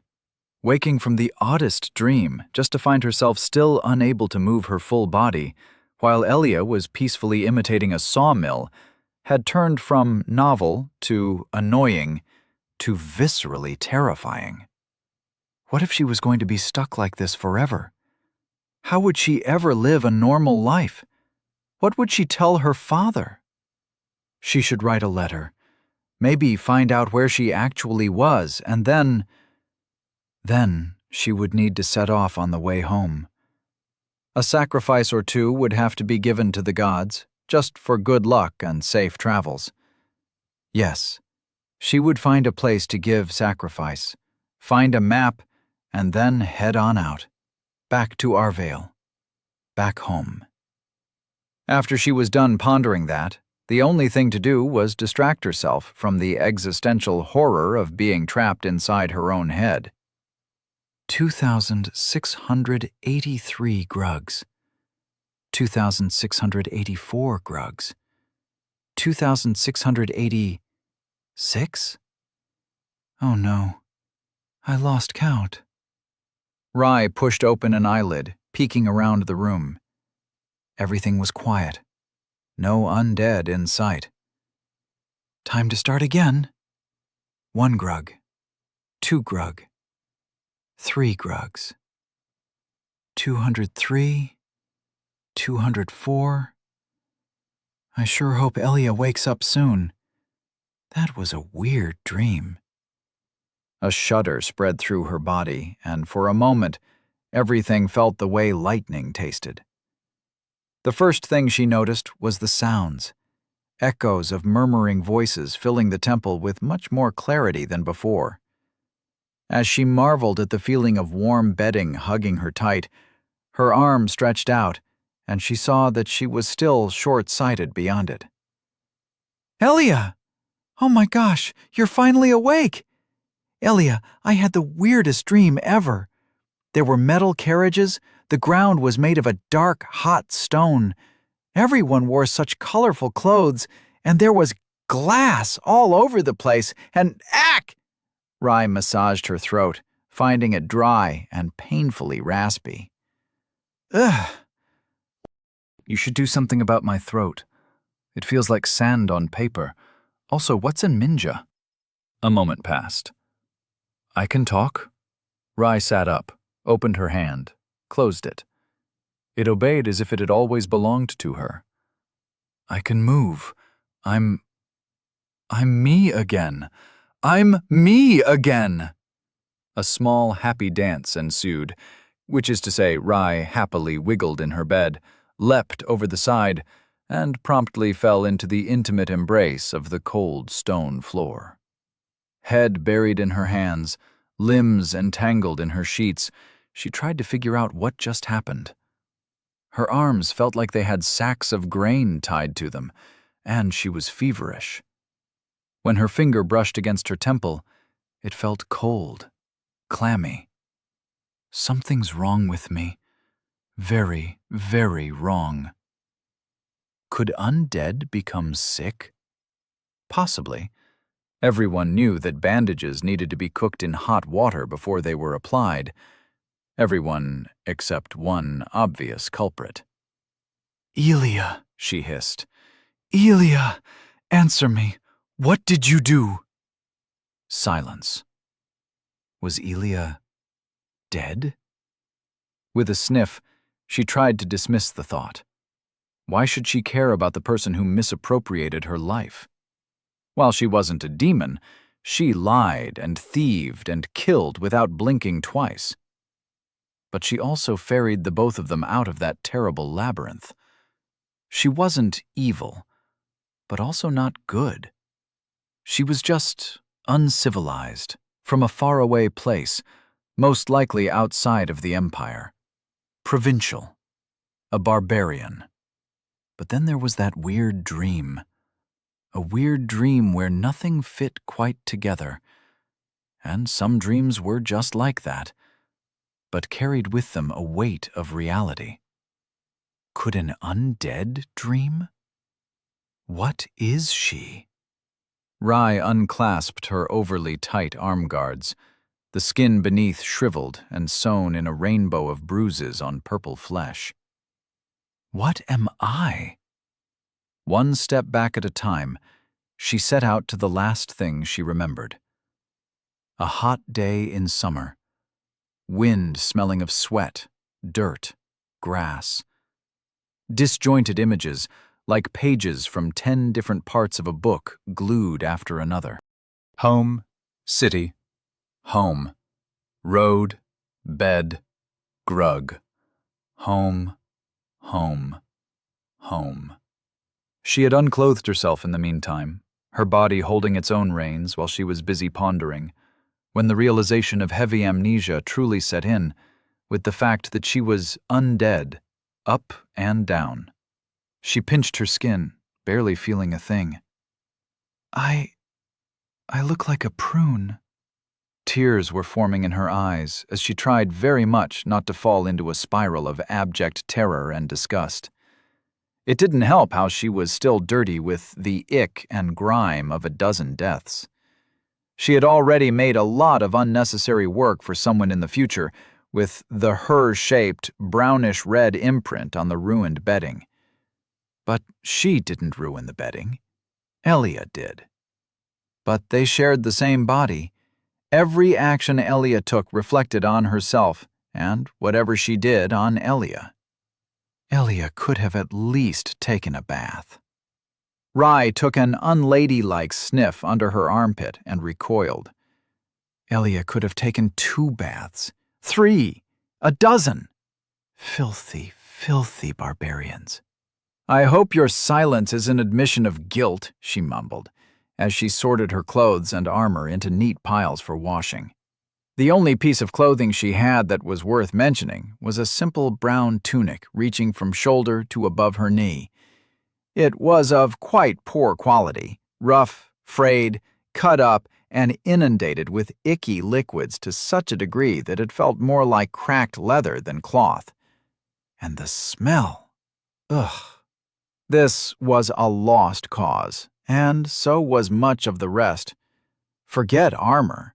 She had to find something to protect her decency. Her loincloth and wrappings that were meant as the last line of defense wouldn't have looked out of place on a mummy. We're burning these later. I'm burning these later. No, we. Just me. As for armor, at least her helmet was nice. A solid piece of metal that protected her entire head besides the eyes and mouth. It was quite banged up, well worn, so to say, but still able to be put to the good use of keeping her head in one piece. But the chainmail. The chainmail that she had worn under her now destroyed chestplate was torn to absolute shreds by the giant. She could trace the line where Elia had been bisected from hip to shoulder, chest to chest, head to groin. Rye threw it to the side. No piece could be salvaged, and it wasn't worth the bad memories. Her vambraces and greaves were still in one piece at least. The curved pieces of metal around her forearms and shins, while hard and reliable, didn't cover her most important bits. The wooden shield looked usable if one ignored the sizable rent that split down a third of it. As for weapons, well, Da had always said that to keep away people with bad intentions, you didn't need the sharpest sword, just one that was sharp enough. Rye had half a sword, and nothing to trade for a real one. She was coinless, possibly lost in a foreign land with peoples she didn't know, and to top it all off, everyone was undead. This was a disaster. Where would she get food? What about clothes? How would she pay for a night in an inn? How could she even begin to fathom planning the way home? Home. Rye swallowed the encroaching anxiety and pushed her focus onto immediately necessary tasks. The roads were dangerous, and therefore she needed a new weapon. Armor wouldn't be as necessary unless the entire world somehow devolved into madness. It's the end of the world. The medieval post-apocalypse, baby, Elia's voice echoed in her mind. Distractions. Oh, distractions. What else was there to think about? Boots, sandals, shoes. Wherever this place was, it was hopefully not too far away from Arvale. If she could get to the largest city near her family's farmstead, she could navigate home from there by memory. It would take a lot of walking, which put boots at the top of the list. But first, she had to find a way to get out of her room without flashing the entire temple. After rummaging around under the bed, she found a second pair of cleaner bedsheets. They would have to do. She folded them this way and that around her body in a practiced ritual. The improvised toga was too tight around certain places and much too loose around others, but it would do. Now all I need is red rope, and I'd be set for penance day, she mumbled. But while her hands folded and fastened cloth along her chest, hips, and legs, it became harder to hold back hoarse sobs. I look so ugly. Oh, gods, why me? Why me? She kicked the helmet and immediately regretted it. After a short, impromptu, one-foot dance, ending once again with a sudden meeting with the floor, she sat back on the bed. Worries and what-ifs were pulling her mind apart. She needed to center herself, or else nothing would get done. I'm not afraid. I am an ocean, and oceans are calm, clear, focused. Rai shot to a wobbly stand and brushed aside the dividing cloth. I'm in control. If Elia comes back, I'll just tell her that it's my turn. My body. Yes, in fact, it should always be my turn. Sit back and see how you like being stuck in the nowhere box. Boo! Ack! Rai jumped in her place. Please don't hurt me! Sheesh, calm down. You're back! Regrettably, I see the turns have tabled. Whoa, I can see through your eyes and hear things while stuck in headspace. It's like watching a movie in an open-air theater. Lots of empty space is what I'm trying to say. Hey, do you have popcorn in here? Holy shit, you do! As Rai's head was filled with crunching noises, some part of her would have preferred if Elia had just disappeared. Rude. You can be insane and all in your own corner. Meanwhile, I am going to get things done. Implying I didn't literally save our collective butts by martyring myself against a 10-foot dude with snakes for arms? For which I am endlessly grateful. Rai took one deep breath and mustered all her courage. The ocean was not enough, not the right mindset. She needed something harder, something unyielding like stone. Channel the disapproving Da. Channel the discipline, the stoic poise, the voice like hardened steel. Setting aside how you even got us into that ridiculous situation, I am happy to inform you that we will be doing things my way now, the civilized way. That means making friends, being polite, and no, I repeat, no wanton killing. Sure, I'll take that as a thank you. Guess I can watch you fuck up from the comfy back seat for a change. Should make for a good vacation. The sound of chewing was briefly interrupted by a derisive snort. I give you 3 days tops before your ideals bend and break like a wet cracker. No, never, Rai said through gritted teeth. I am not a murderer. So, the bet's on? It would give Elia the greatest vindication if she accepted. No doubt she was the kind to gloat about her victory at every opportunity. Not that she'd get the chance, because Rai was civilized. Rai had standards to live up to, and Rai knew how to spell the word empathy. I'm going to make you eat those words. She fasted the last bit of bedding around her shoulder. For breakfast. Cool. Winner gets to front for a day. Front? As in...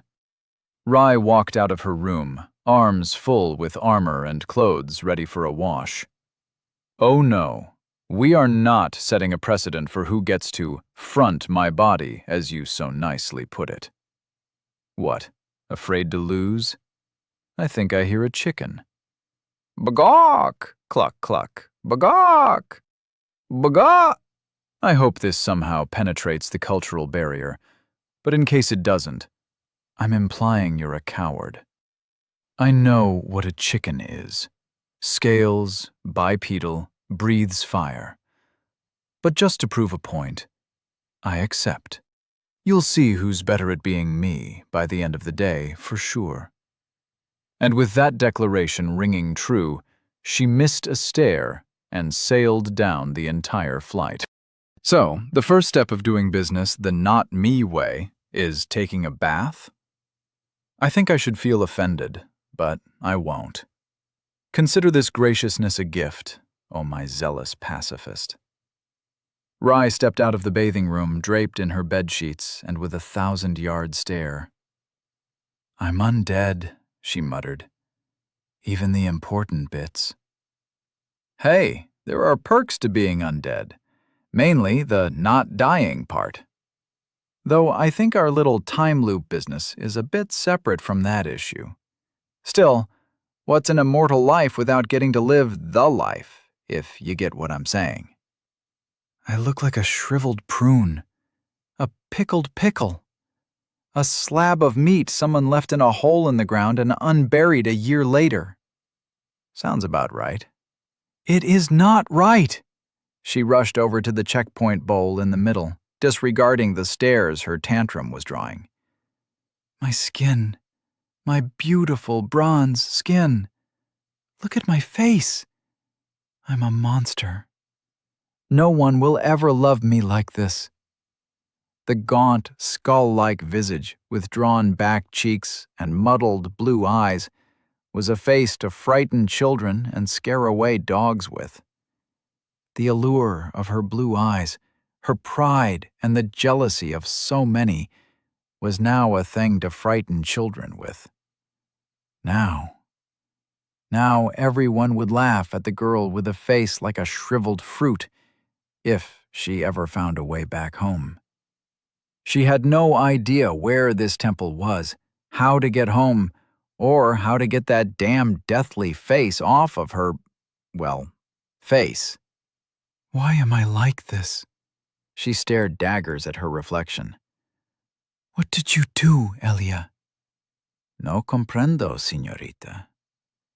She wanted to scream, to rail against her ugly fate, to cry. Someone cleared their throat right next to her, and she didn't even have the energy to jump. The dark woman in mail and faded blue looked at her with the warmest, most understanding smile ever. Thou'rt undead.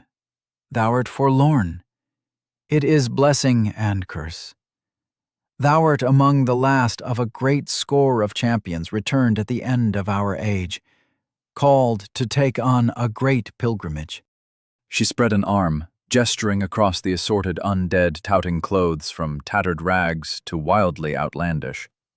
I arrived long ago with my flock, yet those too feeble or too afraid to carry are now but dregs. They are gentle, and I ask that you do not plunder them. Their souls are worth a pittance. Rai looked like someone had slapped her in the face. I would never! They can keep their souls, and I don't want their shards either. I mean, I ought not to take any. I ought to leave them all and keep only my own. She knew she had said the right thing, as the woman smiled thinly, as warm as apple pie. All undead crave souls, for it has always been that life seeks death, and death seeks life. It is not a crime to be undead. Not a man or woman may tell thee as much.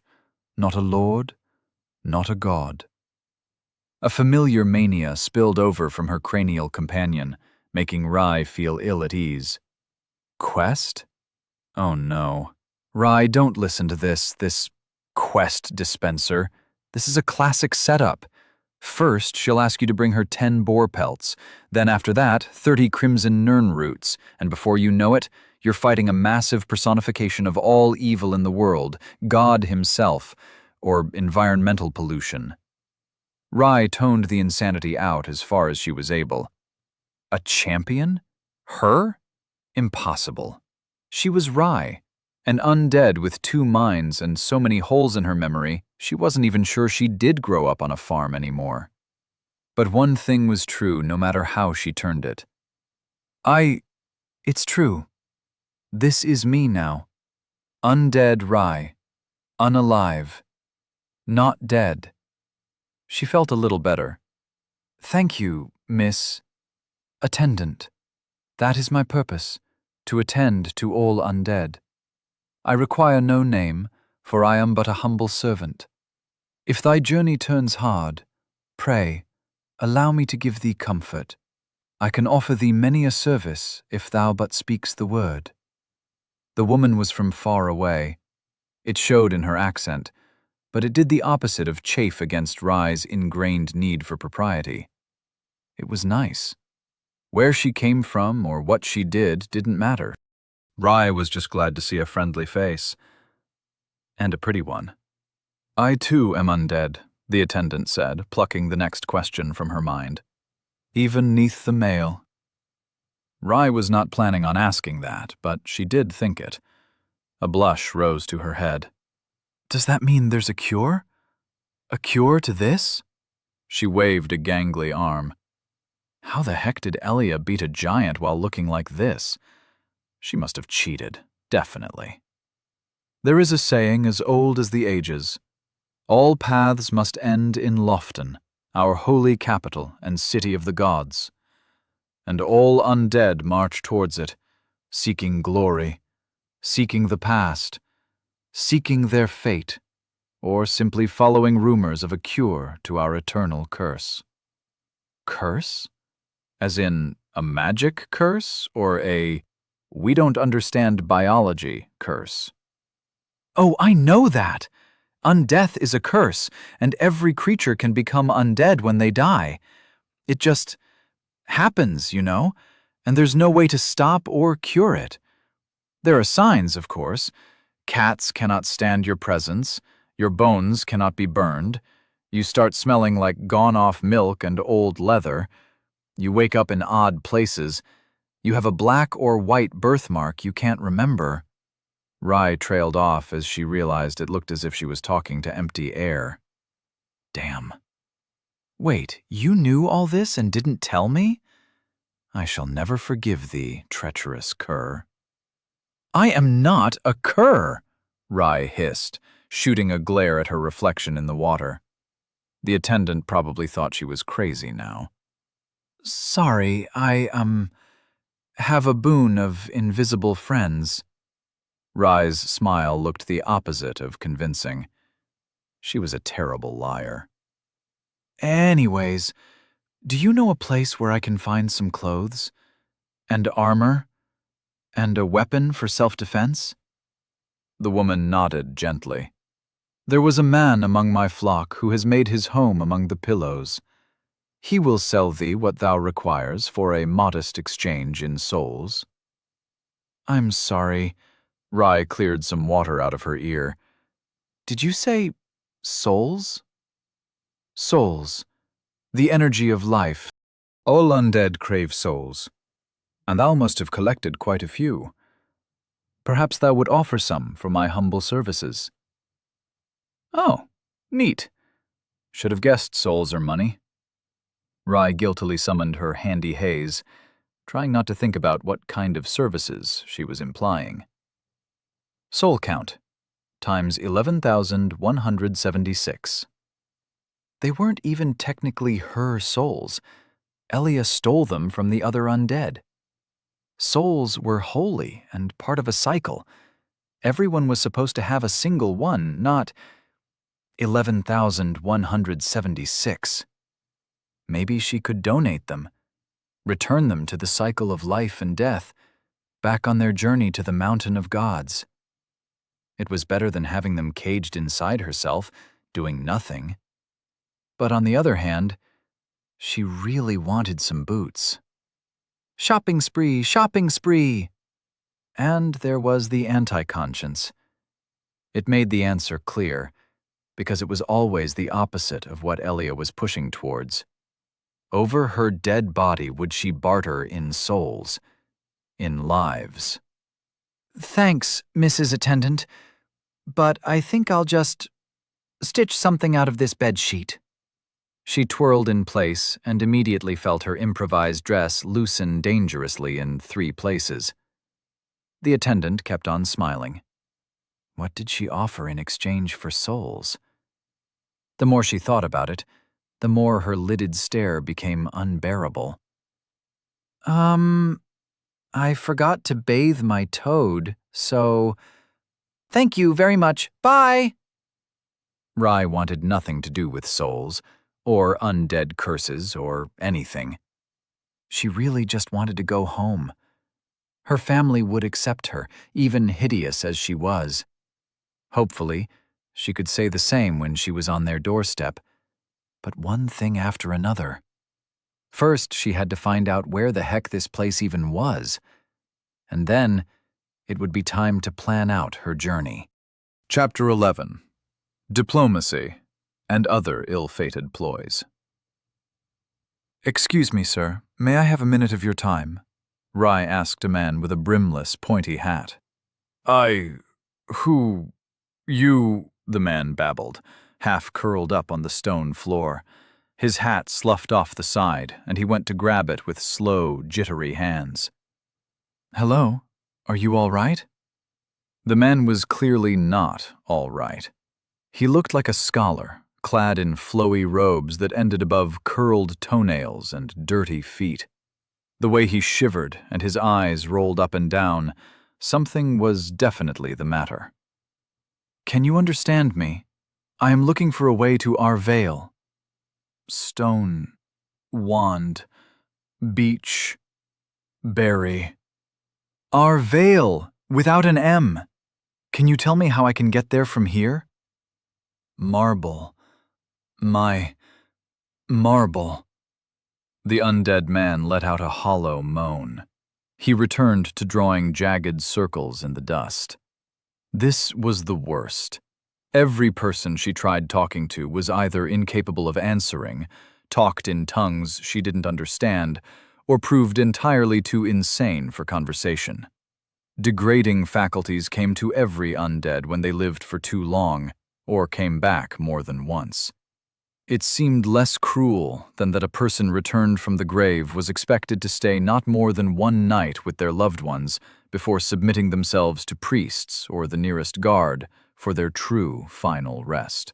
They were supposed to ensure they didn't come back a second time, or a third, fourth, fifth. "Elia, can I ask you a question?" "Long as it doesn't involve me doing anything on my vacation, sure." She took a deep breath, steadying her mind for what was to come. "We're not like the other undead, are we? They don't wake up at the bowl thingies when they die. Heck, most of them can't even string two words together." It took a long silence until Elia had gathered her thoughts. "We're not. As I said before, whenever we die, we turn back time, back to the last checkpoint we touched, with everything on our person as broken or whole as the moment we croaked." "But that's ridiculous." The whole world turns back? That's unheard of, even for a boon of any kind. And Elia did not have a single useful boon besides her psychometry, Rye was sure.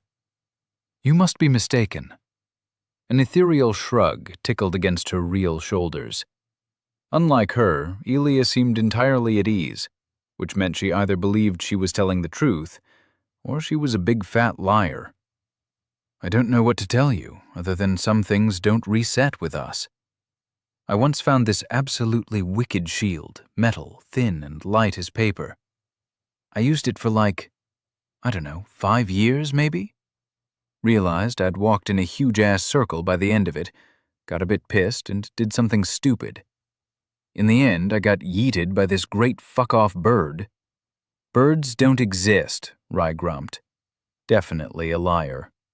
"Shush, you can learn something from this little story. Anyhow, I got yeeted, and when I woke up, I thought, crap, I let go of my shield. I don't know what counts as on my person, but when I got to the place I dropped it, no shield. Went back to where I initially found it, and no shield either. Bingo.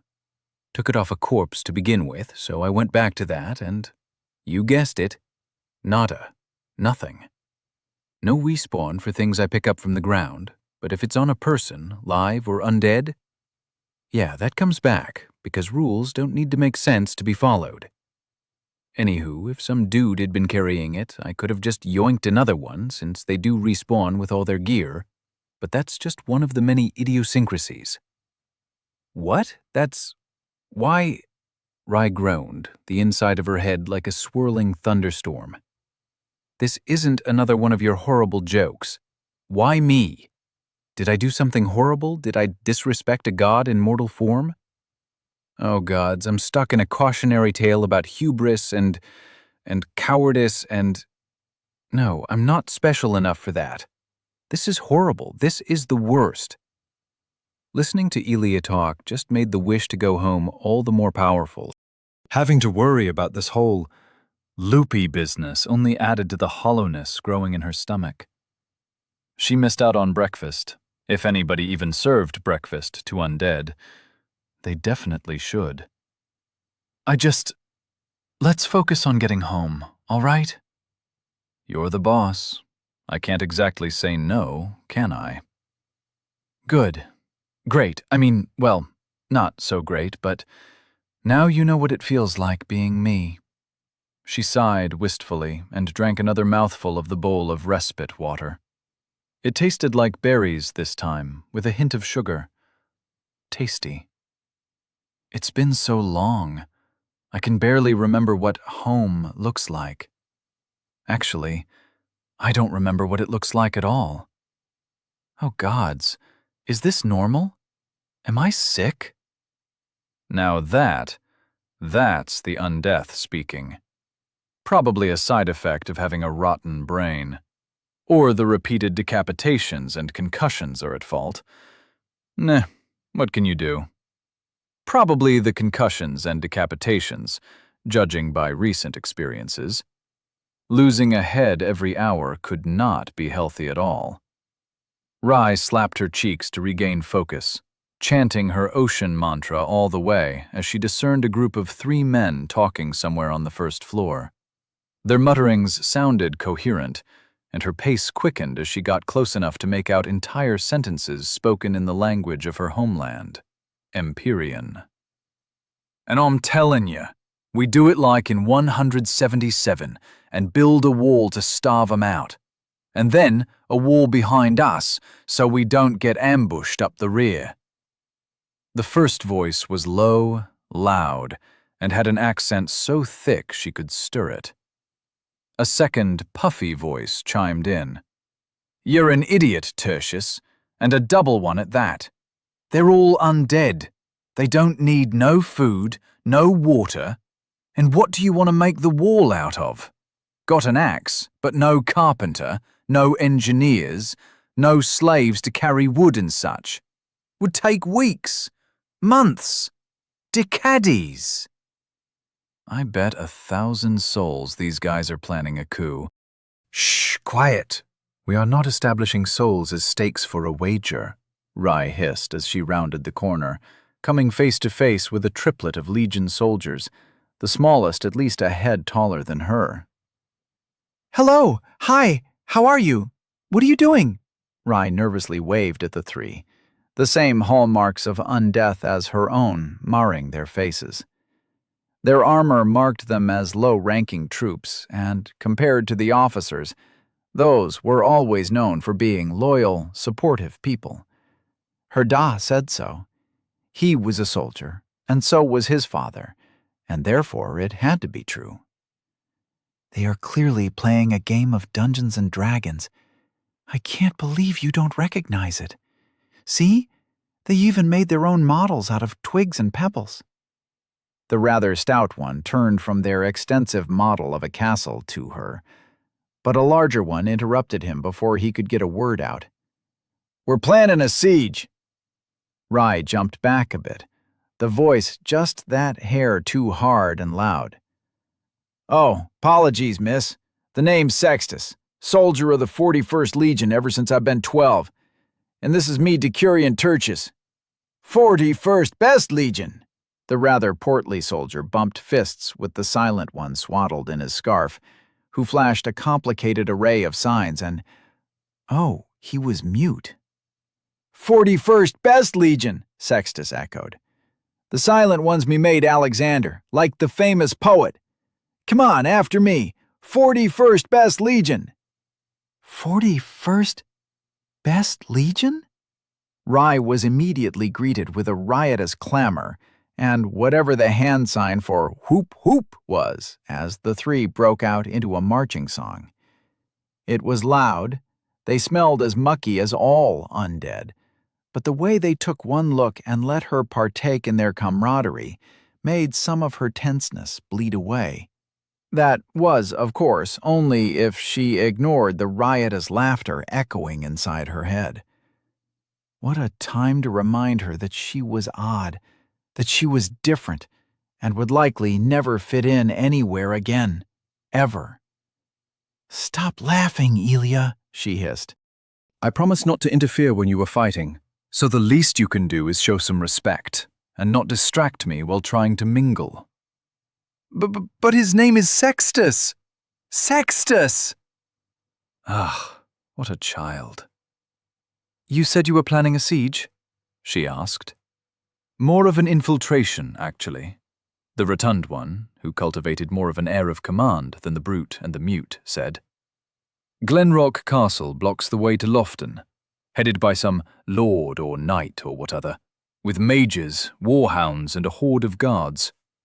We heard our capital was under attack, came here, but that rat bastard closed the gates, won't let any undead pass, which is just right screwed, I say. Who cares if we died before? We can still give a life or three for our home when duty calls. Isn't that right, boys? The boys nodded, and Sextus broke out into an impromptu marching song. Rye thought it might have been a fine tune if someone with a sense for rhythm and volume had sung it, and the rather raunchy lyrics turned her head into a beat by the end of it. You can see the castle if you take a step out along the Temple Pass, Sextus said as he finished the last refrain. Right next to the damned swamp. Can't miss it. It's one of a few ways in, but we haven't heard about the others but in rumour. Haven't heard? Rye asked. Not a word. The grim expression littering his battle-scarred face said it all. A small mercy in face of his rather rustic enunciation. Oh. Right, she was talking to them for a reason. Well, this is all very interesting, but I need to go home. Do you know how to get from here to Arvale? Actually, where even is here? Edge of the Great Maze. Tertius gestured on the faded map they had built their model on. Past the mountains, there lies Lofton, city of the gods. We're here, next to the Northern High Road. The Northern High Road? I have to go to the southern one. That's thousands of kilometers away from home. Rye rummaged through her memory, trying to remember all the geography she once had to learn long ago. The Great Maze didn't pop up anywhere on it, but the quickest way was not around the mountain range cradling the Empire's and God's capital, but straight through regardless. With a sigh, she buried her head in her hands and despaired. This was the worst day of her life. How did she even get here?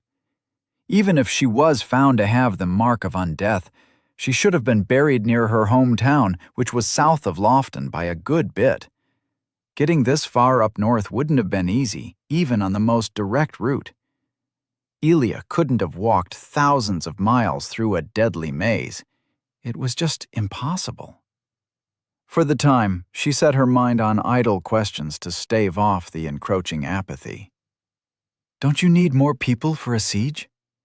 The three looked between each other, as if they hadn't considered it. The mute Alexander made a gesture, and at that, a grin spread on their faces. Sextus put two meaty hands on her shoulder. Aye, glad you volunteered yourself. We were missing a scout, and you look weaselly enough. Reckon most of the drags'll just look right over you, eh? Together, we'll forge the way forward and retake our capital yet. Rye blinked in disbelief as Elia's cackle renewed in the background. These people only appeared sane, but in truth, they were as kooky as the rest. Better to politely excuse herself and not talk with them again than take part in something as suicidal as a three-man assault on a whole hecking castle. I will think about it. Think about this siege business very long and hard. Now, if you'll excuse me, I must prepare my scouty things. Quibbles croaked from the side, and, together, they excused themselves from the group of lucid lunatics. Holy shit, I'm dying. These people are delusional and hilarious. Can we keep them? We are not taking part in a siege, Elia. Sieges are an unproductive use of our time. They involve little talk and a lot of unsolicited killing. Sure.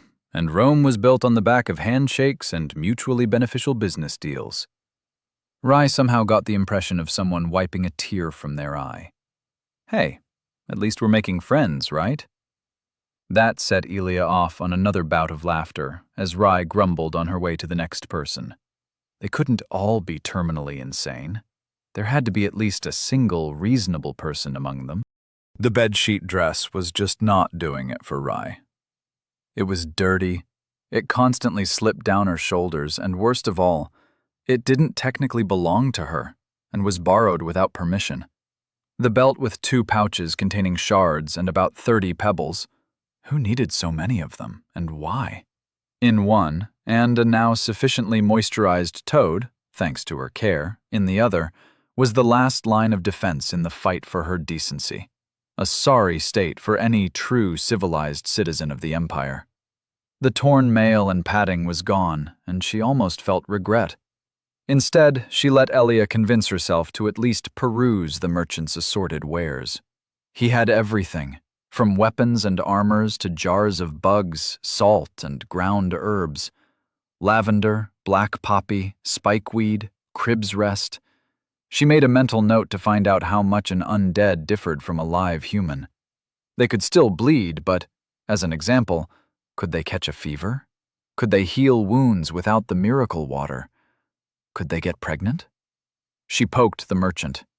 Sadly, he was fast asleep, and no amount of hellos and polite prodding shook him awake. Oh well, guess we're not trading our common shards for some uncommon ones. I really wanted to feel the disappointment of rolling a useless uncommon boon for a change, too. Shush you! We have no money, and we are not buying anything with souls. That would not be ethical or moral. Also, it would be breaking the cycle of souls, the turn of life to death to life. A great taboo, the kind that would find quite a few people asking quite a few uncomfortable questions in uncomfortable ways. She wanted no part in that, not for all the massages and apple lemon juice in the world. She knew how to get back home, though her knowledge didn't reach beyond follow the high road south. For a journey that far, she would need funds, and, lacking the will to do something drastic, she decided on trying to see if anyone was willing to help her, or would pay for her help. She was willing to do near anything, as long as it didn't involve murdering people or whoring herself out. Hello? Can you understand me? Rai tried to enunciate every word as slow and clear as empirically possible.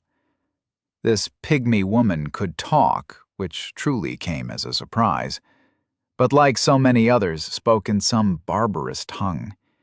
She excused herself, mind empty with exhaustion born in part from frustration and in part from the constant fever-like existence of an undead. All right, I'm starting to get bored. Let's go and find some food. As tempting as the idea was, Rai didn't let that keep her from trying. One last person. Hello? Excuse me, miss. The tall woman finally reacted, looking up from where she had been staring at a puddle. Her hair fell in a long stream down her shoulders, and every part of it was white, from the head to the brows and whimpers, though 2 pale blue eyes floated beneath like reflections on the water's surface. Her deathly pale face made for a frightening first impression were she not oozing a steady stream of melancholy. 2 arms cradled a used spear, and a third the smooth stone mask, round and pockmarked like the moon. It looked more impractical than anything, especially given the lack of any eye slits. 2 left hands? Yeah, Rai whispered. She's a pasty. They have 3 arms. Whoa, hold it right there. Is that a slur? It's what my mum called them. And perhaps that meant a lot, or it meant nothing. She could not remember, and at the moment she had rather more important things to concentrate on. Now shush, you're making me look weird again. Oh, apologies. I did not see you arrive, the woman said, in a morose yet perfect Empyrean. Though I'd say that today is a poor day indeed for celebrating newcomers. My companion has left me. Without him, I find myself unable to carry on. I suppose I will sit here and wallow in my misery if the world allows it. Great. She's all doom, gloom, and goth in spirit. Oh no. You poor! Is there something, anything, I can do to help? Draw a mustache on her mask. I'm sure it'll cheer one of us up. The woman stared longingly at her stone-carved mask. Perhaps. Could you sing something for me? Rye shook her head. Pity. I haven't heard a song in ages. But I can dance. Rye tried to lower her hips and shift her balance on the balls of her feet. She nearly fell over from the attempt and tried not to show her shock that she both lacked the strength and had somehow forgotten how to dance altogether. I cannot dance. With a sigh, she sat next to the woman and brooded. And brooded. And brooded. The woman looked like she could use a hug, but she couldn't hug a person she had just met. Mum would never approve, no matter how much the hug might be necessary for either party. What could she even say to take the edge off of a bit of the tragedy of losing a loved one? By the end, it felt like steam was coming out of her ears. She shot back up and turned to face the woman. I'm sorry, but maybe you will find a new companion and another way. Life goes on, goes the saying. Who knows? Maybe the gods will reincarnate him or her as an animal nearby to watch over you in their second life. The woman seemed lost in thought, as she didn't even bother to turn her head. When Rye was standing there long enough to have made it awkward 3 times over, the woman finally spoke up. Perhaps, knowing that he has passed on, I may return on my path. 'Tis true. However, I find myself clinging to strings of the past. He asked to smell the roses one last time. He is still there, I fear, in the garden out back, gone in all ways that matter. Please, put an end to his sorry existence. I don't have the heart to do it myself. Ha! This place has side quests. What next? A door that says you need to be level 30 to enter. An in-game shop for cosmetics and funny little pets. Microtransactions. Rye touched her throat, finding it dry. He is gone. But he is still here. He is undead, but not like us. He is a dreg, I suppose you'd call him. A mindless, shambling undead without purpose or place, yet still a danger to people like us. I suppose it is the fate of all undead to lose their minds. Like you. Like me. A cold shiver dripped down her spine. If this was true, then Rye herself was already well on her way to the end. The dull sickness, loss of memory, and the way she was shriveled and wrinkled like a knotted oak could be explained by a decay of her body, now little more than a vessel for an errant soul. Or 2 souls. Though the way Elia was handling all this was lending credence to the idea that she either didn't have one, was ignorant of it all, or simply didn't care. None of these answers was in the least comforting. None of them would explain the idiosyncrasies, the horror of being stuck in a hoop of time, Come on, this is an easy one. In and out, 5-minute side quest. Maybe we'll get some good loot. The lack of fear for inflicting death and dying herself. Even if it was an undead, Rye could not do the deed. She started crying every time they had to butcher a chicken. How could anyone expect her to grant the final mercy to a person? I'm sorry, Rye said, and got up to leave. Don't be, the woman said. Not all of us are set to complete our journey. It appears I was simply not enough. I need a moment to myself. She half flew up the stairs, stumbling over a curled-up undead muttering nonsense in a disjointed prayer as she gasped for fresh air. Vertigo played a drumbeat inside her skull. They were out of the maze, but the nightmare wasn't over. The outside greeted her with a fresh breeze. A terrace spread around the back of the temple, and a once great tree stood hanging off the infinite drop. Its trunk was flayed by wind, dead like all the plants around it. Here and there, slightly green ivy searched for purchase between the brittle mortar of the wall. It must have taken an immense number of chance encounters just right for that plant to grow here, where it could find barely enough to survive. She could almost imagine the invisible struggle of the vines and roots, prodding and running up against solid rock all around, until finally, a hair crack gave it purchase. How many seeds must have come this far, but failed on the steps below, on the swamped gardens outside, or been simply blown off the edge without a chance for recourse? Rye stared at the set for much too long before tearing her gaze away and out to the endless maze that stretched beyond the horizon. Now was not the time to be empathizing with plants. "Elia? Yeah?" She swallowed heavily. "You sound awfully chipper for being stuck in my mind. Why aren't you angrier?" "Oh, I wasn't expecting your inevitable betrayal this soon, but I did get to sleep in a bed, so that's worth it. I don't have to worry about any spiders crawling over me while I sleep. Could probably organize some food from somewhere. All in all, I've achieved the dream. I'm quite happy as things are."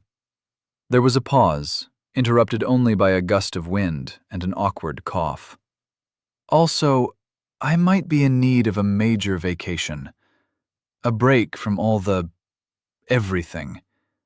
The undead, the life or death struggles, the concept of birds. Real nice of you not to threaten to get rid of all my hard-earned souls and shards.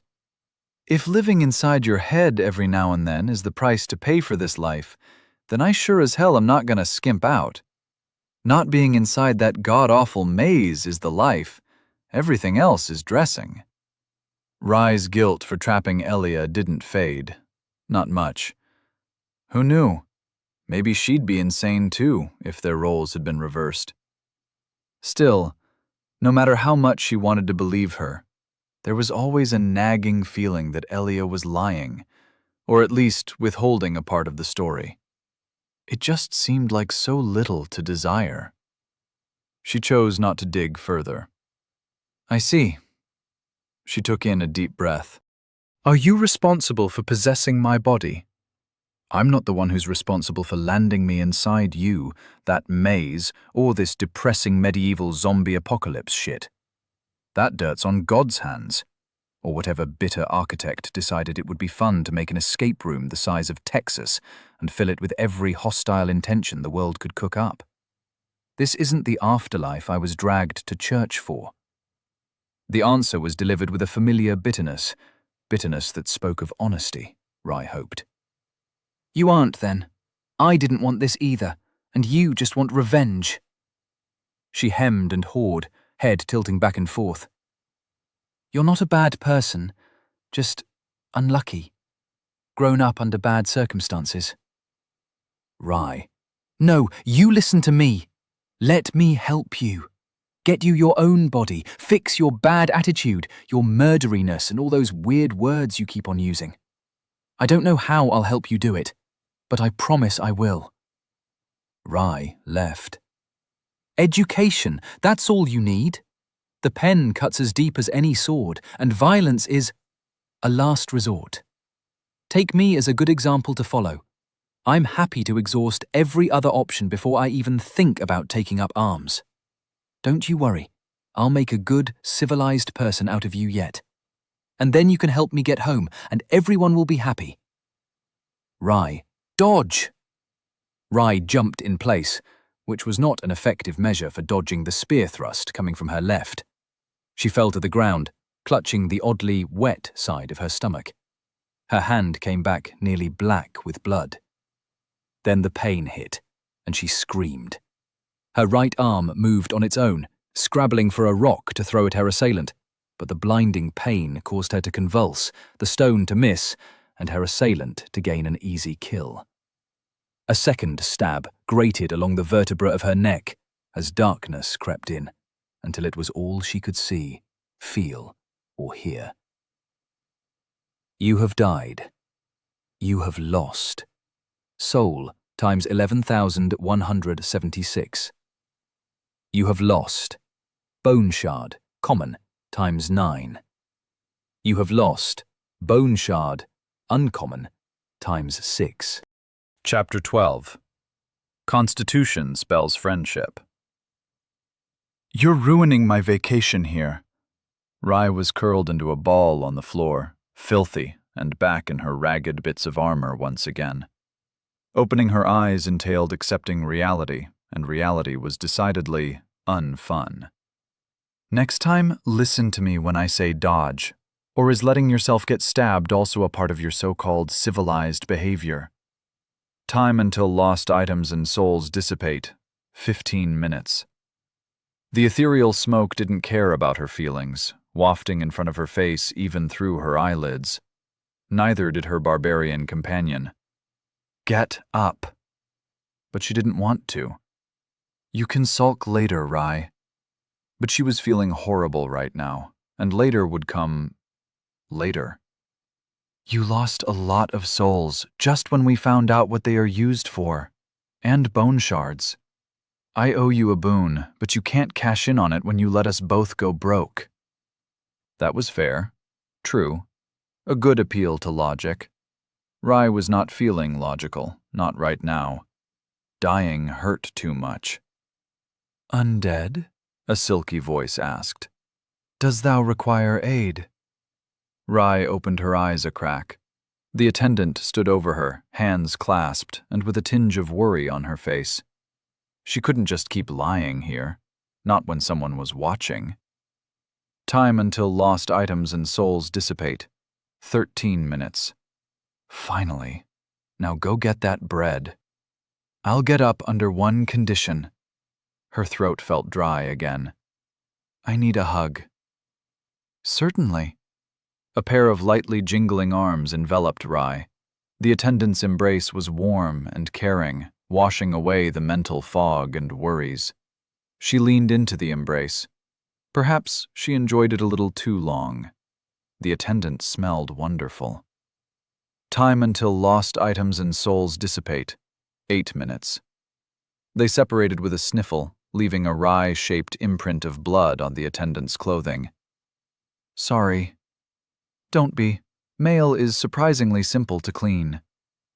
That was a lie, and they both knew it. I'll make up for it, somehow. She couldn't meet the woman's eyes, and settled on watching the slight upturn of her everlasting smile.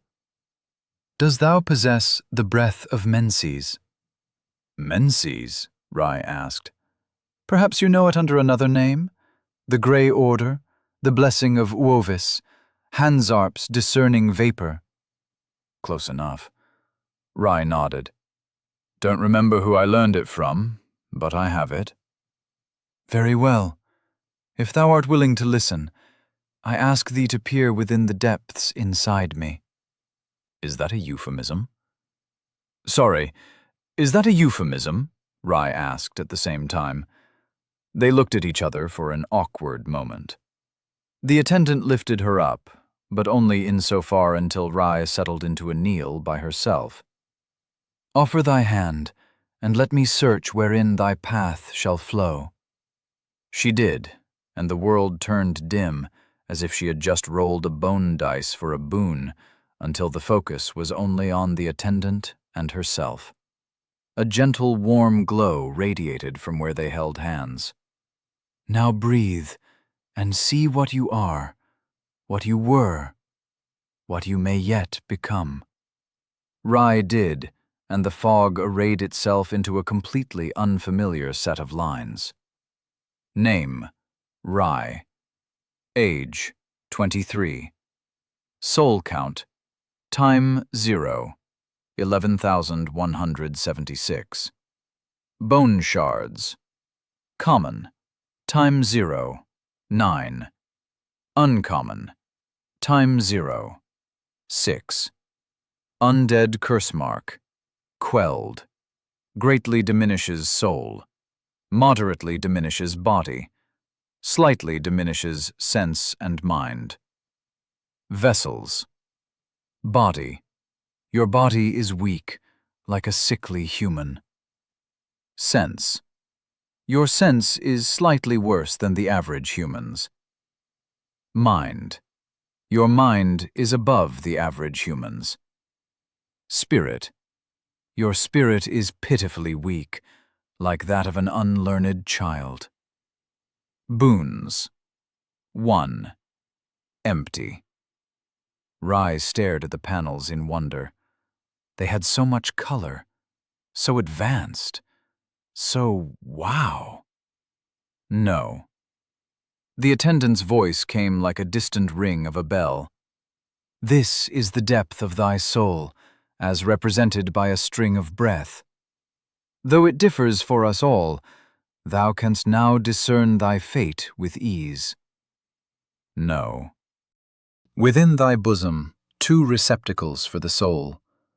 Thy boons, wherein shards crystallize and take on the color of thy being, and thy vessel, for nurturing wandering great souls, to lift thee to greater heights.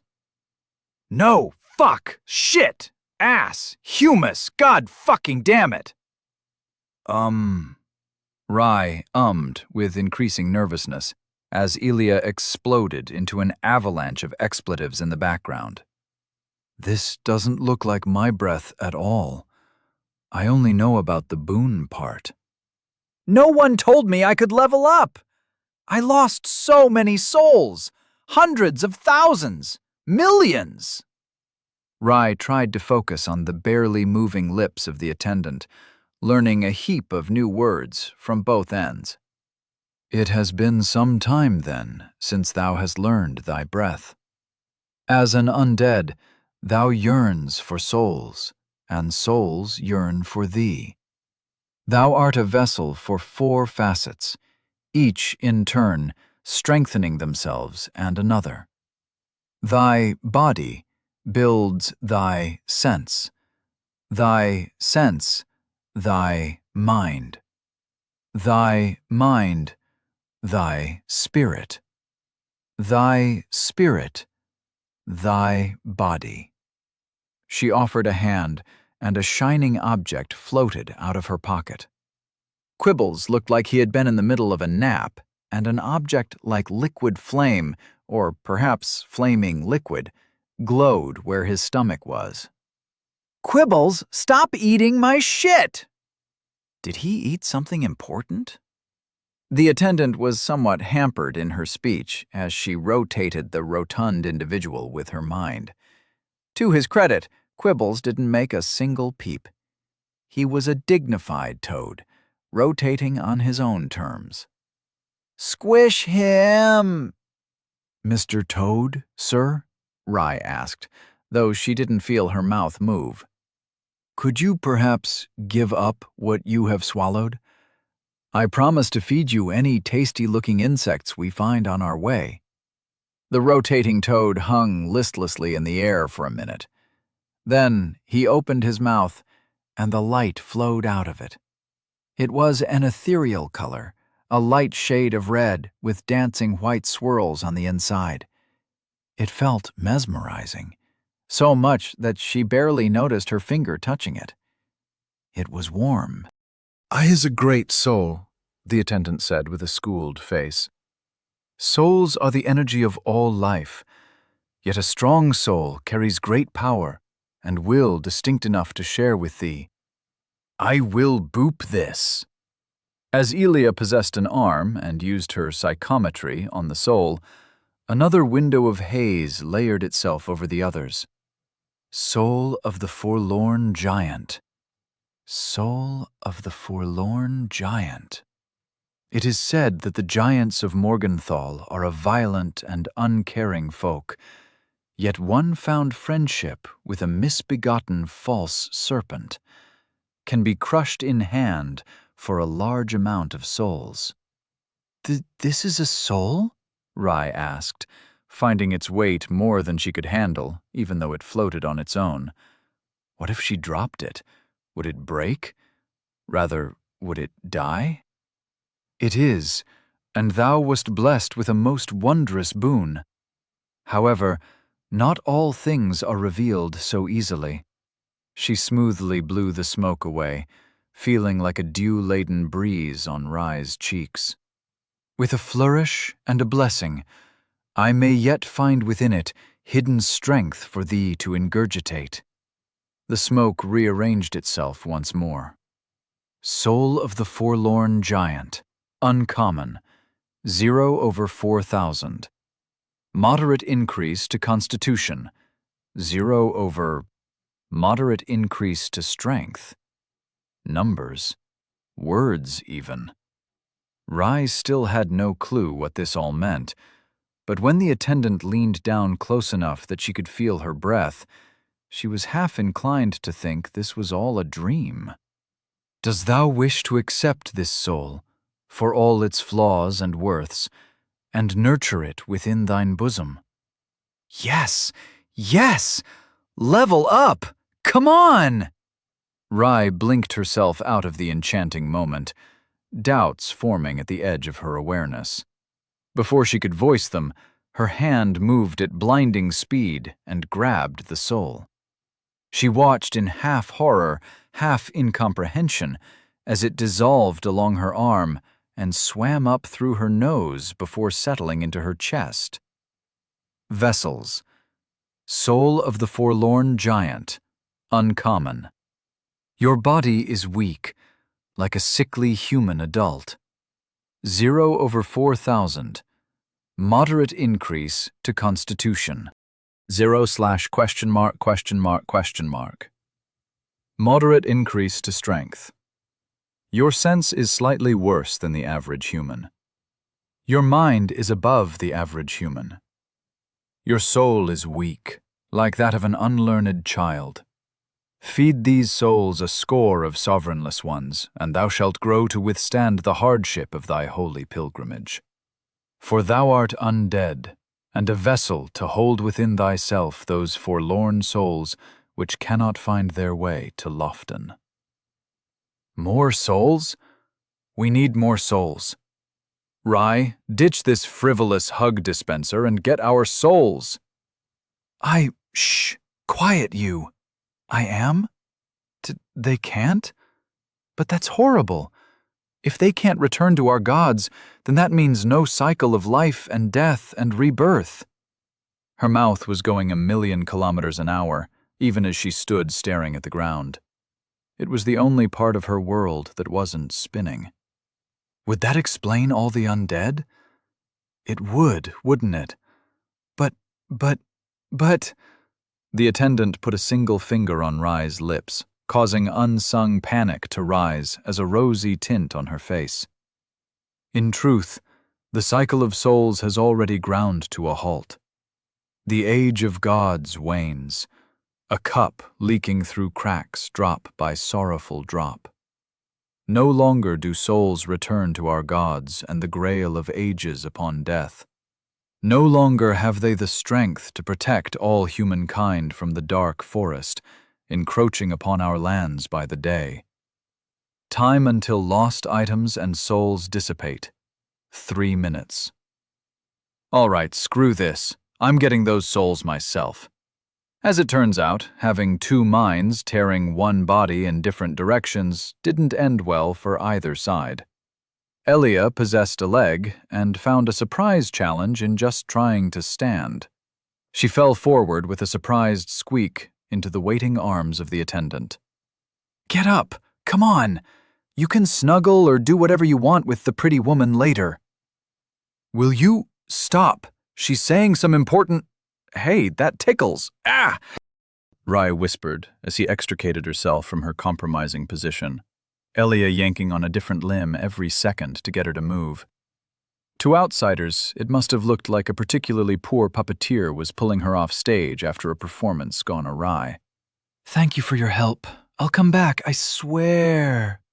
Thou art undead, and thou must seek Lofton. All paths must end in Lofton, the attendant called after her. Pray, be careful on thy journey. They reached the stairs, mostly because Rye preferred walking in tune with her invasive companion to repeating the romance of head meets ground again. The moment she had a wall to lean on and her legs set an involuntary foot on the first step, she pulled back, leaving it to scrabble and stomp in annoyance. Come on, you need to go. Go, go, go, go! No! Elia, you can't just pull us, around like some doll. It feels horrible, and I'm not ready yet. Tough luck. How could any one person be so lacking in empathy? She barely died 10 minutes ago, and this time, death actually hurt. Just the thought of it twisted her stomach into knots. Aren't you supposed to be on vacation? Aren't you supposed to be happy that you can fix your woefully inadequate body? Or that you have it back at all? She was not woeful or inadequate. I would if you'd stop pulling my legs and arms apart, says the girl who tried to stab me, multiple times, after I saved our collective lives. I apologized, something you still haven't done. Eee! Elia tickled her. Unfair, she couldn't even tickle her back, and within minutes, Rye relented. Under protests and complete silence from Elia's side, she reached the top of the stairs with trembling legs and a heart pumping at 100 kilometers an hour. The balcony where she died showed no sign of violence, as if the world had invalidated her suffering with a snip of its fingers. There, see that glowing orb thing? Go grab it before the spearman comes back and plugs you full of holes again. You're making me cry. Her vision was already turning blurry. It didn't help that her armor still smelled of fresh blood. At that, her possessed leg calmed down, and she was left to eye the short stairway leading down the terrace into the garden. Flashes of the wide-open cliffside and the struggling plants filled her mind. Then it ended with 2 sharp, painful thrusts. Time until lost items and souls dissipate. 1 minute. She wiped her eyes and choked down a sniffle, painfully aware of how pathetic she was. Elia fought a giant and countless other undead in the same weak body as she had now to get her simple wish of a bed and food, and she couldn't take a single step forward if it meant saving 11,000 souls. 11,000 lives. The pressure lessened. Her legs stopped shivering. If it was for someone else, then the choice was easier. The souls are right there. Nothing can go wrong, right? If only you knew how much bad luck you just summoned down upon us. She took a cautious step forward, keeping her shoulder against the wall. A raspy moan caused her to freeze up, lips pressed together, and eyes bulging until she looked as stiff as Quibbles had moments ago. The murderer, the fiend, was right around the corner. Right there, she whispered, reaching a hand from behind the old statue she was pressed against. The message popped up, and she frantically dismissed her smoke before someone took note. Another tense moment passed. She let out a breath as the undead moaned again, this time further away. Congrats! You solved a problem caused by your own ineptitude. All you had to do was take 30 steps and reach out your hand. I'm fucking impressed. Rye pushed down the gall that was gathering in the back of her throat. Elia was insulting, infuriating, crude, and bereft of all niceties. Even her congratulations were soured by a heavy layer of snark. Half of that was true, but the other half was just the anger at herself, looking for someone else to blame. She sunk against the wall, trying to separate two strands of sticky, dark blonde hair. "Elia, can we talk?" "No." She took another much-needed breath. "We can't keep on going like this." "You're tearing us apart, Rai, not me." I am, right? But you're not helping either. You could stand to be less sassy." An ethereal snort rang in the air, followed by the sound of slurping? Was she drinking something in her head? How? Where did she keep on finding these stage props? "I am not sassy. Just tired that I have to do everything by myself and that you've interrupted my vacation with babysitting." "Right. You're the one doing babysitting." Another deep breath, in and out. Be the bigger person. "This is not working. You can see that much, I hope. We can't make it through this if all we treat each other as enemies or begrudging travel companions. We need to be better. Do better. We need to be friends." Gee, a friend? I don't know. That sure is a lot of commitment. Not like we're stuck in the same body. Not like I've tried to help you every step of the way. "You say that, but your voice says you want to stab me." For all she knew, Elia would have were the circumstances different. Perhaps they both had soured their first impression. If this was going to be a state that was extended in any frame of time, it would help to have similar interests, interesting conversations, and a willingness to listen and care. "I think, above all, friendship needs to come from both sides. So? This is me making the first step. I know we got off to a rocky start, but Elia, I would like to be your friend." It was hard to tell whether the silence afterwards was born of shock, awkwardness, or deep and fulfilling introspection. Rai really hoped the latter.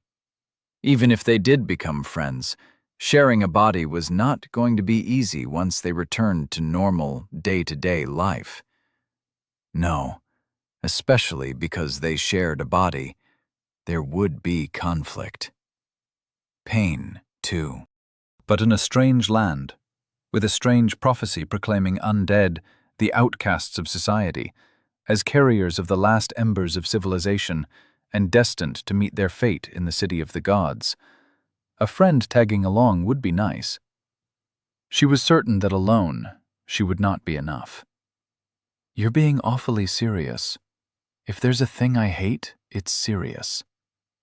Her heart stopped for a beat. "But I do love me a good buddy cop TV show. Guns, action, drama, pew pew pew. You can be the no-fun cop, and I'll be the one that hogs all the trailer punchlines." Is that a yes?" "Precisely, my little brain bud. We will form an unstoppable duo. Elia Rai, I'll teach you how to survive in this cutthroat, woman versus undead world, and you can teach me, I don't know, culture and language and whatever." Uh-huh.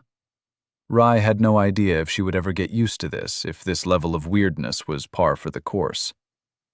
"There will be blood and leveling and hamburgers, too. We shall bathe in the blood of our enemies, clad in nothing but body paint and the will to survive like the old Germanic and Britannic tribes." I don't know about that, Elia. You're starting to scare me." "Scared? Scared? Rai, you haven't witnessed true horror.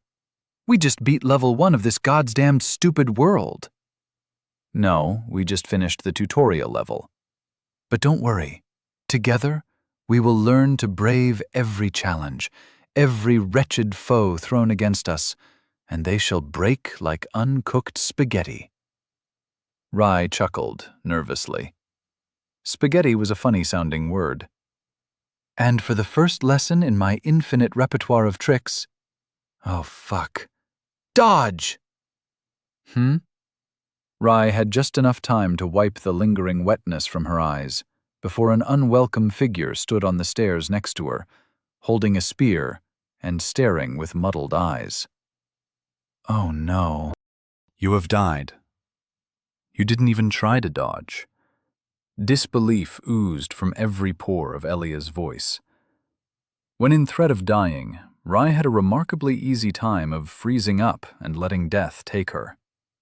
This didn't speak well to her continued survival, and when the attendant came around, worried about the undead curled up in fetal position, she lunged for a hug. Really, I'm amazed. I thought I died easily, but wow. Just wow. Quiet. She nuzzled her face deeper into the fine chainmail, soft like a baby's bottom.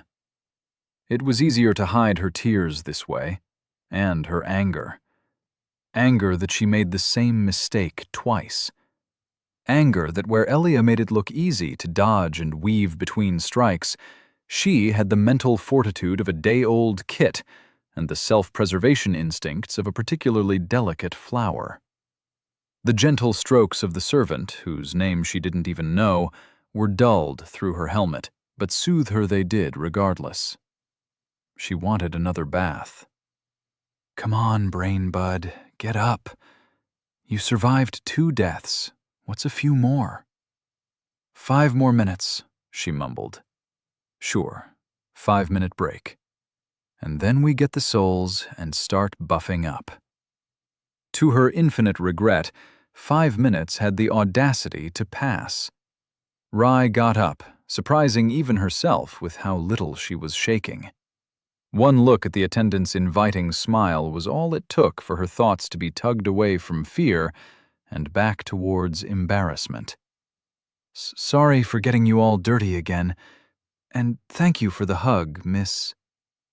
I am the attendant, a humble servant of the cerulean waters, and bound to them as I am bound to thee. I have no need for a name. I welcome thee to the crossroad temple undead. I only hope thou hast found comfort within mine embrace. Rye stood still for a moment, brows furrowed. Didn't she already say something like this before? She did, Rye was sure. She took a step back. Elia? Do people really not remember us when we die? There was a heavy silence, followed by a sigh. Go get our souls back, Rye. Oh, okay. Rye turned to the staircase and nervously made her way up. But we have to talk about this later. Friends tell each other everything, right? Right. The souls in Sundry were almost laughably easy to find and easier to retrieve. They were a few feet closer to the entrance this time, and she scooped them up, turned on her heel, and bolted back indoors before the undead could even get within hearing distance. You have regained... She cut off the smoke, heart pounding as she reached the bottom of the stairs again. Only then did she breathe out, a fine film of sweat covering her brow. Undead could still sweat, apparently. They weren't so different from humans after all. Geez, you can run, girl. Isn't so bad if you're quick about it, eh? Now, go touch the level-up lady. Stilling her breath, she tried to look as presentable as she could be before talking to the attendant. Her ratty wraps and torn armor probably stunk to the heavens. Kneeling like before was a good way to hide her shame. Offer thy hand, and let me search wherein thy path shall flow. Soul count, 11,176. Body. Soul of the forlorn giant, uncommon. Your body is weak, like a sickly human. 0/4,000. Moderate increase to constitution. 0/? Moderate increase to strength. Oh, okay. What now? Rye whispered, though the attendant was close enough to hear as well. Let thy seeded soul fill with the strength of the lesser. Allow them a path, and thou shalt unravel strength hidden within. There are choices to be made. Feed thy physical strength, feed thy constitution, feed both or none. The attendant bowed in reverence, more to the process and idea than her. Whether thou would trust me with the procedure of transmitting thy souls or not, thou must but say the word. Rai blinked some of her spiraling worries away. It wasn't difficult, the attendant could handle it, and souls didn't disappear. They were just converted. Yeah, this wasn't so bad. It couldn't be. She was planning on passing Lofton and dropping them off anyways. Having them work to make the travel feasible was only fair. All right, put 4,000 into that first increase. And then everything after into strength? No, just constitution is fine. You think I died against the giant so often because I was weak? I died because after a minute of exertion, an ankle gave out. My arms cramped or turned into spaghetti after a dozen stabs. We're fighting undead, too. But we have to win every fight where only one of them has to succeed to force a reset. You're gonna thank me later, believe me.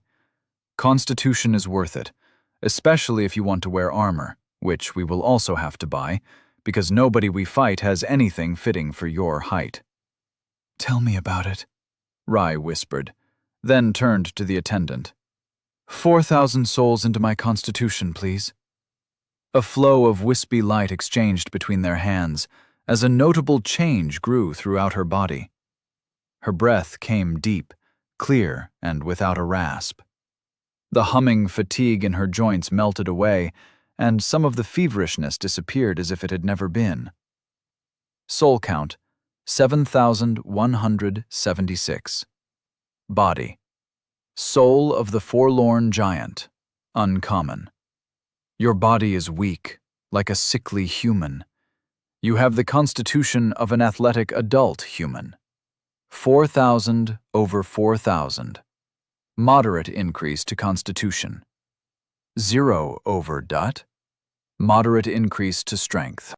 She took a deep breath, feeling it go, and go, and go on. Rai tugged at her tattered clothes, staring at the muscles underneath. All doubts and insecurities were washed away once she laid her eyes on the change. Her muscles didn't bulge, but in tandem with her other tissues, they appeared much less malnourished and diseased. My skin! Look, Elia, my skin! A few specks of healthy bronze were shining through, and bone showed only where bone ought to show. Congrats. Still convinced souls are holy and shouldn't be used for anything? Rai tensed, a tinge of guilt worming its way through the curtain of joy. It was nice, yes, but if the conversion rate of souls was 1-to-1, then it took 4,000 lives to elevate her just this little bit. She would have to offer a sacrifice for all of them as thanks.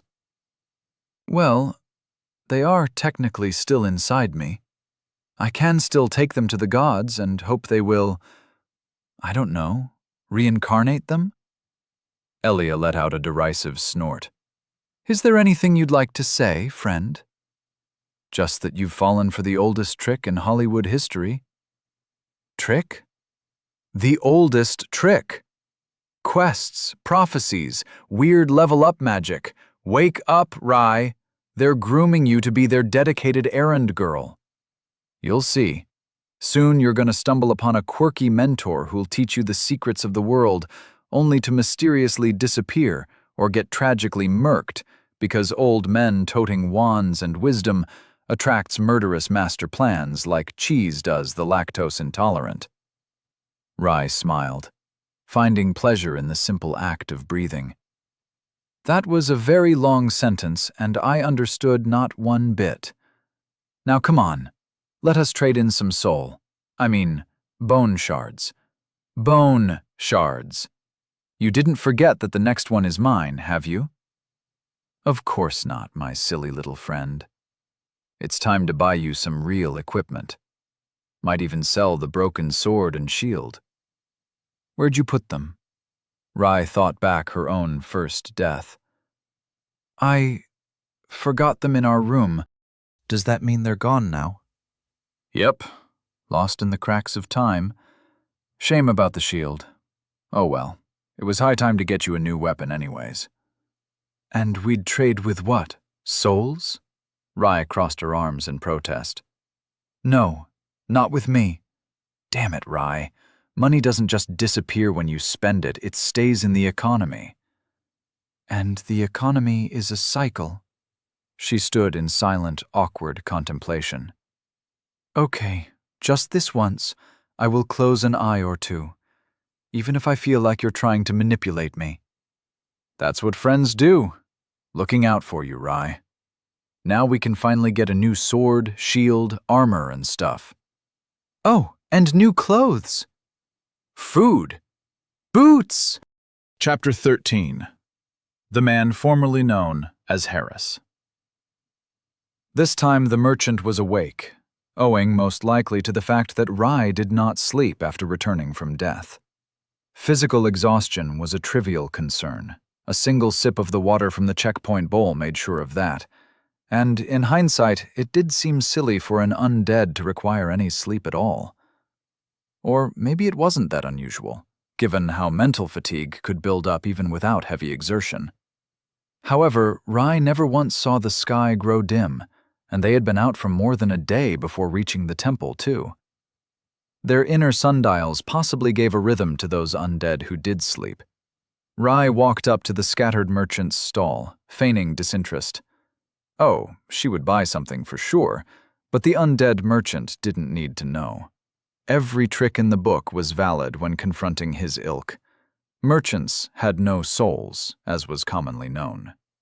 She channeled her best haughty princess, then toned it down to merely snobbish merchant nobility. She wouldn't want to kill the man with her performance. He might have a heart attack. It happened before. It was not her fault, Da said, but better to be safe and tone down her charm a notch. Sir, are you in the business of trading shards of boons? The scraggly man looked up. He had a round hat neatly fitted to a skull unusually replete with hair. That I am, a trader in souls and goods. I am the man formerly known as Harris. Rai pretended to look over his wares. Formerly known? He nodded solemnly. Best you don't pry further, unless it's to inquire about my wares. I can only hope you find something among my modest selection. Modest? His stall was anything but. He himself sat comfortably amidst a pile of old pillows and upholstery, some holding wares, while others supported his own atrophied body. They looked comfy and, above all, expensive. One even embroidered in red and purple, while the rest were done up in the more common shades of gold. The mishmash of styles and faded garish colors reminded her of a bazaar, even if it was confined to a single corner. He was the only person around who seemed willing to buy or sell anything at all. Though with all the madmen around, she wasn't exactly spoiled for choice. May I touch them? The merchant nodded. Elia went right to work. Boop! Red tunic. A short red tunic, commonly worn by one of modest means. She leaned down to inspect a small sign of carved wood and recoiled. 200 souls for a tunic! Beep! Longsword. A straight and widely used sword with a straight double-edged blade, favored for its flexibility by those who know to wield it properly. 5,000 for a longsword! Rai, this man is a thief, and a vile one at that. Look at all the souls he is holding hostage. I bet they're all children. We must secure them. Stab him in the face! Shh, quiet. Maybe we can get something cheap, or cut a deal. Her eyes fell on a pair of wonderful boots, made of hard leather and with a slim fit. She would look great in them, and they would protect her feet, no doubt. Boots. Boots made from hardened animal hides, comfortable to wear and insulated against the cold and rain. Exactly your size. 2,000 souls. They're exactly my size, Rye whined. And they look so comfy. Mug him. Do it. No, I would never, she hissed. Shut up. Excuse me? The merchant asked, slightly offended. Not you, it's... I need that longsword and the kite shield. The boots. 2 sets of underwraps, 2 red tunics. Rye, I hate to be annoying, but we need some armor. Anything that'll stop a dagger or spear tip from instantly goring us. Right. Her eyes caught 6 sets of armor leaned against the wall on display, from chainmail hauberks to scale and half-plate with matching helmets and all. One look at the prices, and she considered searching for the nearest authority and reporting him for racketeering. After some perusing, and as the realization of the scale of this soul-sucking economy dawned on her, she happened upon one of the cheaper armors. This armor, right here. She pointed to a discolored yet fine chainmail hauberk, padded with pelts that someone almost certainly had died in.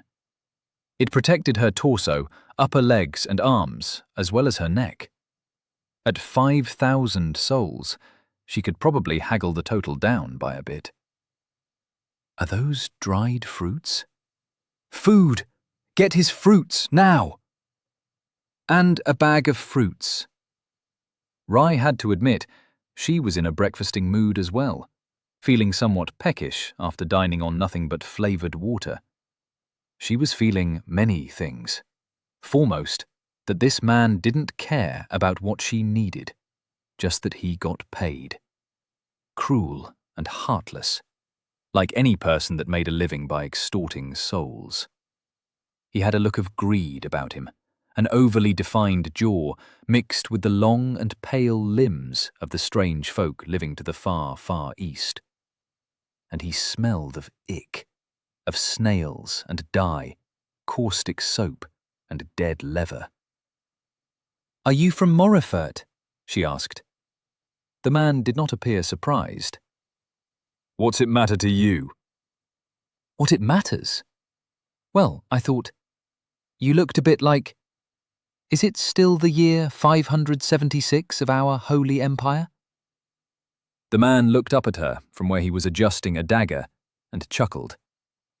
"Time's gone down the drain, much like any empire you or I may have lived in. It died, as did many things, and unlike us, undead ideas don't listen when brought to heel. Though I suppose you may assume and do as you well please now. None left to watch over language, nor passage of the years, nor the origin of pilfered goods." He was a thief of the dead. Did nobody in this place besides her care about the decency of those who passed? What if their belongings held sentimental value? What if they woke back up without a tunic or that new fashion from over the Ferrish Sea? Pants. He couldn't be trusted. He was from Morefurt, and the people there were the most vile, deceitful, and foul-smelling kind. Because of the swamp and the dyes and their tendency to lie, and not at all because of some rivalry with Arvale about a stolen goat that went back 25 generations. It was an important goat. It laid golden eggs and foretold the weather. At least, that was how Dar had told it, in between teaching her how to haggle on the local markets. Armor, sword, shield, tunic, boots, underwear, fruits. The merchant counted. That makes a total of 14,000 souls. 14? 10 plus 4, times 1,000. They do educate common folk on addition and multiplication outside of Morefurt, do they? Yes, Rye cut herself off, biting her tongue before she said something she couldn't take back. It was twice her remaining souls, and though she thought herself a good haggler, it would require a miracle to reduce the price by half. "Are these bone shards worth any souls?" She pointed at a small bowl adorning the top of a pillow, a dozen shards lying in a heap of grey and green. Bone shard, uncommon. The shard of a divine soul, undefined and undeveloped. The strength of a shard is directly correlated to its rarity, for only the rarest moments crystallize to mark a person's soul indelibly. Combine 10 for a bone die of appropriate rarity. Ooh, rarer shards require less shards for a boon. Sure hope that trend continues. Trade only for other bone shards. 3 common to an uncommon, 4 uncommon to a rare. Souls for everything else. Your budget? Soul count, 7,176. "We have 7,000, she said, and immediately bit her lip. She screwed up. Rule number 1 of barter: never reveal your cards. She blamed it on her headache and the lingering fever. Without a frame of reference, she didn't even know by how many levels of magnitude he was overpricing his equipment. The merchant looked pensive, scratching that pointed chin of his. "I'll cut you a deal.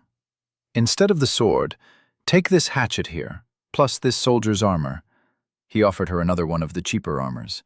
The cheapest armor, to be precise. "I can comfortably sell you those two for 6,000 together. The fruits are another 1,000, as is the other pair of used boots, and if you want a shield, it's 2,000 for this here buckler, instead of 4 for the kite shield." Rai didn't trust this man, and she searched for the price tags in the hopes of catching his treacherous designs in motion. Conscript set. A set of cheaply made armor from a faraway land that may protect a life, but not much else. The lamellar plates are brittle, and the mail roughly joined, yet the people of the East often marched to war with even less. 3,800 for the armor. Hatchet. Commonly used to chop wood, a hatchet can become a deadly tool in the right hands. Due to its top-heavy nature, care must be taken not to overextend after swings. 2,200 for the hatchet. All was in order, except for her purse. Spending all her money, her souls at once, was not a smart choice, but it was one she had to make. Now that she knew just how dangerous the undead out back was, she wasn't justified in ignoring the issue, and no one else seemed to bother with anything beyond their own petty desires. For that, the armor was serviceable and a weapon mandatory. The hatchet would do. Maybe. She was still hoping that Elia would somehow solve that problem. But that was a worry for future Rai. Present Rai had to make the most of over 7,000 people's worth of souls. "Buy the fruit! I haven't eaten food in so long! Have mercy! Mercy!" 1,000 for half a meal, barely a snack. She sighed. The things she did in the name of friendship. 7,000 for armor, hatchet, 2 tunics, underwraps, and fruit. The man nodded, and a quick shake of hands settled the deal. "If you don't turn dreg, come back any time. Got a feeling you'll be coming back soon enough." The glint in his eyes betrayed quite the opposite. He sold poor-quality items at overly high prices.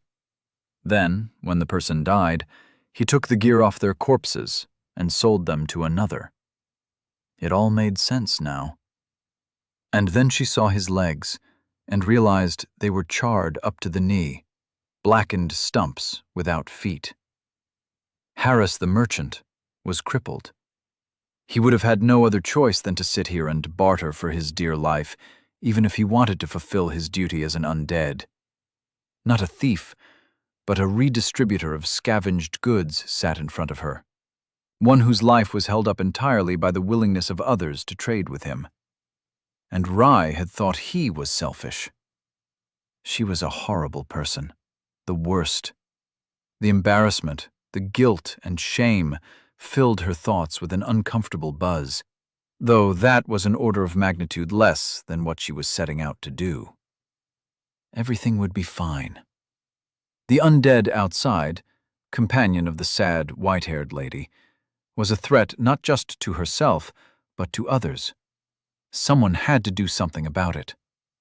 Looking at the positives, if she succeeded, she would gain the souls he was preventing from moving on and put them to good use. They would help her in exchange, either as currency or as part of her strength. Hey, is that an actual toga? Are you Roman? Semper Victoria, am I right? It's not a toga. Togas are for important meetings and ritual holidays. This is a tunic, made in the Empire and a glorious sign of our wonderful civilization, Rai said, before noticing that somehow everything was perfectly her size.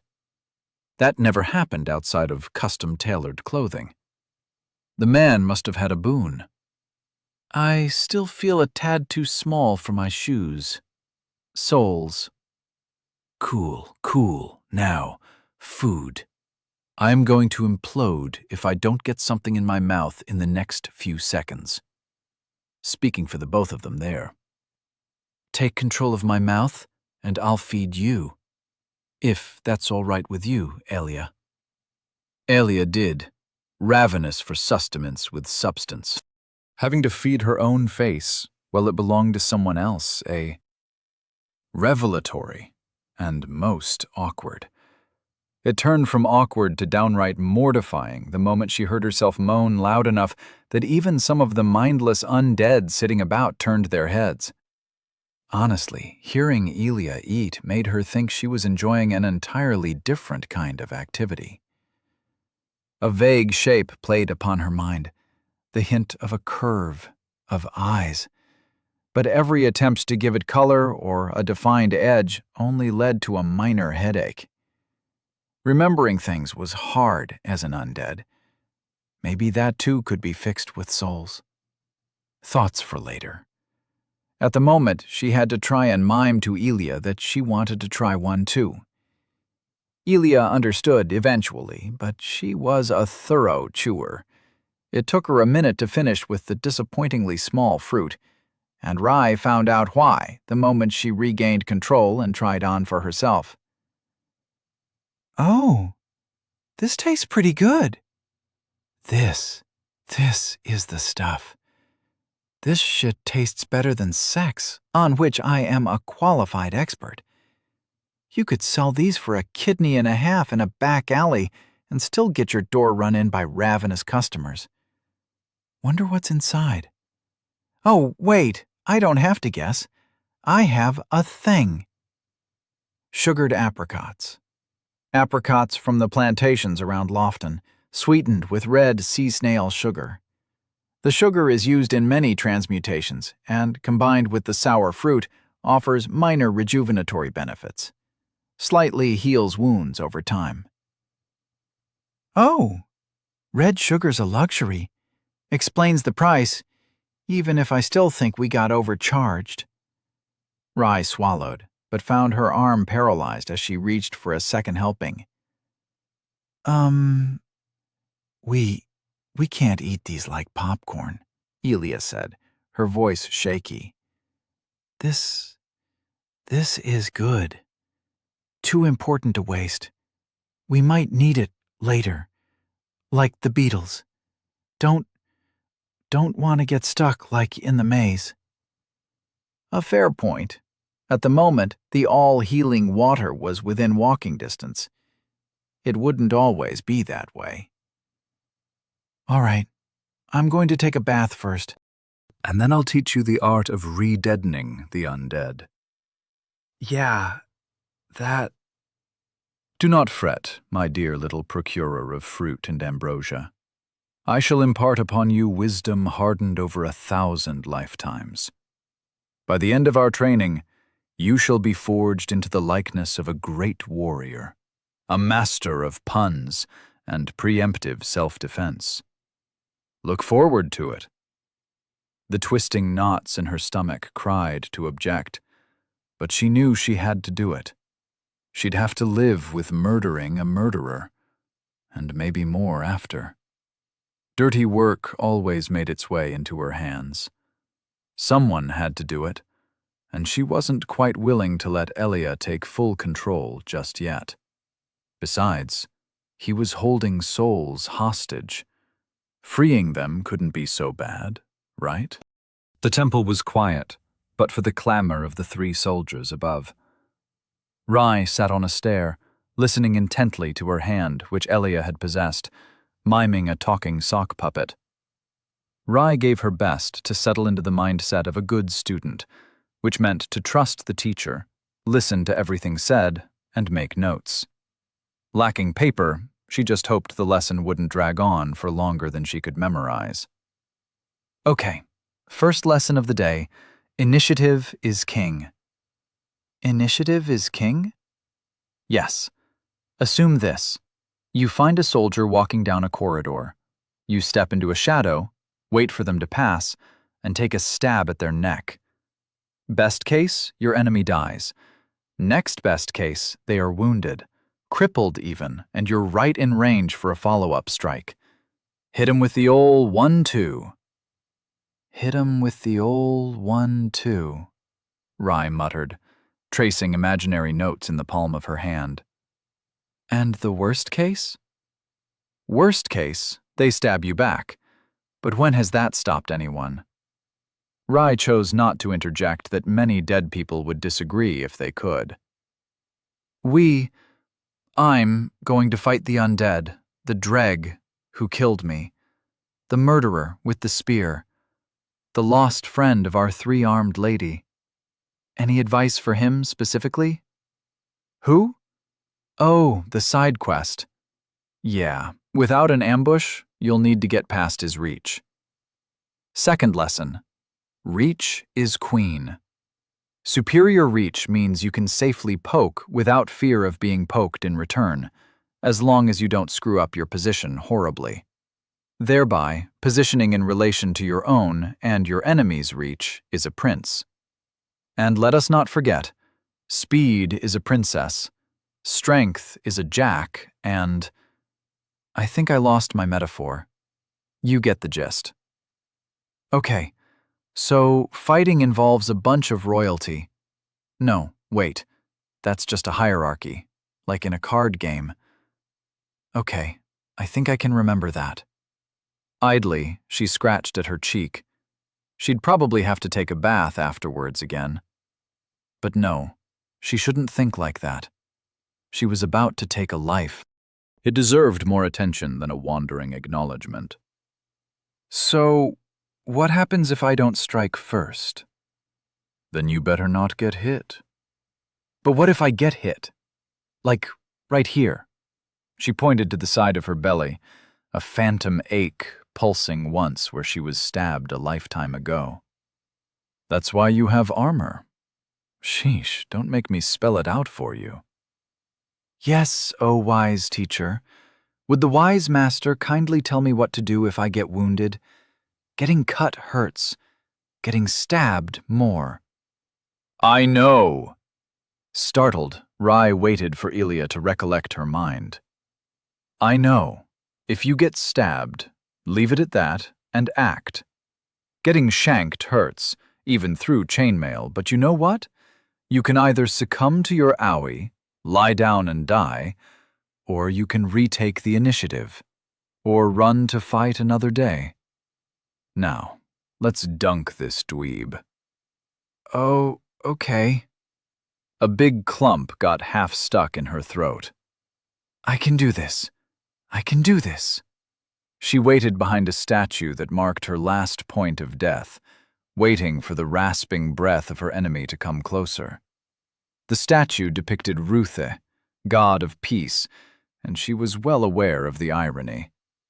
She knew that his peace needed to be kept somehow, in spite of the machinations of evil people, beasts, and worse things.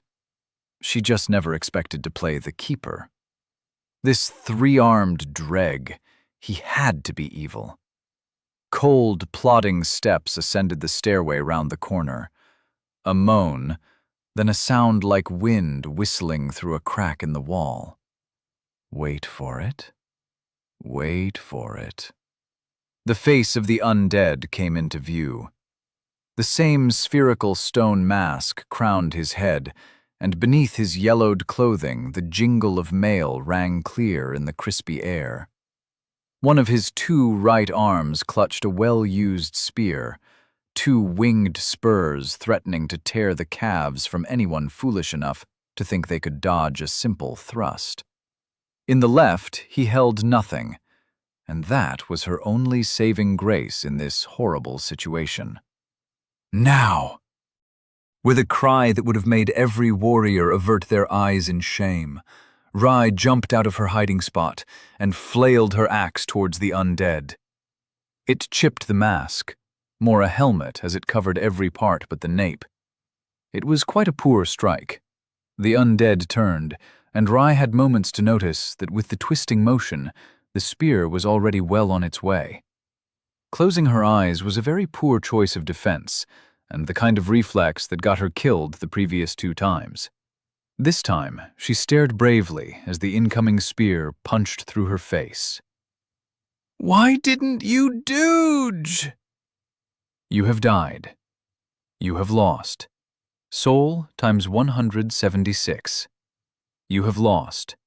Bone shard, common, times 9. You have lost. Bone shard, uncommon, times 6. Chapter 14. Dooge! The undead spearmen moved up the stairs, slow, trotting steps building up to frightening speed and agility. He was no simple undead militia. His spear was nothing special, though skill made it bend and bite like a living creature. Rai was ready, mentally prepared to do the deed. He was a danger to everyone, not just her.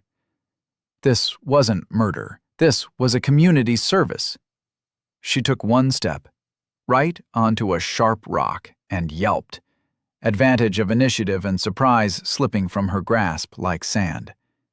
The undead turned. The undead speared. Rai moved, but not enough, and in the wrong direction. You have died. You have lost. Soul times 176. You have lost. Bone shard, common, times 9. Uncommon, times 6. At least she picked up the bone shards beforehand. I'm starting to believe that your capacity for violence is negative. Ack! Rai spun out of the way of a wild swipe at her legs, only to stumble into a thrust to her chest. The spear tip plunged into her stomach, and she reeled back in shock. The metal platelets and mail saved her life. She was still in the fight. If only it didn't all hurt so much. Help! Sure. Her arm flexed unnaturally, and she took another stab to her mail. This time, the spear didn't retract, as Elia grabbed it right behind the barbs. Now, initiative. Without a word, Elia relinquished control, and Rai held onto the spear, using it to pull herself forward, right into the waiting backup dagger of the spearman, who plunged it through her neck and out the back. That feeling, metal on bone. It would haunt her dreams, and some waking moments, too. A second dagger pierced her heart, as even in degraded undeath, none of his 3 arms ever remained idle. You have died. Dodge! Nice! Again! Her breath was coming short, but this was it. This was the one. The spearman hit her in the chin with the butt of his spear, knocking her head all the way back, leading her in a stumble towards the edge of the terrace. She staggered against a stone pillar and gripped for dear life, the endless fall onto mountaintops like snow-peaked pebbles just visible in the corner of her eye. An imperceptible weight drew her down, a blur forming at the edges of her eyes. Don't fall. Whatever you do, don't. get stabbed before that because we will not be able to recover our bone shards." Rye didn't, but only because she scrambled away and towards a number of successive spear strikes, which she only evaded in part. 2 hit an arm and leg, 1 pricked her in the abdomen again, but not enough to knock the breath out of her. Her vision only grew more blurry, her hands only more unsteady. A touch to her neck came back dark red. The smallest nick in the wrong place could fell mountains, and Rye felt barely larger than a pebble. She stumbled and accepted that it was her fate to die again. It was almost preferable to watch the spear get her in the neck again instead of the reverse. Almost. "You have died." Get up. Rye remained where she was, nuzzled deep into the embrace of the attendant. She had no intention of getting up. Time until lost items and souls dissipate. 10 minutes. 5 more minutes. Get up, now. The sooner you learn to fend for yourself, the sooner we can get going. Or, switch with me. I'll avenge your deaths faster than you can say pen, pineapple, apple pie. Doing things my way means taking breaks. She turned to peek out into the clear, calm water. Snuggle breaks. Mandatory. An echoing groan bounced off walls inside her head. I get it. You like the level-up lady because she's hot and looks like a 10. People would quarter her just to get at the secrets of her immaculate skincare. Maybe ask her where she gets the good stuff from. Later. Now get up and don't die again. No, make cuddles, not war. She nestled her face deeper, tension draining out of her with a sigh as the attendant brushed her hair. The attendant didn't just look nice, but smelled like roses and a fine hint of earthy cinnamon. Good that no one could see her blush. And here I thought you were in a hurry to get home. I didn't consent to getting hugged, You're just jealous. An exasperated sigh rang hollow. Finally, a sign of victory. Yeah, right. Fine, have your break. But after that, I want to see you do your best. As if Rye had shown anything less. You have died. Stop taking control of my body. Not my fault you keep on dying. There's a limit to everything, especially my patience. You blocked that spear with my flat hand. I was trying to parry it. Where the heck did you learn to parry a spear with my soft, delicate hands? Soft, she says. Delicate, she claims. It's better than blocking it with your face, Miss Pickled Plum. Rye shot up, seething with indignant anger. It was the kind of anger that hurt herself, that made her voice hitch and eyes tear up. Staring at her hand where ostensibly no mark showed itself helped little, as the ache of agony still pulsed like a fresh wound. I saw it in a Bruce Lee movie. Enter the Dragon was always my favorite. It's not as impossible as it looks, just a bit of a trick of desperation. Rye listened to her heartless teacher ramble about things she didn't understand. It was a story, at least she thought so, about a warrior who fought without any weapons at all. Maybe he was a famed ninja from Elia's homeland. Maybe they valued individual strength over everything, like the giants of Morgenthau. What exactly is so fascinating about these stories, where one man beats everyone up? 'Cause watching my boy Lee go ham on a gaggle of witless schmucks is awesome. Kapow! Wham! Bazoing! Truly, barbaric in every meaning of the word. She shook her head, a nugget of information immediately lost in the swirl of chaotic memory. And then, she was at the top of the stairs again. I parried a bolt once. From a crossbow? With your hands? Hell yeah, I did. I'm awesome. Never managed it again, though. Was hard without a shield. Iced the Dreg. He never got me again afterwards. The spiders did, but that was after I lost my boots. I could kill for some boots. Contrary to most conversation, Rai found herself getting even angrier. If Elia really was from a warrior culture, then why was she expecting her to instantly adapt to the life of a killer? She wasn't used to any kind of violence, and the pain was the worst. The feeling of hard, cold metal against bone was now a familiar feeling, and the familiarity only made the weight more terrifying.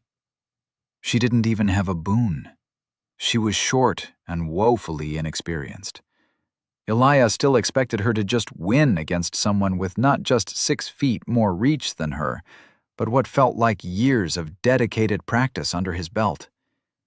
It wasn't fair, and all the rage fed into that boiling cauldron of undoing, the anger that was antithesis to the realm of controlled, civilized thought. The undead's head peeked up from the steep stone stairway, face encased in the same round stone mask, taunting her to think of him as less than human. It wasn't so simple. He had to die so others could live. His suffering was just a formality then, a prerequisite to getting past this first fateful step. As was hers. Pushed forward by the will to make the world a better place, and held back by every instinct and ideal she had grown up with, she found it hard to move at all. But when she did, it was not in the direction she expected. His spear came quick, a dull moan muffled by his helmet mask, the only reaction as she cleared the tip in a leap, slicing edge bouncing off her sabatons. He greeted her with 2 open arms, daggers a welcome gift that pierced her platelets, mail, and chest as she slammed down on him with all her meager weight. Pain added to the cacophony inside her mind, and in the whirl of blind emotion, her hatchet hit the undead's head with a sickening crack. Stone splintered. They both tumbled down the stone steps, slamming into the ground near an abandoned, wilted garden. Their short roll trampled desiccated beauty as they came to a stop in a rosebed, the spherical mask shattered. Rai turned to face him and found his eyes a piercing yellow. She knew it. There was a man behind the mask, an undead man, hollow eyes and skin draped over bones, but still a man, a person. He was still twitching, moving. The hatchet fell. It rose heavily. It fell unaimed. Viscera and snot and tears carved her screaming face into mayhem. As the world grew quiet and her arms refused to move, only tears remained. Her stomach was cut open, a rent in the mail on her side. A dagger was sticking out of her right bicep, still loosely gripped by the undead, whose face now resembled a mashed ruin. Her smoke's tally put the last nail in Denial's coffin. She killed a man. You have gained soul times 800. Soul count, 976. You have gained bone shard, common, times 2. You have gained bone shard, uncommon, times 1. Ever the crude, uncaring brute, Elia's tone was nearing jovial excitement. Oh, holy shit, Rai! I knew you had it in you. You were like a fucking raptor. Just pounced and then boom, dead. Bit overkill with the axe afterwards, but there's kill in overkill too. Now, let's get back and heal up again. You hear me? Rai? Rai? I'm sorry, Rai muttered, tears streaking her face. The act of killing made way for an altogether different pain than being on the receiving end, and it was no less horrible. The first one in the maze didn't feel real, as if she had still been in an ugly dream. No matter the justification, or how much she tried to delude herself into calling anyone evil, they were still human, even in undeath. As was she. The healing waters wouldn't mend this wound, she feared. The adrenaline faded, and blood loss left her feeling drained and cold. She huddled up into a ball under the nearest statue, a statue of Warga, goddess of conquest, scourge of the dark forest, Alpha Bella. I'm sorry. I'm sorry. I'm sorry. Rai was no daughter of the goddess of war. Ruthie fit her like a glove. Ruthie, god of peace, architect of civilization, alpha genius. Yeah, she was more of a Ruthie person. Rai? Hey, you don't look so hot.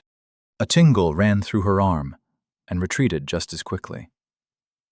Ouch! You don't feel so hot either. Can you stand? Come on, that was a real good showing. Let's not waste this run. It was quite obvious which side her companion preferred. Rather, would prefer if she cared a lick about their great gods. Some part of her mind wanted to lie here and let death claim her. A payment for sins committed, a futile symbol that violence solved nothing. The problem was that this time it did. Would it be the only answer in the future? One time was enough. Something soft touched her lips. She opened it without much thought, and a chewy sweetness entered her mouth. Her possessed hand pushed it all the way in and closed her mouth for her. She didn't dare bite down, didn't dare taste it. A filthy person like her didn't deserve treats and sweets. Another chewy fruit came, but this time her mouth remained closed. The hand retreated, climbing back into her pocket, rummaging around before stilling. A wet something rubbed against her arm, then applied itself more liberally to her belly. You have used wax. Fucking, this would be a lot easier with 2 arms. Help me out here, brain bud. It stung, but pain was good. A memory, fleeting and cut, drifted through the fog setting on her mind. This would not be the end. Ever since she was little, the reward for a done chore was another. The reward for pain and exhaustion, the outlook for more. Like then, she could push her feelings down, let them mingle in the bottom of her stomach, while her face remained placidly neutral, focused. Unlike Elia, she would never enjoy killing. Today merely proved that she was capable of it, and if even she was, then so too was everyone else. Innocent was not a word that held much meaning anymore. With enough incentive and a knife, anyone could become a killer.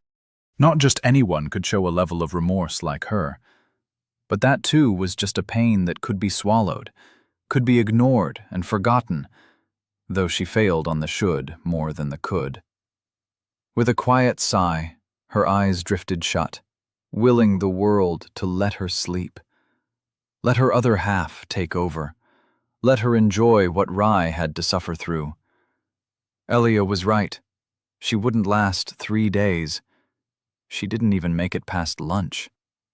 At this rate, she was never going to cure her undeath, or make it home, or see her family ever again.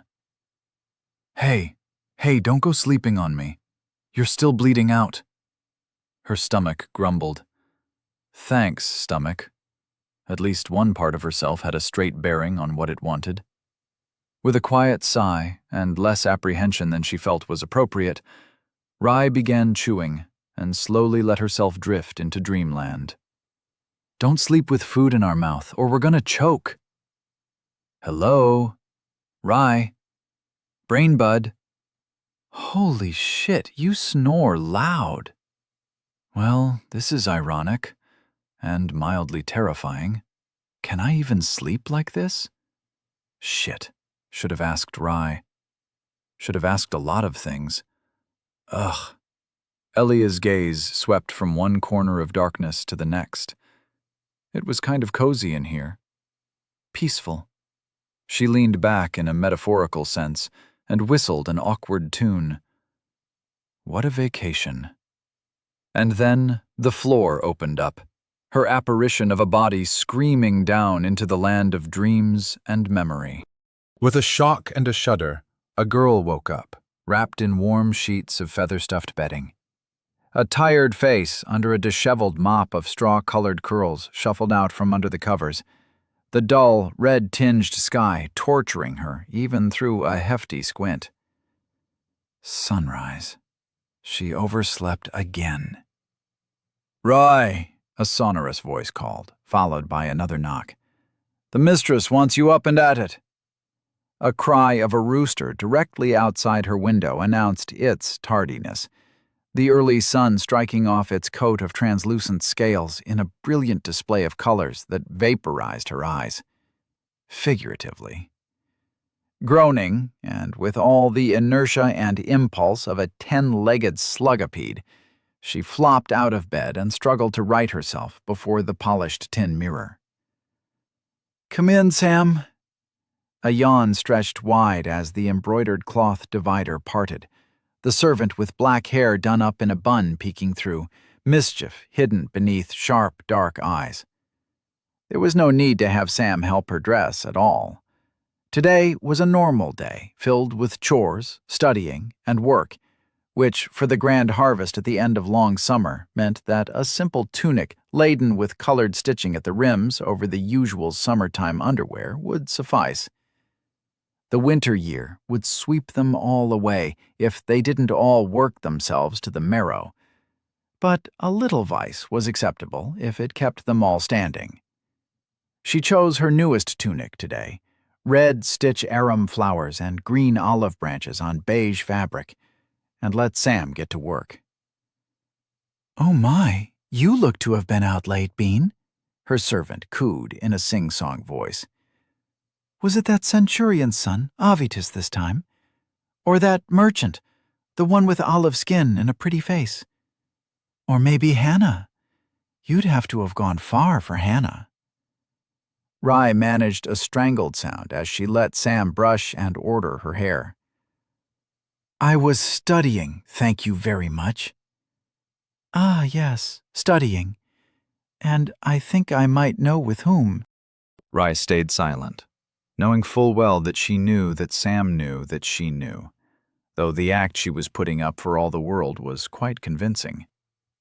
"We should call it something less conspicuous than studying," she muttered as she leaned into the careful brush strokes. Sam soon caught her nodding off and pressed her hands to her neck. They were icy, eliciting a squawk and a friendly bat as Rye stood up to let herself be dressed. "Is the princess ready to stay awake now?" "Maybe. I'm already ripe for midweek." 5 days of work lay ahead of 1 day of rest, and without Sam's affectionate ministrations, she honestly didn't see how she would make it through. "You've already been up for long?" "Not at all," she said, and smiled, puffing up Rye's hair before letting them rest in a bun. "Thy hair be brushed, O great one." "Very well. This shall be sufficient." She raised her chin, continuing in a mock commanding tone. "You may take your leave, O loyal knight of the horsehair brush." Sam rolled her eyes, bowing with an overly elaborate flourish of her hands. A small antic before each had to see to their respective duties. Her best friend wasn't technically a servant as much as she was technically not part of the family, because Mom and Da for some reason decided that 18 was a good number of children to have, not one more. Even with that much help, everyone, from her brothers and sisters to the servants and harvest hands to Mum and Da, was running on fumes. Only a couple weeks until the first signs of fall, so the oracles claimed. Breakfast was served at differing tables, one for the little children, shepherded by Sam and a sleepy-headed servant from the Thalian Islands, and one for the young adults and above, namely third-born Califer, second-born Marcus, her parents, and herself. The farm estate was more of a small village, and during harvest season it truly came alive, as it housed the full family of 20, 6 servants, and the seasonal helpers by the dozens in a barracks off to the side. As the oldest one, she was the first to help set the table, and the last to sit down after all else was cared for. Porridge was on the menu, thick with oats and milk, yellow and orange bristleberries sprinkled in between spoonfuls of jam. She made absolutely sure everyone else had their portions before filling her bowl a modest amount. She couldn't summon much of an appetite after yesterday's impromptu feast, but failing to eat now would lead to regret later in the fields. Mother could have been less generous with the honey. Her mother sat down with her, taking one last dismissive look at the servants wrangling a noisy Liara and cranky Fia fighting over a spoon before taking to the meal herself. Rai didn't look her in the eye because her face was an owl, rings around her eyes barely hidden by a mask of orderliness. "Mum, is Da not joining us?" Rai asked after swallowing cleanly and not pointing out in front of everyone how Mum's hair was looking more frazzled today. Wouldn't want to get accused of behavior unbecoming of her, the firstborn. Not first thing in the morning. "He left in the morn, inspecting the harvest of our client farmers. He will return in 4 days, after visiting citizen Paulus, the elder, father of Paulus the younger. You know the one." She yawned, but her tone was much too jovial for the sapping questions that soon had to follow. "And your studies? How are they, dear? Will you be set to take the exam fall next year? Or is that asking too much?" "Yes." "No, I'll be done with Mr. Marksworth's assignments right on time." Cries in the background forced her to stand up and put an end to the bickering before Fia went on another of her famous tantrums, or someone lost an eye. Sam looked truly grateful. Her natural glare just managed to scare them, and the maid responsible for the young ones was fast asleep, face first in a bowl of flour. "Wake-a," Rai mouthed, before returning to the breakfast table. Bless Sam, she was already 5 steps ahead. Back at the table, the talk ran circles around her studies all over again. In truth, she'd be done a bit early with last week's assignments, a small reward for pushing herself so fervently these past 2 months, and completely skipping on more than a few days of sleep. Getting a tutor to come this far out from Arvale was expensive, especially considering that during the long summer there was seldom a job as well-paying as bringing in the harvest. Everyone pitched in, from the landowners themselves to city folks swarming out in the hopes of getting good donors for their muscle and a head start on their own stores for the winter year. For herself, she could only laud herself in silence that a teacher of philosophy, arts, and sciences had deigned his time worth spending on her rather than wrenching tubers from the earth. The way she practically consumed each reading assignment, each scroll and book, was the only reason Mr. Marksworth had even accepted, and Da would not have been moved to pay for him without her promising initial results and the good deal he managed to haggle. There was definitely something more going on there with the amount of attention Marksworth deigned to give her. Either way, she was getting results that set her up to either fail catastrophically down the line or, as luck had a twisted sense of humor, condemned her to rise above them year after year. The prospect of falling behind, of wasting all the good grace given, gave enough anxiety and impetus for extended studying even after a day standing bent over in the fields or politely yelling at the workers and her siblings to pick up the pace. In exchange, she felt just about ready to collapse.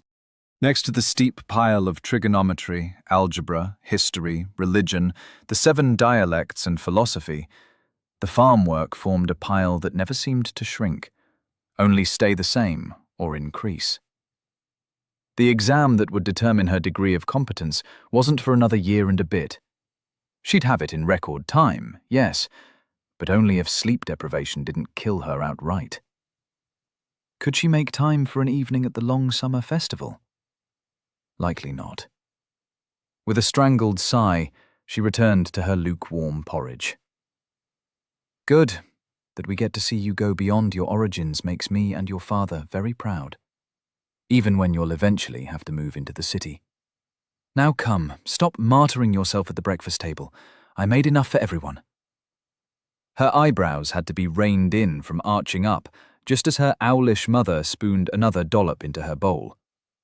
Now she was obligated to force that down too. Sickly sweet. The best kind of horrible. The moving out part was new to her, but it was soon washed away by the thoughts that she should have seen this coming. That of course she couldn't stay a day's journey from our vale. Her mother moved on to other topics, her window to mutter a, "Thank you, Mum," passed. Sophia was blessed with her first soul shard. Isn't that wonderful?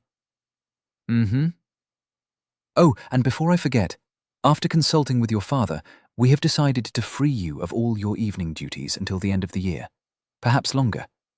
That means no dilly-dallying with strapping young farmhands or anyone else this season.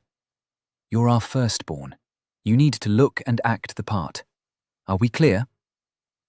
Rye nearly sputtered, but kept her composure on the outside. She had ostensibly used less cribs rest than usual this month. How did she know? The particular implications aside, if Mum really meant all chores, that would even leave her with some time for other pursuits. This was great news. Suspiciously great. A quick glance toward Sam told her that the younger kids were still not seated nor ready to eat together. Chores still need doing, Rye said, earning her a glare from her brother and half-brother. Only then did her mother turn to the second and third-born. Marcus and Califer will take over feeding the grugs and cleaning the stall for you, starting today. Actually, me and Callie wanted to go out to the festival today, with Emmy. You know, the Tenders girl. They've got a fortune teller and a Becky who can spell words into the air with fire and make them fly, like a bird. Birds aren't real, Callie added, around a mouthful of bread. Everyone knows that. Only things that fly are rocks, dragons, and those serpent things. Yeah, sure. Except I saw one yesterday with my own eyes, real high up. Heat stroke, Callie shrugged ineffectually. An onset of lunacy. Marcus's response was choked in his throat with his bread as he saw Mum's penetrating glare. Talking back to Mum. Yikes. The lecture that followed was one that Rye toned out all too readily. She finished her porridge, excused herself from the table, and headed on out, ready for a day of drudgery. The sun burnt down on sweating brows and well-worn sandals. It was much too hot to be picking tomatoes, but the tomatoes demanded to be picked. It was harvest season, and everyone had to pitch in, even the firstborn. "I'm ripe! I'm ripe!" one of them squealed. "Quiet, you!" They were a needy vegetable, or maybe a fruit, possibly a berry if one was generous. Rye only cared that they were quiet once plucked from their life-giving stems. It was all in her mind, that she knew. Why the gods gave this lineage of tomatoes telepathy was a mystery, but she'd rather they hadn't bothered. It ruined a lot of meals for her, eating something that had talked back the day before. "Pick me! Pick me!" Rye rubbed at something in her eye, but sweat and dust only made the touch sting harder. She didn't notice Kelly and Marcus sneaking away. Not until they were well outside of the range of her sling. "The heck?" she yelled at them, watching as they turned their heads. "Marcus, I can understand, but Callie? Et tu?" In his defense, Califer's face did betray some guilt. "Mark says they caught a witch, a real one. Seen Becky plenty, but not a half-human, half-beast. They're going to parade her around as a trophy, then sell her off as a slave or release her into the wild if no one bothers to take her." "And you're just going to leave your sister here, alone?" The question was rhetorical, though Rye would have never left them to go see some stupid heretic. Who's going to keep watch? There always had to be someone to keep watch. The dark forest was far away, yet sometimes things from it escaped, managed to swim across the ferric ocean, and then proceeded to wreak havoc in the Empire heartland. Just last year, 2 poor washerwomen were pulled into a stream, leaving nothing but blood, unwholesome fluids, and unwashed laundry in their wake. It made her fear for Sam, enough that she had bought her a rather large knife, even though non-citizens were not allowed to carry one. Marcus gestured somewhere up the tomato vineyard. Antonius and Claudius got our crossbows. That only got her to gape in exasperation. The seasonal helper with the crooked eyes and the 12-year-old? Yep. Don't be such a pansy. Nothing's gonna happen, and they'll have the harvest done on time. We've enough helpers this season. Won't miss us for a day. Marcus yelled as Califer mouthed an apologetic, "I owe you." A single favor was not enough to make up for an entire afternoon, but they were already off, disappearing in between long lines of tomatoes, clamoring loudly in a contest of who was the ripest fruit in town. Vegetable. Ugh, it didn't matter. The blame would fall on her head as the firstborn, and the one overseeing this section of the harvest. Always her. No one worked as hard besides Mum and Da. Maybe that was to be expected. Maybe she deserved it, for lying to them about what she really got up to nowadays, instead of chasing boys. She sent a quick prayer to Rue, the kind man, to give her the strength not to rat on them later. They wouldn't be coming home in time to do their evening chores either, which meant she'd have to clean the grug stools as well. As always. She got back to work, ripping every second tomato off its stalks with a muttered curse. The wooden table was not a good place for a nap. Rye blinked blearily, wiping a dripple of drool from her mouth as she looked outside. The window was open, a stuffy night's breeze wafting through. It was still dark out. Her candle had burned mostly down. An open book offered vague recollections of the latest assignment on trigonometry. The assignment was done, but her fingers ached. Her arms burned and shook as she relit the candle. Enough. For today. With limbs dragging her downward the entire way, she stumbled from study to bedroom. Too hot, too humid. Didn't open the windows, of course. She fiddled with the latches, breathing in the cool air as it swept the room, before laying down on the hay-stuffed mattress. Bed. Soft. Wonderful. She was feeling dizzy and cramped in 7 different places. Its embrace was welcome, like the hug of a gentle mother. Maybe a few hours to sunrise. A few hours would have to do. But sleep would not take her. Writhing, twisting, she failed to find comfort. Sweat clung to every part of her body, even though she had bathed before. What was that smell? Iron? An eye cracked open, fearful of what she would see. She dabbed her nose. It came back wet, but she couldn't care any longer. The ceiling was spiraling, twisting, turning in a freefall, dread drizzling down in a torrent that drowned her muttered groans. Why was she working so hard? For what? For whom? Herself? No, not herself. Always others first, rye last. Rye was a winter grain, after all. Why was she here? Where was this? Home, where tomatoes talked at night and rainbow chicken scale gleamed bright, where family hemmed her in from every side, but she was left all alone. Home. She sent a prayer to Ruthie. Her mouth didn't move. Jaws settled in around her bed, a yawning hole scraping at the footposts, grinding, chewing. Danger. Danger. Home wasn't safe. Nowhere was safe. Safe as a concept didn't exist, not without... A weight settled next to her, the scent familiar, comforting, a blanket on her mind. A hand brushed along her hair, a voice whispering sweet nothings into her ear. The twisting stopped. The ceiling went back to a stable, geometric construction. The struggle was over, for today. Would tomorrow ever come? Best not think about eventualities. For now, it was just herself. Just them. Just us. Us. Two, at least. More than one. And that was enough to not feel alone much longer. Chapter 15. Friend. Elia awoke with a shudder, shedding memory and cold sweat like a dirty raincoat.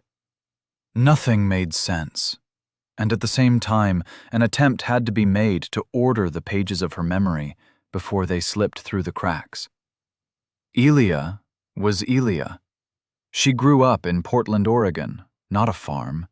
She didn't have brothers or sisters, and neither did she go out feasting, most likely this world's equivalent of partying. Nor did she spend her time foreshortening her lifespan by studying like an academic zombie. She was a normal zombie, thank you very much. She didn't need to go to school. The dream belonged to Rye. It wasn't hers, and neither was her body or her voice. She was living life on a lease, though it made for a familiar experience, coupled with an ever-present exhaustion seeping from her deepest pores. Elia was not many people. She was one person, stuffed into the hardware of another. She wasn't even paying rent. She took a breath, and for a moment felt like she could run a marathon. The impression lingered in lieu of the vague smell of dried flowers and cinnamon from the nearby flower beds. She didn't think sleeping on the ground could ever have felt this comfortable. She even had a pillow, a blanket, Elia was not in the garden. Her eyes shot open. No sky, no cliff, no clothes. She was in a bed, and the bed felt soft enough that she might have drowned in it. "Has thy sleep been restful, undead?" the attendant woman asked as her heart-shaped face crept into vision, string and needle in hand. "Art thou of calmer mind?" She traced a hand across Elia's chin. Elia punched her in the face.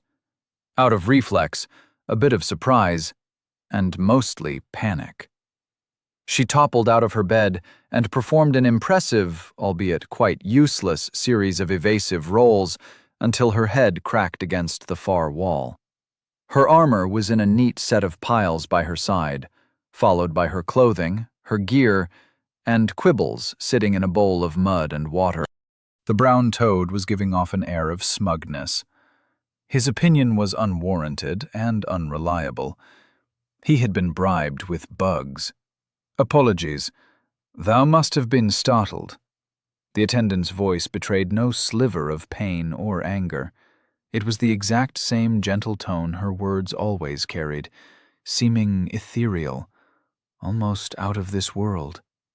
Equally unnatural was the fluid, graceful motion as she cupped her eye with a hand. No trace of pain marked her face, a state Elia tried to copy. "The fuck?"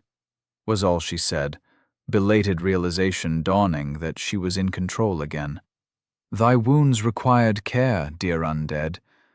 Thou wouldst not drink, and thy sleep appeared disturbed.